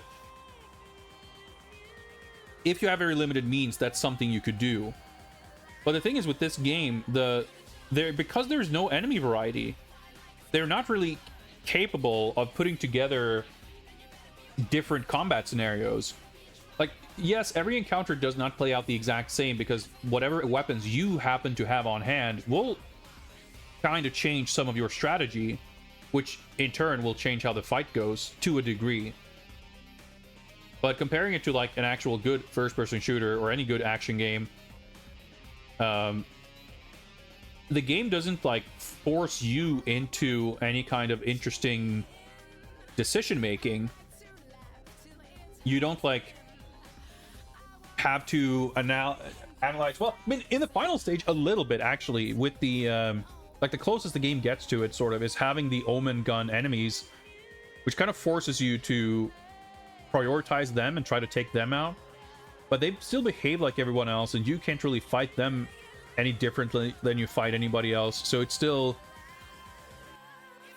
It feels very repetitive, and you end up going on kind of autopilot. So it's... Yeah, it's just extremely mediocre with... And like I said, for the first half of the game, my biggest grievance with it was that it was bland and just boring and kind of repetitive, and there was nothing to it. And then the second half of the game got very annoying. Still, I maintain that it's not nearly as difficult as I was fearing that it might be. And as annoying and frustrating as the game was, we didn't get that stuck. I mean, that one part in the final stage, where we had to redo it a bunch of times until we finally got through it really quickly and smoothly, that has to be the one spot where we respawn the most times. Even then, I think the test chamber was probably worse. But there were a few spots like that, like sort of choke points in the final level, where you had a bunch of enemies, and then like the final dude in that big encounter was an Omen gun enemy that you had to deal with like not a lot of weapons. You weren't really well equipped to deal with it. And those sections were annoying because it took significant effort to get to the point that was difficult, or like the most difficult, and when you failed, you had to redo that whole section. But on that note, my biggest fear with this game was that it would have extremely rough checkpoints, and that was not a problem at all.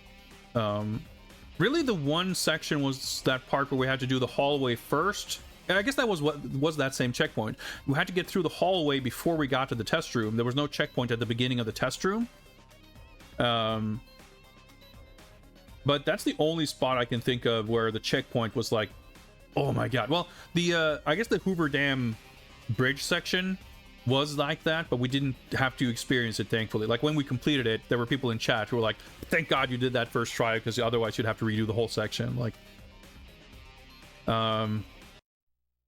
so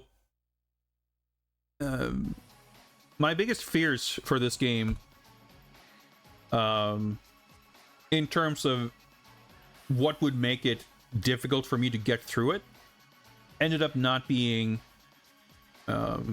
not really coming to pass. So I'm relieved. It was plenty frustrating as it is, but it could have been exactly this, but also we would literally get stuck and would not make progress. We were continually making progress. It's just that progress wasn't very exciting, as you clear one room and the next one looks the exact same. Stings that they weren't able to continue the story. That's what happens. Well, I would say I would put it this way. It's a shame that this premise wasn't utilized for anything more interesting, because whatever they could have done with the sequel that would have been fun or cool or exciting could just as well have been the plot of this game. I feel like I don't feel like there's a strong value. I mean, I wouldn't say that, oh, I'm glad that there was no follow-up, because the plot, I wouldn't have wanted the plot to continue. But I wouldn't say, like, in the grand scheme of sort of missed opportunities in games that didn't get sequels, I wouldn't put this game all that high on that list, I don't think. But we did it. This game was definitely, I mean, it wasn't necessarily warranted, or it wasn't like an accurate assessment, but going into James Bond, this game was the game that had the reputation for being terrible, right? And because before I started James Bond, when I first bought this game like 3 or 4 years ago, I played a level and a half, and I thought it was bad, that it was mediocre, that it was boring. But I also distinctly remember dying at a point and being like stunned at, like, oh my god, I have to redo this. And I think legitimately that was probably what made me turn off the game and say, well, okay, well, I've seen that enough, because it was just like I wanted to boot it up and try it for a little bit. I didn't mean to play through it or anything. So because I had that lingering memory, I had the impression that this is a game that's going to be super rough with the checkpoints, in addition, of course, to its generally poor reputation. As it turns out, going through James Bond, you know, my two kind of preconceived notions were that the British microcomputer era is going to be rough, and the other thing was GoldenEye Rogue Agent is going to be rough. And the microcomputer stuff was actually, for the most part, really fun and really cool. And not a bad experience at all.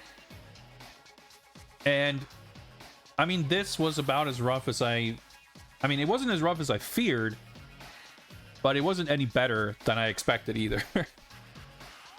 But the thing I did not have, you know, could not have predicted was that stuff like The World's Not Enough Game Boy Color would be a nightmare, that GBA Nightfire would be really, really tough. Like, that game was kind of what I was fearing this might be. And even PC Nightfire was a bit of a slog, for sure. A cool game, but a slog. So my predictions as to what would be like the kind of roadblocks wasn't entirely accurate. However, I did kind of feel like once we get to roughly this point, I expect the rest of James Bond to be pretty smooth sailing. Like, I expected, like, with the exception maybe of this game, I thought once we kind of get past GoldenEye, I didn't think we would really have games that would be too difficult for me to finish. It's like, well, we're entering kind of a more modern era of game design where, especially for kind of big mainstream stuff, you expect things to be designed in a way where, as long as you have a little bit of patience and perseverance, you will eventually kind of get through. But I underestimated the portable games, but also stuff like the PS1 games, Not that they were huge roadblocks, but they had difficulty. You know, they weren't like, well, let me just grind at this for a while and we'll get there eventually. Like, they were pretty tough. But after DS GoldenEye Rogue Agent, the next game is going to be From Russia with Love, which, if I recall correctly, is the same developer as Everything or Nothing. So I'm actually very excited about that game. And that's a game that, from what I heard, which isn't a lot, but from what I heard, that game also has like a pretty good reputation.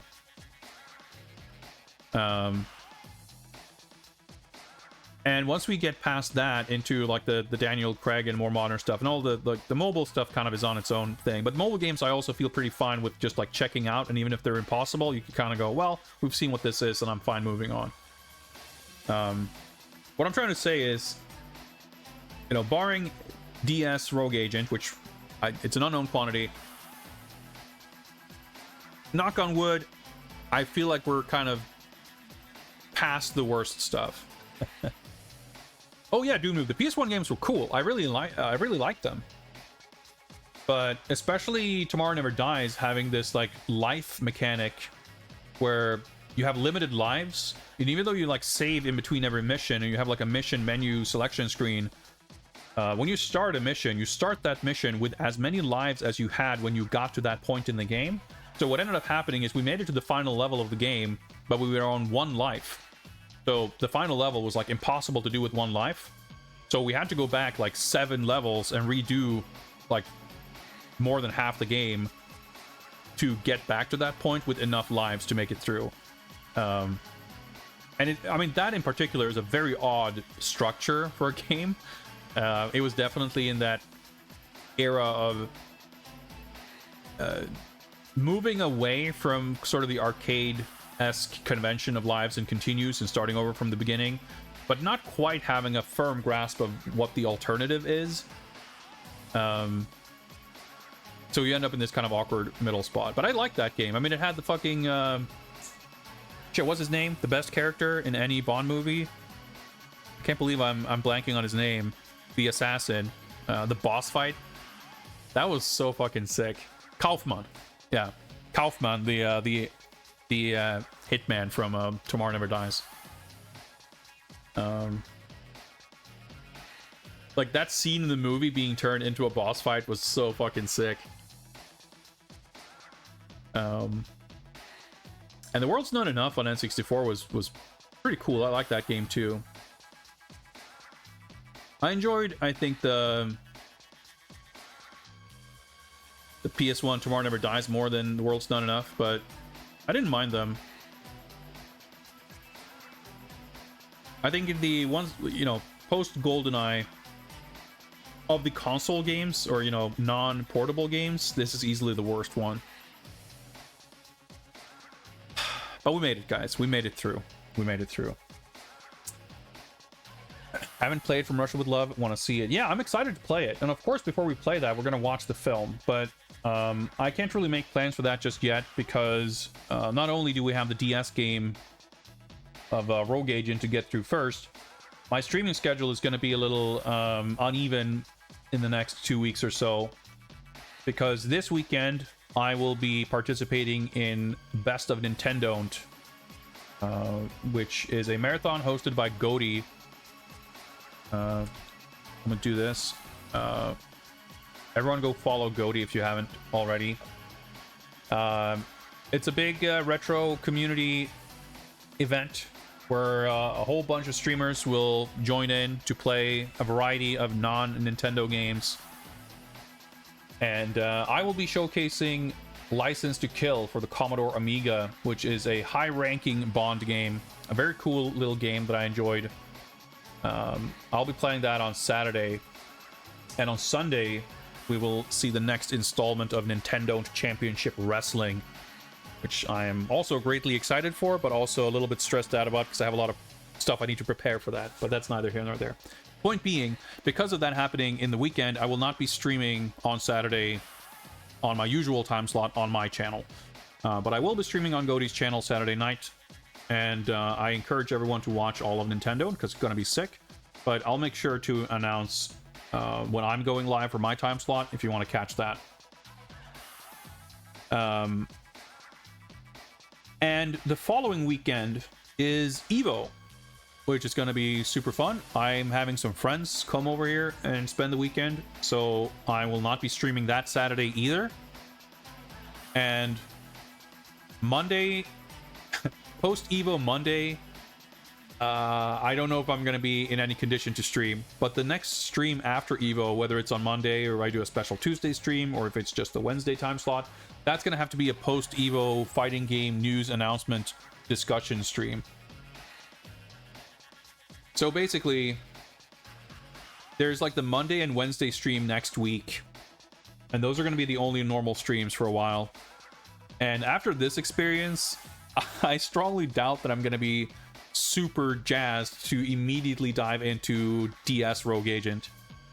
I think more likely next week, Monday and Wednesday, we will either do like super random stuff. We might get to some of that Steam stuff that I talked about wanting to do. I want to check out Slave Zero X. I want to play Death Wish Enforcers. I picked up a few other beat 'em ups that I want to check out. I don't know, but I think Monday and Wednesday this coming week is going to be your typical whatever streams. And then post Evo, we'll have the post Evo stream.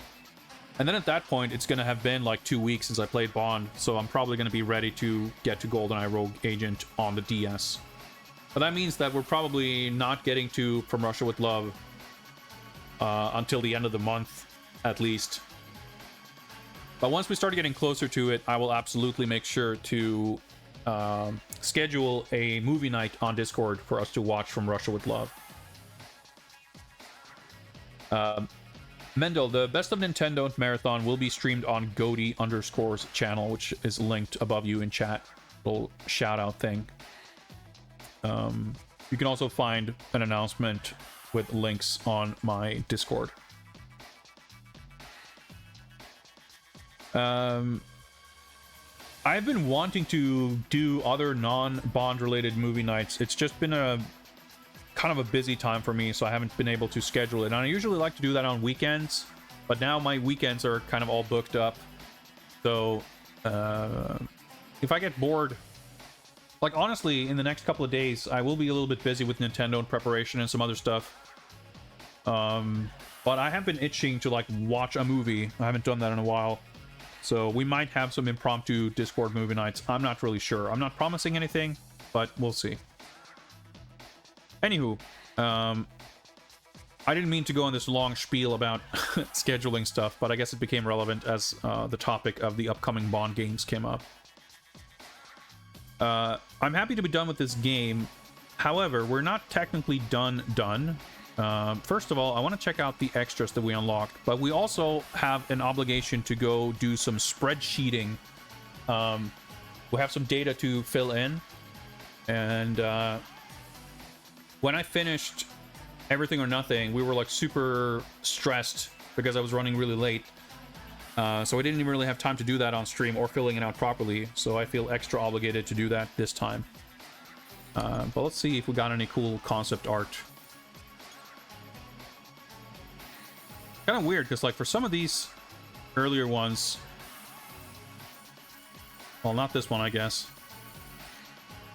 For some of them, there were, yeah, we get some like enemy character concepts, which look awesome.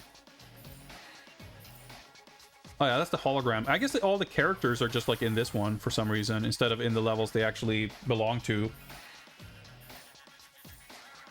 Yeah, I didn't really think about it because I hadn't played more of the game, but as we see it now, yeah, Dr. No's robot arm didn't really amount to much in the game. Because once we got here, like Hoover Dam art, not only is it just environments, but it's not even like stuff from that level. Like some of the stuff is from other levels.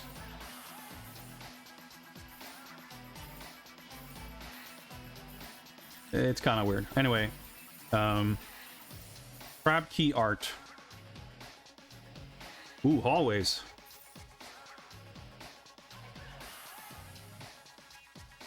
This looks like a dramatic showdown. I don't remember this in the game, though.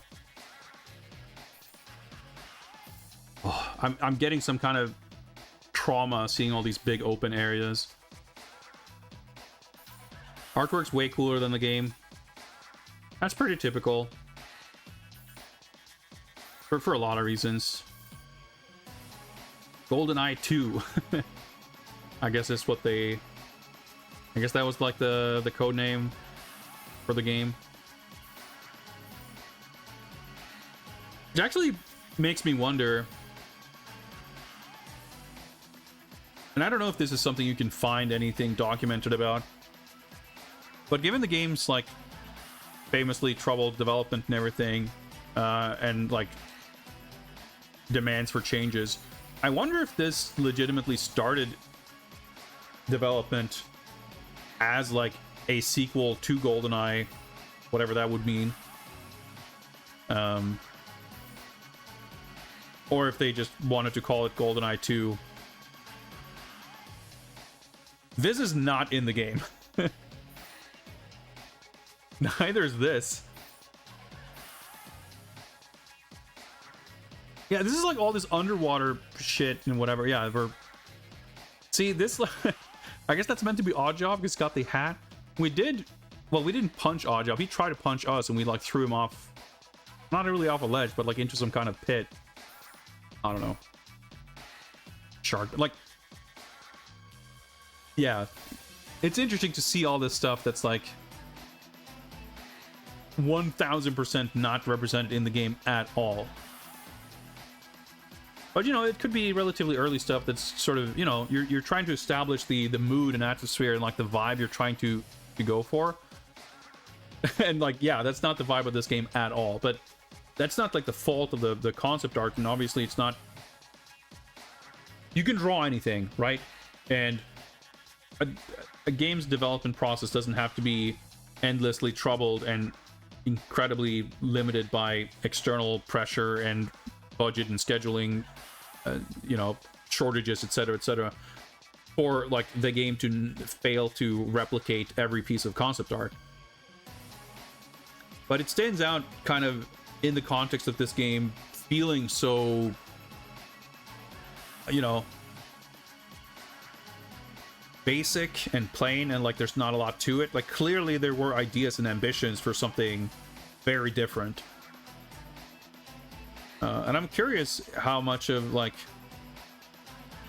things changed, I guess I would say. Like, I'd be curious to see how much was sort of cut, whether it was, you know, cut in early planning stages, or, you know, as is not uncommon in those kinds of really troubled productions, things were cut a lot later than they should have been, so that, like, it actually existed in some form.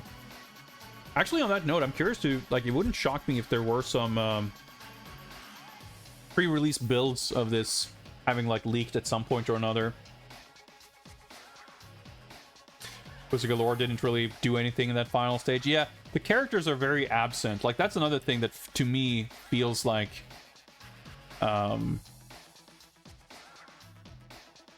it's sort of a victim of circumstance, that like they had to shuffle things around and sort of paste together what they had at the end.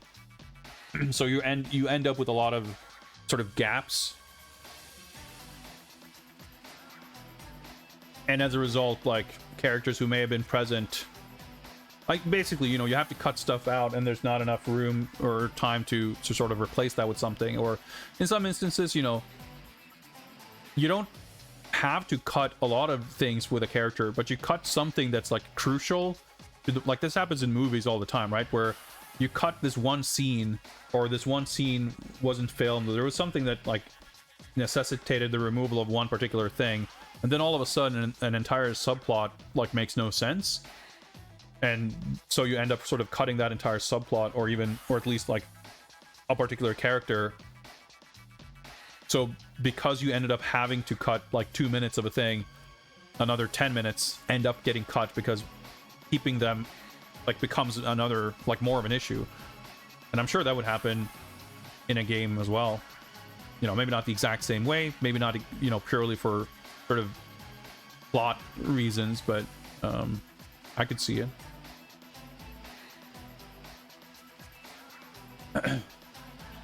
Who was she kicking? I'm assuming that fight was supposed to be between Pussy Galore and Xenia Onatop. And I say that mainly for two reasons.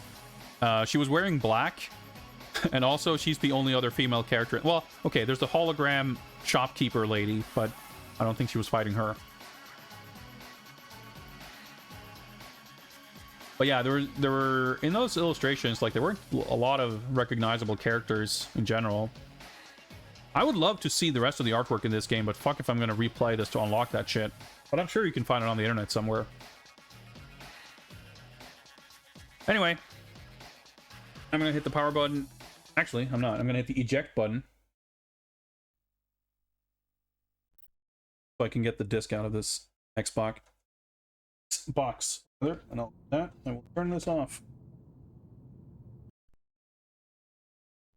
And we shall move on for some hot spreadsheet action. Oh yeah, let me turn off the upscaler before I forget. Always do. All right, give me a second and I'll bring up the official spreadsheet. Get some jams going.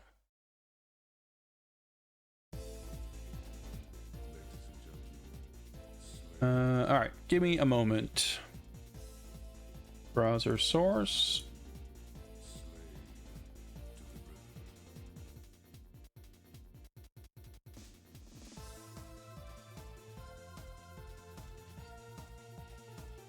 Do that. There we go. Okay, so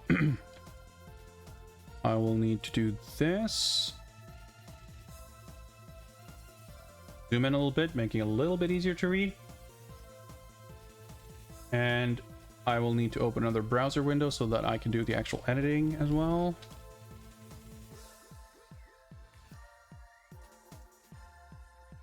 GoldenEye Rogue Agent. Oh yeah, wrong window. Of course, every time. Has been completed. And it has been completed in 10 hours, 32 minutes, 31 seconds. Completed the game on normal difficulty. And today's date is 2024-07-10.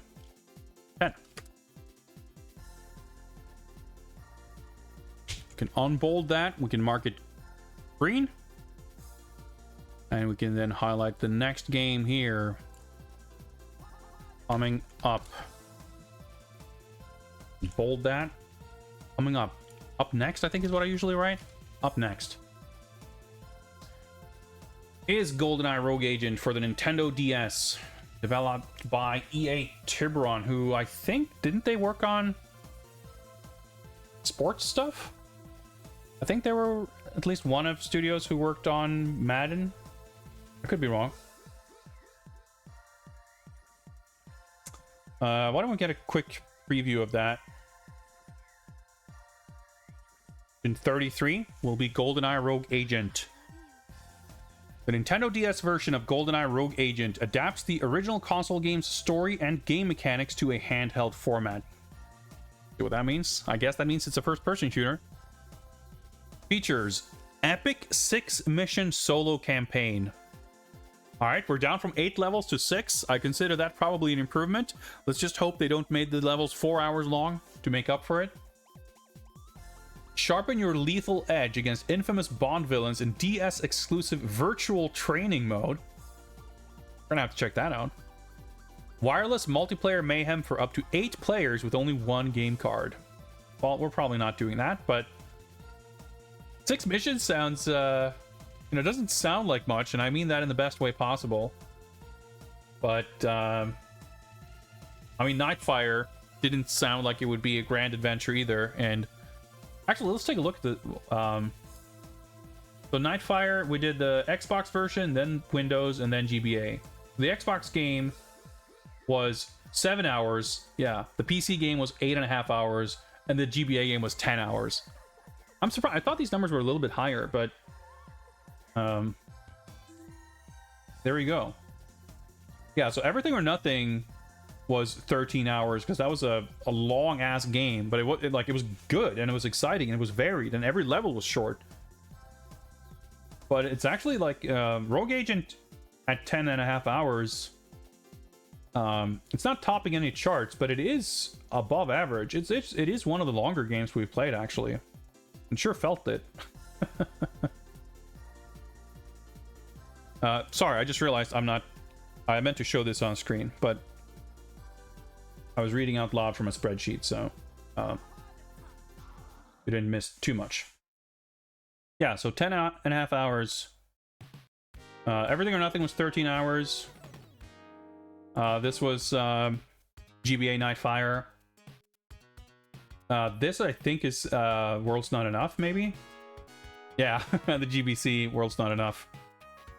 And that was me cheating through the impossible stealth level. It was still...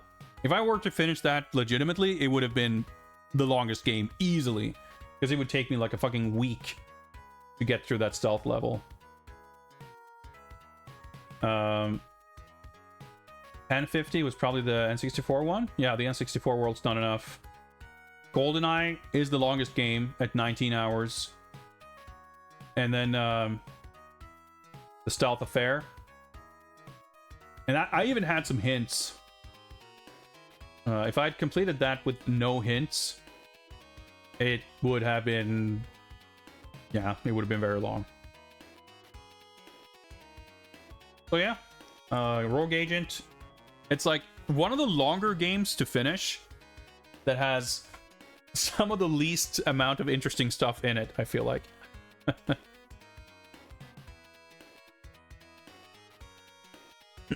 Yeah, Tiburon is the EA Sports type stuff. Well, we'll see, you know. I mean, EA Los Angeles was apparently known for Medal of Honor, and it didn't mean that the console game was good. So Tiburon being known for Madden doesn't mean that the DS one's going to be bad. The FPS Nightfire on the GBA is very novel because there's not a lot of games like that on the system. But DS, I feel like there's actually quite a few first-person shooters. Still, it's going to be a little bit novel. I will definitely have to spend some time doing setup and figuring out what's a good way to display that on stream. I've streamed DS games in the past, but it's a long time ago and I don't really have anything set up. This is the first DS game in Games Bond. There are a few, I think. Yeah, Quantum of Solace. Oh yeah, the GoldenEye remake had a DS. And Bloodstone.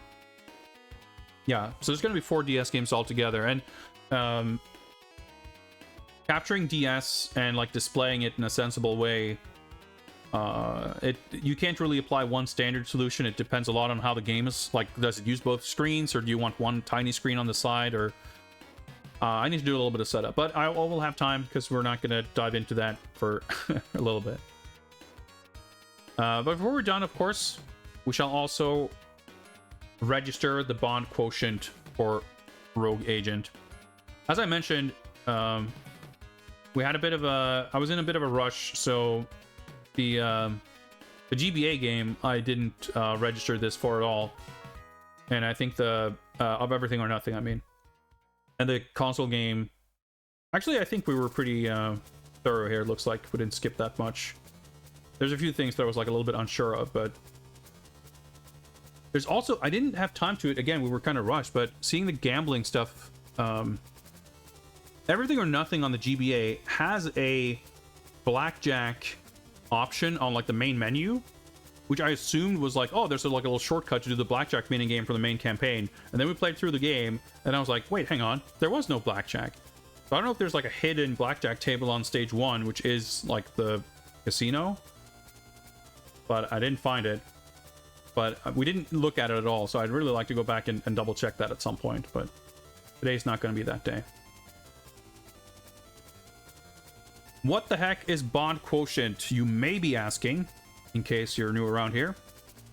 Bond quotient is the scientific method I have devised in order to calculate which is maybe not the best, but which is the most James Bond video game of all the James Bond video games. I have listed a number of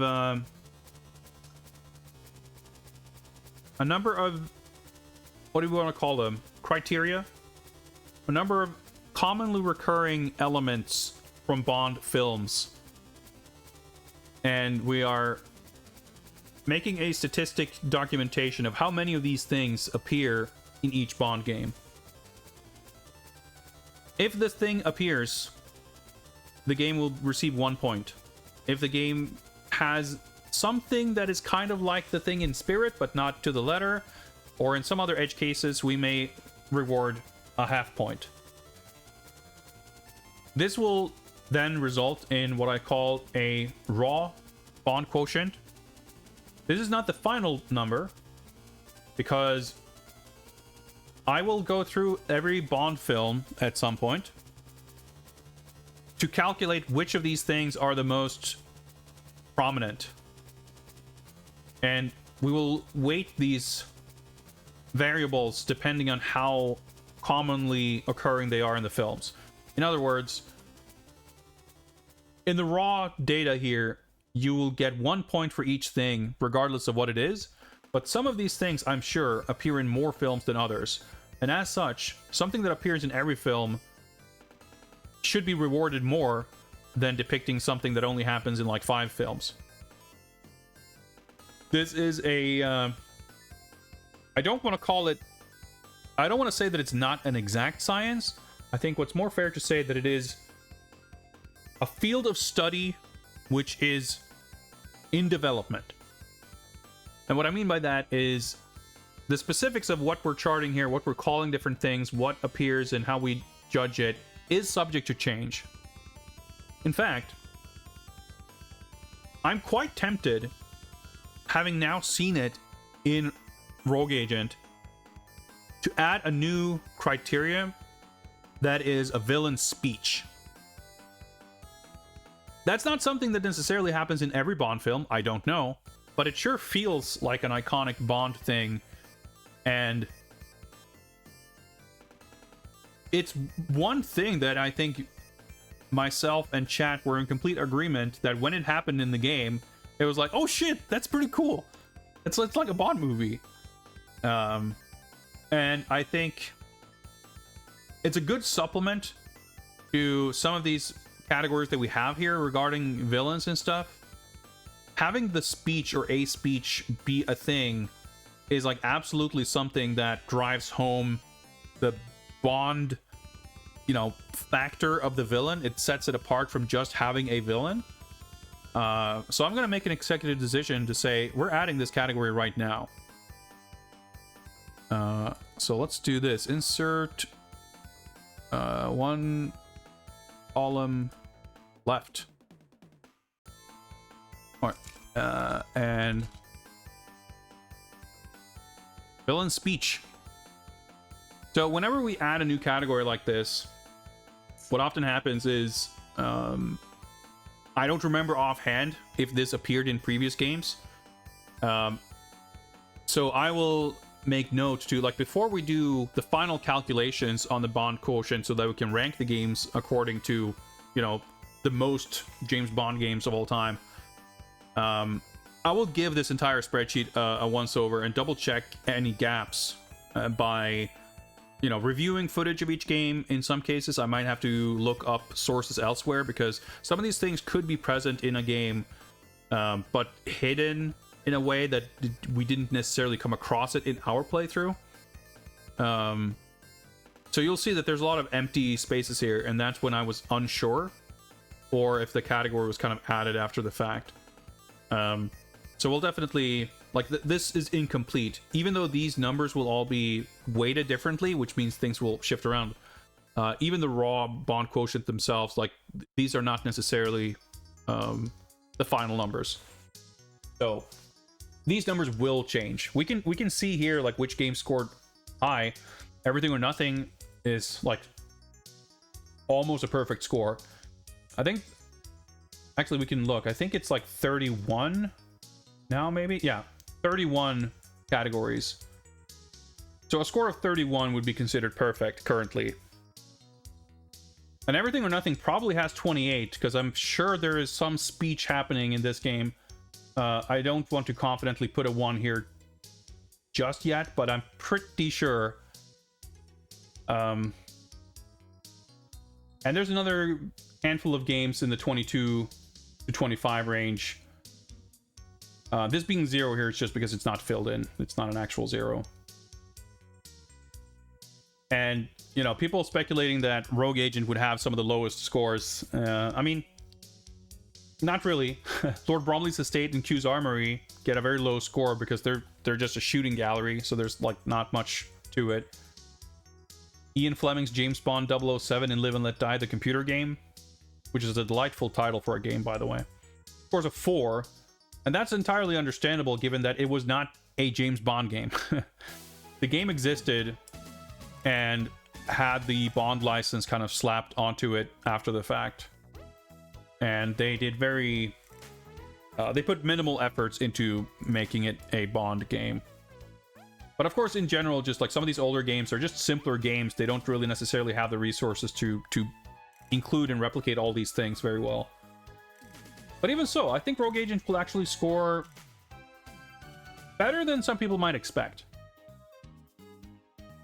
So let's find out. Double check. Yeah, that looks like I figured correctly. GoldenEye Rogue Agent features gunplay quite heavily. In fact, some might argue it does not feature much else. But it features gunplay. It does feature fisticuffs. You have melee attacks.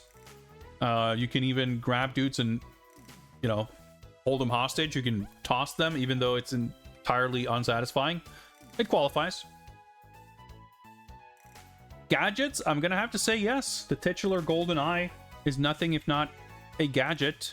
Scaramanga even acts as like a, you know, a villainous Q, briefing you on the different functionalities of it.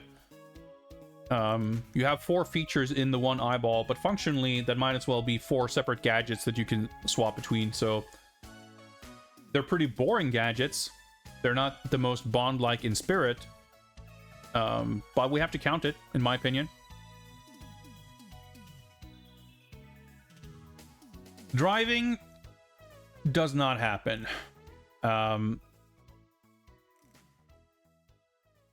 As far as traversal and travel, sometimes I'm included. Like, it doesn't necessarily have to be gameplay. If it happens in cutscenes or sort of within the game, I can often count it. But in this case, we were flown around by Pussy Galore, but we didn't actually pilot a helicopter or any other vehicle, as far as I'm aware. So, I mean, technically... Oh, here's if we want to get real technical. There was the submersible when we escaped from the octopus, and there was the 2 seconds of cutscene footage of driving the submersible to Crab Key Island.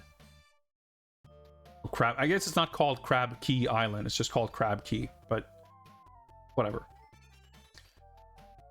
Like, then The World's Not Enough, I generally gave credit to, like, there's the boat scene in the film that is, like, sort of present in the game, but not, like, as interactive gameplay, like a boat racing mission. But this would have to be a real... This is like a real edge case. I think I could go either direction here. The only thing is I would like to be consistent. But it's weird too, because, like, in a way, you associate the concept of driving these different vehicles as like a Bond thing. Like, Bond is so capable that he can drive a tank, he can fly a plane, he can fucking windsurf, he can invent snowboarding, or whatever, right? But we're not playing as Bond, so it becomes sort of less important in a sense. But on the other hand, like, having all these different vehicles, they are present, you know? We have the drones and the helicopters and the gunships and the submersible. So I feel like I'm convincing myself to put a half point here. It's a very generous half point because it's not really a thing in the game. But as far as the story that the game is delivering, our main character does travel by non-car vehicles, piloted by Mr. GoldenEye himself. But because it's so extremely barely there, I'll leave it. Yeah, I'm noticing here in Nightfire. Also, Nightfire has driving stages, and you fly airplanes and shit. But in the PC game, I kind of left these blank because there are sort of cutscene. There's no driving gameplay, but Bond does drive a car, and he does drive. Well, he does drive the underwater submersible submarine car. So I guess in fairness, I should leave this blank here for now, and I'll make some kind of executive decision later on how to classify that, and I'll try to apply that uniformly and fairly. Because this also kind of comes from James Bond 007 for the Game Boy, in which Bond drives a boat. You don't control it, but being a Game Boy game, there's not like a strict delineation between gameplay and cutscene, because even when it's not interactive, it's all happening within that game space, you know. Whereas in Nightfire, it's literally a pre-rendered FMV of Bond sitting in a car. You can kind of make the argument that it's not really part of the game, you know. So it becomes a not super clear-cut distinction, in my opinion. Car gadgets, however, are definitely not a thing. Charm/smarm. Oh, what was it called? When we so this category, like, it's there for rewarding games attempting to replicate kind of the Bond persona by being charming and being smarmy. And when we read the interactive dossier, the Ultimate James Bond, we read this profile thing about Bond, and they had a term for it that I remember finding really funny, and I was like, oh dude, this is what we should put in the spreadsheet. But I don't remember what the term was. I'm gonna have to go back and review the footage to see what they called it, because I think I want to change this, because I always felt that this was a little bit of a clunky kind of label.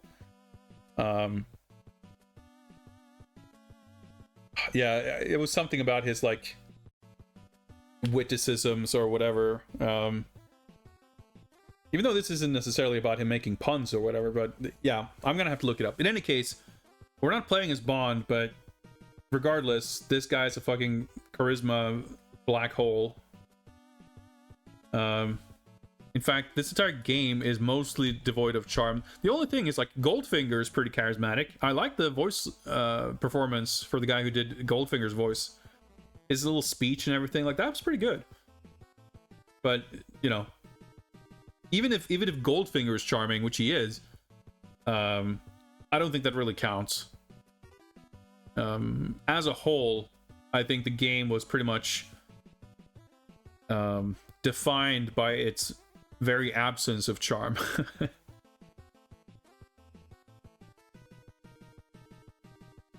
Drinking, I don't think was depicted at any point. There were no bars or no, you know, I was gonna say casinos or anything. Well, technically there was a casino, but there was no, you know, chilling, gambling at the casino. There were shootouts happening in what happened to be a casino, but yeah, no parlor chilling of any kind. Stunts? Not really. I mean, you zip line, but that's I mean, there's no cutscenes where you do like daring big jumps in a car. There's no big like set piece moments. Like the few kind of set piece like moments were, you know, you're still just like, I don't know, shooting rockets at a helicopter or whatever. like what I try to use as the kind of qualifier is like the actions performed by the character in the game. If that had been a scene in the movie, would it have been considered like a marquee stunt?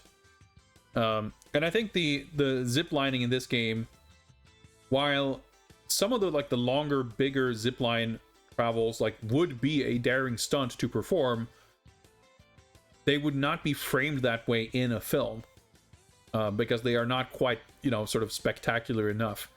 You know, maybe if you go on that big zip line while some shit is exploding behind you or something, it'd be a different story. But I think we're gonna have to put a 0 for this. Like, especially if you want to think of like, if we don't want to be super duper literal, but like, does the game capture the vibe of having these cool stunt set pieces? Then absolutely not. There's like that general feeling of that kind of like the excitement and rush you get from having a cool moment like that. Because when it's replicated in the games, you do get that same rush as you get in the movie. Like when in Everything or Nothing, you jump the motorcycle up on the rooftops and you have the motorcycle rooftop scene. It's like, holy shit, this is fucking sick. The way it would be in a film, right? And even sometimes, you know, making a big jump with a car, or you know, jumping off a cliff with your skis and deploying your parachute in midair, stuff like that we've done in games. Like, that's cool, that's fun, that's replicating the vibe of those stunts, and there's really nothing like that. Like, the zip lines don't, you know, that's not enough. The zip lines is not enough.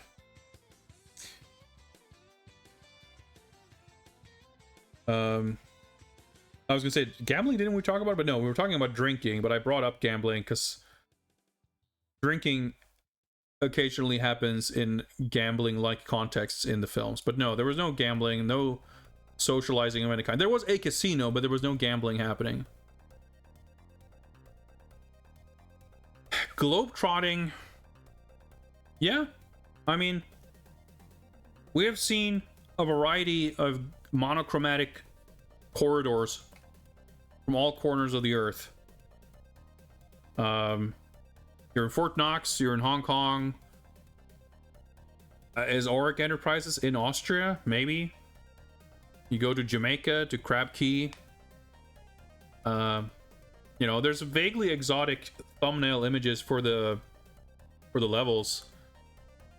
They, you know, the game does a shit job of doing anything interesting with it, but as you can see here, most games get a 1 here. Yeah, I think the games that get a 0.5, the Stealth Affair and Octopussy, have like exotic locations sort of, but it only has the one location. So we have to give a point for that. M briefing, yes. The game has an M debriefing, but I think that counts. It's in the spirit of it. The bigger question is how do we rank Q briefings? Because Scaramanga's GoldenEye power-up briefings are 100% in the spirit of what a Q briefing would be in a video game. It's not Q, but it's like evil Q. I think it's worth at least half a point. Because we have to give credit to them choosing to include that. But it seems a little bit strange. Like, we have done... Like, I think in The World's Not Enough, technically, John Cleese is there, and he is playing R, the character. And he might have been R in Nightfire or some other game too, I forget. And then that's obviously, like, that's the same thing. And then I think at some point he was just John Cleese as Q, even. I forget exactly, but point is, we have given games credit for this, despite it not literally specifically being the character Q. But it being actually Scaramanga, like, there's a difference between saying, well, whatever, it doesn't really matter if it's R or if it's Q, but it being a villain in a different context makes it a little bit different. But again, still, I would feel bad whether it's under this heading or not. I would feel bad not giving the game credit for doing that, because that is one of the few things that feels very Bond-like. But I could also see the argument for not giving it a full point for this. So I think a half point, like, the argument seems fair, right? And we'll see how that, kind of works out in the long run. So Q branch obviously is not there, but there's not really an equivalent. We don't go to the Scaramanga science offices or anything either, so that's a 0. Moneypenny is not present. The phrase Bond, James Bond, is actually not present either. That's the other thing. We haven't really discussed that, but Bond does appear extremely briefly in the intro to the intro level. And then he dies immediately. And then at the end of the level, it's revealed that it was just a VR training mission. But that's the last we see of Bond. And of course, like, he is not... he's got nothing to do with the plot. I guess he's just, like, relaxing, chilling somewhere else while the villains all fight each other. But that seems like a missed opportunity as well, right? To, like, have a game where you play as a Bond villain and James Bond is just not present for the game at all. That seems weird. But again, I'm sure that is that's just a victim to whatever happened in the game's development. Not to say that I can guarantee that he was meant to have a bigger part in the game, but the fact that, like, so many other parts of the game too, it's like, well, instead of being Bond, we just made it nothing. And I don't think that was the original idea. But yeah, you would think that if you're going to play as a villain, like, we should be fighting against MI6 or something. Like, it's pretty lame and weird that it's just like, yeah, we're ostensibly doing these villainous things, but frankly, most of the missions, you could have just been James Bond and you could have M talk to you in the radio, because you're just shooting bad guys and stopping crime. Which also kind of makes me wonder if the whole idea of playing as a villain, like, was that somehow added late? Which is a weird thing. But, it just goes to show how poorly they squandered the premise, because, like, you shouldn't be able to look at the game and think, like, was the main premise for this game something that was, like, added in post? Because it kind of means that they're not doing much with it. Yeah, I think there's a lot of reasons why they couldn't have had the player fight, much less kill, James Bond. And I don't know that that's what I would have wanted anyway, but you would at least have wanted him to show up as, like, a presence of some kind. He's like, these villains make these plans, and then Bond shows up and he fucks everything up, and then you have to, like, regroup. Like, that should be a fun thing, right? Like, maybe you're on the sidelines while Bond is fighting Jaws or some shit. Like, you could imagine a lot of fun things you could do with it that is more exciting than him not being in the game at all. Well, he doesn't have Brosnan's likeness, but that's the thing. Like, he wouldn't need that anyway. The way I picture it anyway, Bond wouldn't be a central character to the point where you're necessarily interacting with him up close. Like, he would be in the background at a distance, but, like, he would be present in a way where it's just, just a scripted sequence here and there with someone doing a sick stunt in the background. It's like, oh shit, that's Bond. That would be super fun, right? That would be cool. Then that wouldn't necessitate voice acting or anything. I cannot possibly imagine that being what kept them from doing something like that. But again, the game sounds like it had a very troubled development, so it's not surprising that fun, cool little things, like you could imagine, didn't make the cut, given how many, like, more fundamental things were just not there. Yeah, exactly, Dom. Like, Bond being... Because it's weird, too, almost. Like, if you think of the scale of this plot, what's going on with this fucking mega vaporizing death weapon. Like, surely Bond or MI6 at least would get involved at some point. It's weird that this is happening, and like the only forces that exist in this world are GoldenEye or Goldfinger's private army and Dr. No's private army or whatever. It's weird. Bond theme is actually not featured in the game, at least not prominently.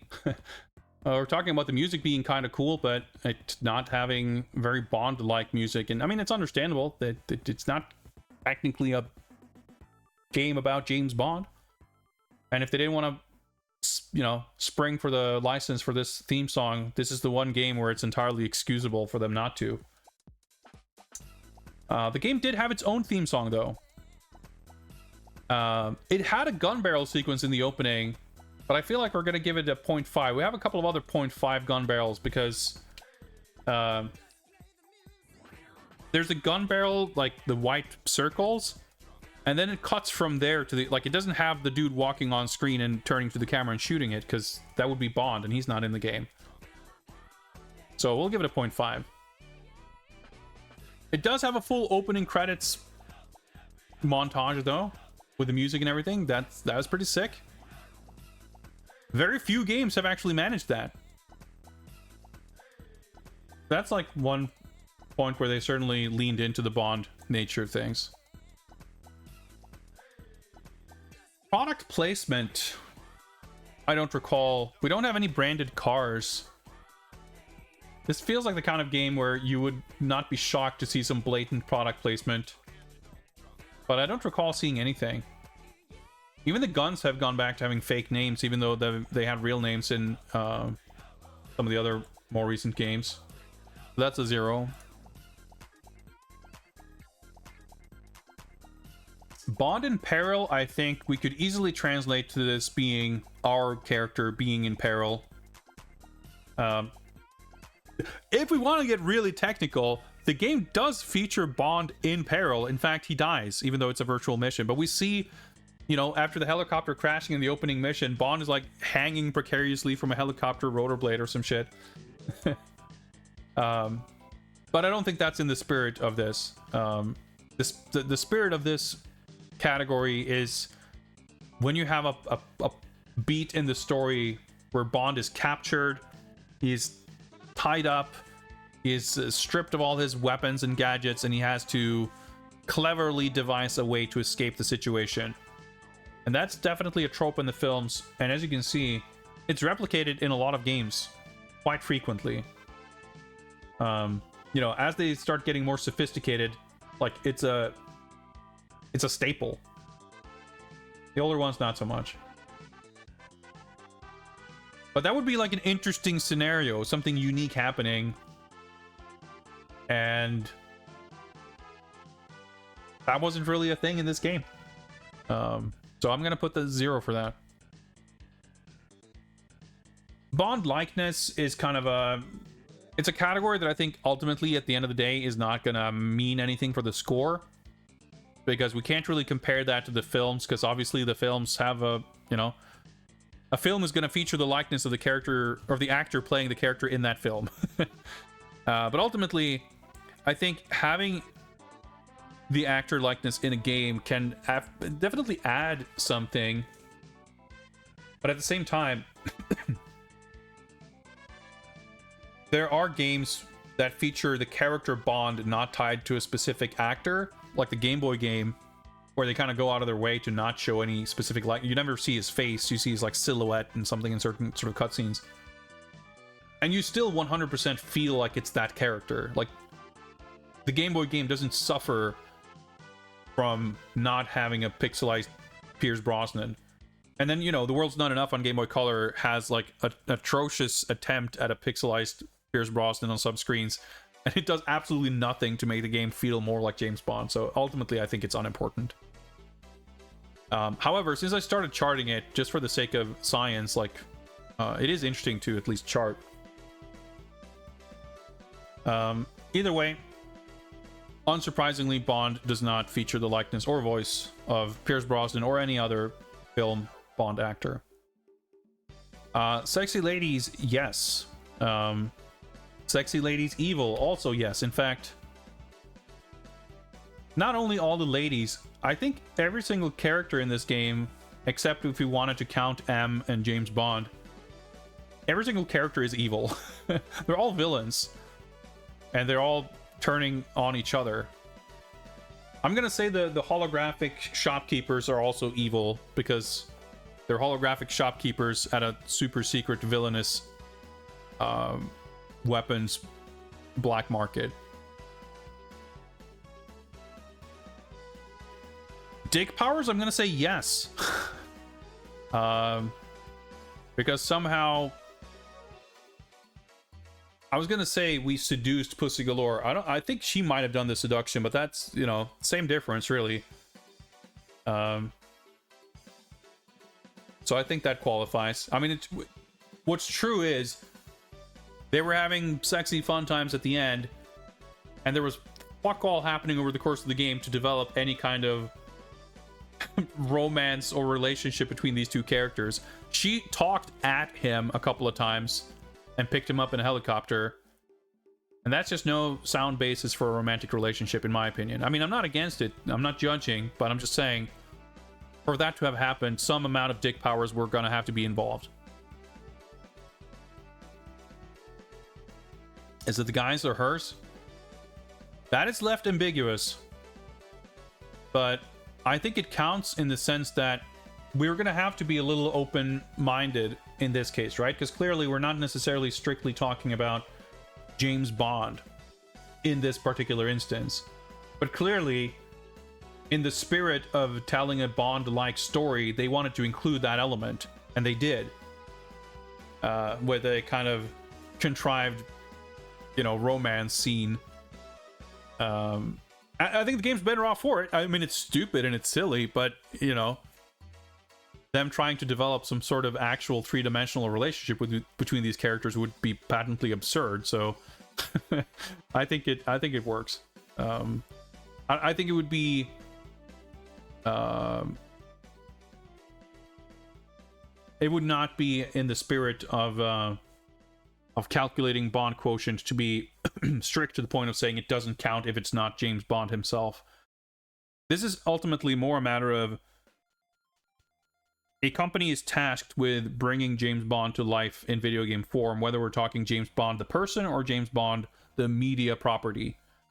And these guys were making a James Bond media property based game that does not really feature James Bond the character, but they were still, where appropriate, where possible, looking to include those kinds of elements, and I think we should reward that. Like, it would be weird to say, well, the game didn't do that because it didn't have James Bond in it. Like, the game's already suffering in many other ways for not having James Bond.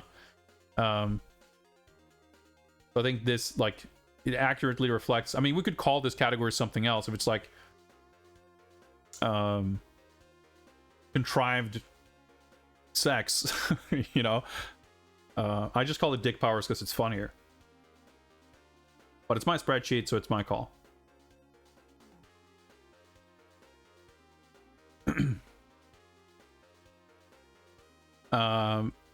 Yeah, the manual refers to, like, in the manual there's a letter from Goldfinger that is addressed to a Mr. Hunter.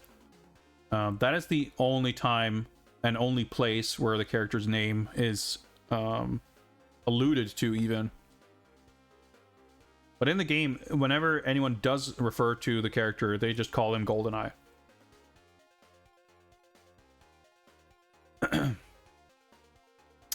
Henchman is obvious because we are the henchmen.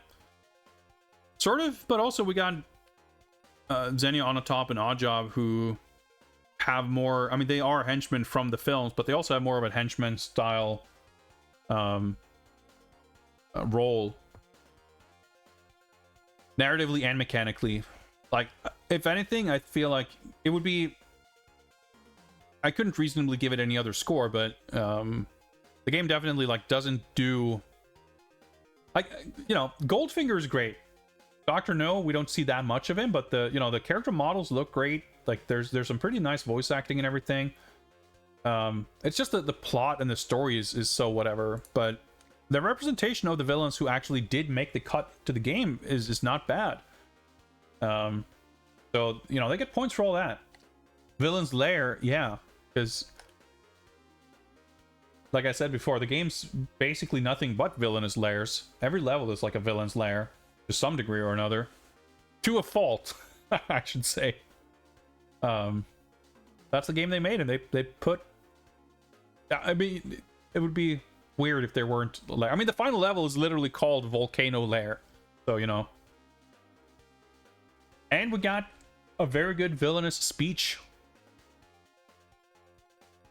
For natural reasons, although maybe they should have, we did not get the phrase James Bond will return, which is what this category is for. It's a little cut off here, but as you may be aware, the films often had a little tagline at the end of the credits where it said James Bond will return, and it would often have like the name of the next film. And we've had a couple of games that actually put that in the credits, which always made me mark out. But we only kind of got that relatively recently, which is why it's mostly blank here, because I didn't like think to look for it. But I'm almost sure it's 0 for most of these. But we did get it a few times. So it's funny in this game, obviously James Bond is not the main character, so it'd be kind of weird to say that, oh, James Bond will return. It'd be very funny and awesome if it said GoldenEye will return. GoldenEye will return in GoldenEye. Or whatever. But as I was thinking that, I'm also thinking, you know what? Maybe they should have said, it's okay, guys. James Bond will return. Don't worry. We made this game, but James Bond will return. It'll be fine. But no, they didn't do that either. So that's a 0 for that one. But as you can see, like I said, I thought this game would score higher than people would assume. Several people commented on expecting that this would score so low because it's all hallways, but they do a lot of token efforts to bring in a lot of these elements. It's not going to be a top tier score or anything, but I think it's going to do okay. In fact, let's find out. The raw bond quotient for GoldenEye Rogue Agent, 15. Not too shabby. I mean, it is significantly lower than basically any other modern console bond. Like, if you look at these past numbers, all the ones that are lower are like mobile or handheld games. It's an unimpressive figure, but it goes to show that, like, compared to some of these older games, the Amiga games and the Mega Drive game and whatever else, even if it's very perfunctory, even if it's very like dutifully just like checking off the box and not doing much more with it, they made sure to check those boxes, and I think that's something to celebrate and appreciate. Now, unfortunately, and as we can kind of clearly tell, that is exactly why this is ranking what's the most Bond game and not what's the best Bond game, because having all those things, yes, it's important to really capture the Bond essence, but it doesn't make it a good game. And yeah, for not featuring Bond, essentially, not a bad number. But yeah, I haven't figured out the exact specifics and details of it, but we do have a tier list where we're ranking the quality of the games, which I think we definitely need to get back to pretty soon and update some stuff on there, because I haven't... I think we updated it when we got to number 25, which was like the halfway point, because there's 50 games on the list. And as you can see, we've gotten a couple of games since then, and basically this was like the beginning of the year. We haven't had a super high pace because there's been a lot of other stuff happening over the spring. But yeah, trying to go back and like rank some of these games at this point, I feel like there's so much of it that I don't really remember clearly. Anyway, what I was going to say is we currently have sort of two standards by which we're rating and ranking games. We have the Bond quotient and we have the tier list. And when all is said and done, we've completed all 50 games. We are definitely doing a full ranking, just like we did for the Batman games at the end of the Caped Crusade. And for that one, it was just kind of going on gut feeling. Like the way I did the Batman ranking, I had a list of all the games, and I just pulled them in random order.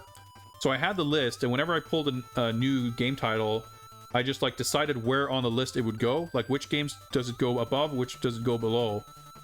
And we just did that for all 50 something games, 60, whatever, how many it was. But with Games Bond, because we have the Bond quotient and because we have this running tally of the tier list, I'm wondering if we couldn't conceive of some sort of automated programmatic way of determining a list as opposed to just manually ranking them. That's probably going to involve refining the tier list to be a little bit more specific. But essentially, I think it's going to be interesting to see where we end up if we kind of multiply the Bond quotient with the game quality. Because there are some games that I think were awesome that didn't score very highly here, and vice versa. Like Rogue Agent scoring 15 out of 31, potentially 16 if there was some unfulfilled thing here that we'd fill in. Yeah, like the vehicle stuff.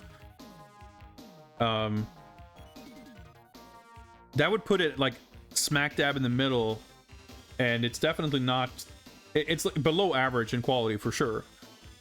And like the Master System game, the Duel, scored a 6, but I think that's the Master System one. Oh yeah, I can't see that here, but yeah, whatever. The Mega Drive one, I think whichever one is which. Those are low scores, but they're good games. So I'm curious to see how certain games could get sort of bumped up or down based on the Bond quotient. And even then, I'm super excited to see how these numbers are going to change once we weight the different criteria based on how prominent they are in the films. That because I think that's going to shake things up a lot, and I'm very excited to see how that's going to affect the rankings. One of the Bond quotient will dip as the movies grow tired with some of the Bondisms. Yeah, that's going to be interesting too, right? Because there's been a pretty brief overlap between, you know, the sort of 3D graphics, more elaborate presentation, and like Bond films. Because like we had GoldenEye, Tomorrow Never Dies, World's Not Enough, and everything, and then we had these like original stories. And in the grand scheme of things, like, yeah, there's a bunch of these games, but then we kind of go into the Daniel Craig era that's a little bit different, right? So, yeah, I agree. Like, it'll be interesting to see how these things change, and it'll be interesting to see when we do the this thing for the movies, right? It could be that the villain's lair, I'm sure there's plenty of films that don't really have a lair, but it's probably... You know, there's probably more Sean Connery and Roger Moore layers than there are Daniel Craig layers. Things like that. So it could naturally sort of shake out that some of these things that on average aren't as prominent in Bond films because of their increased absence in later films will be kind of reflected in their increased absence in later games also. There's a lot of different ways it could go. So I'm definitely curious to... I'm really curious to like see how this all when the dust settles, you know, when we've figured out, when we've got all the data, we've done all the calculations, it's gonna make for some really interesting data, you know. It's gonna make for a fun document to go through. It is now 11:30. I've streamed for 5.5 hours. We got a slightly mega-sized stream today, which is fine. I'm on vacation. I don't need to get up early in the morning, though I probably will because I have a lot to do, preparing for Nintendo and other things. But I wanted to do this properly, and I'm just ecstatic that we finished Rogue Agent. We can check that off the list. We can take a break and come back to Games Bond when we are ready to take on the Nintendo DS version of GoldenEye Rogue Agent. And with that, it has become time to say goodnight. As we get ready to say goodnight and farewell and see you guys around and all that, let me just figure out who is streaming that we might raid. Dino, please. Hi, hello, streams are back, his stream says. Dino, please was afflicted with some illness recently, and it appears he is well enough to stream again. That is wonderful news. So let's all go say hi to Dino, who is apparently streaming some Dynasty Warriors. That's a good mindless action game. I could probably go for some of that after drudgery of Rogue Agent. But anyway, stick around for the raid. Go say hi to Dino. Take care, everybody, and take a look at my Discord for updates on Nintendo and stuff. Again, I will be streaming on Saturday and Sunday at Godie's channel, which means that I will not be doing my regular Saturday stream this weekend. My stream will hopefully be back on Monday, at which point we'll do something. I don't know. I'll figure it out when we get there. Thank you for tuning in. I'll see you guys next time. Peace.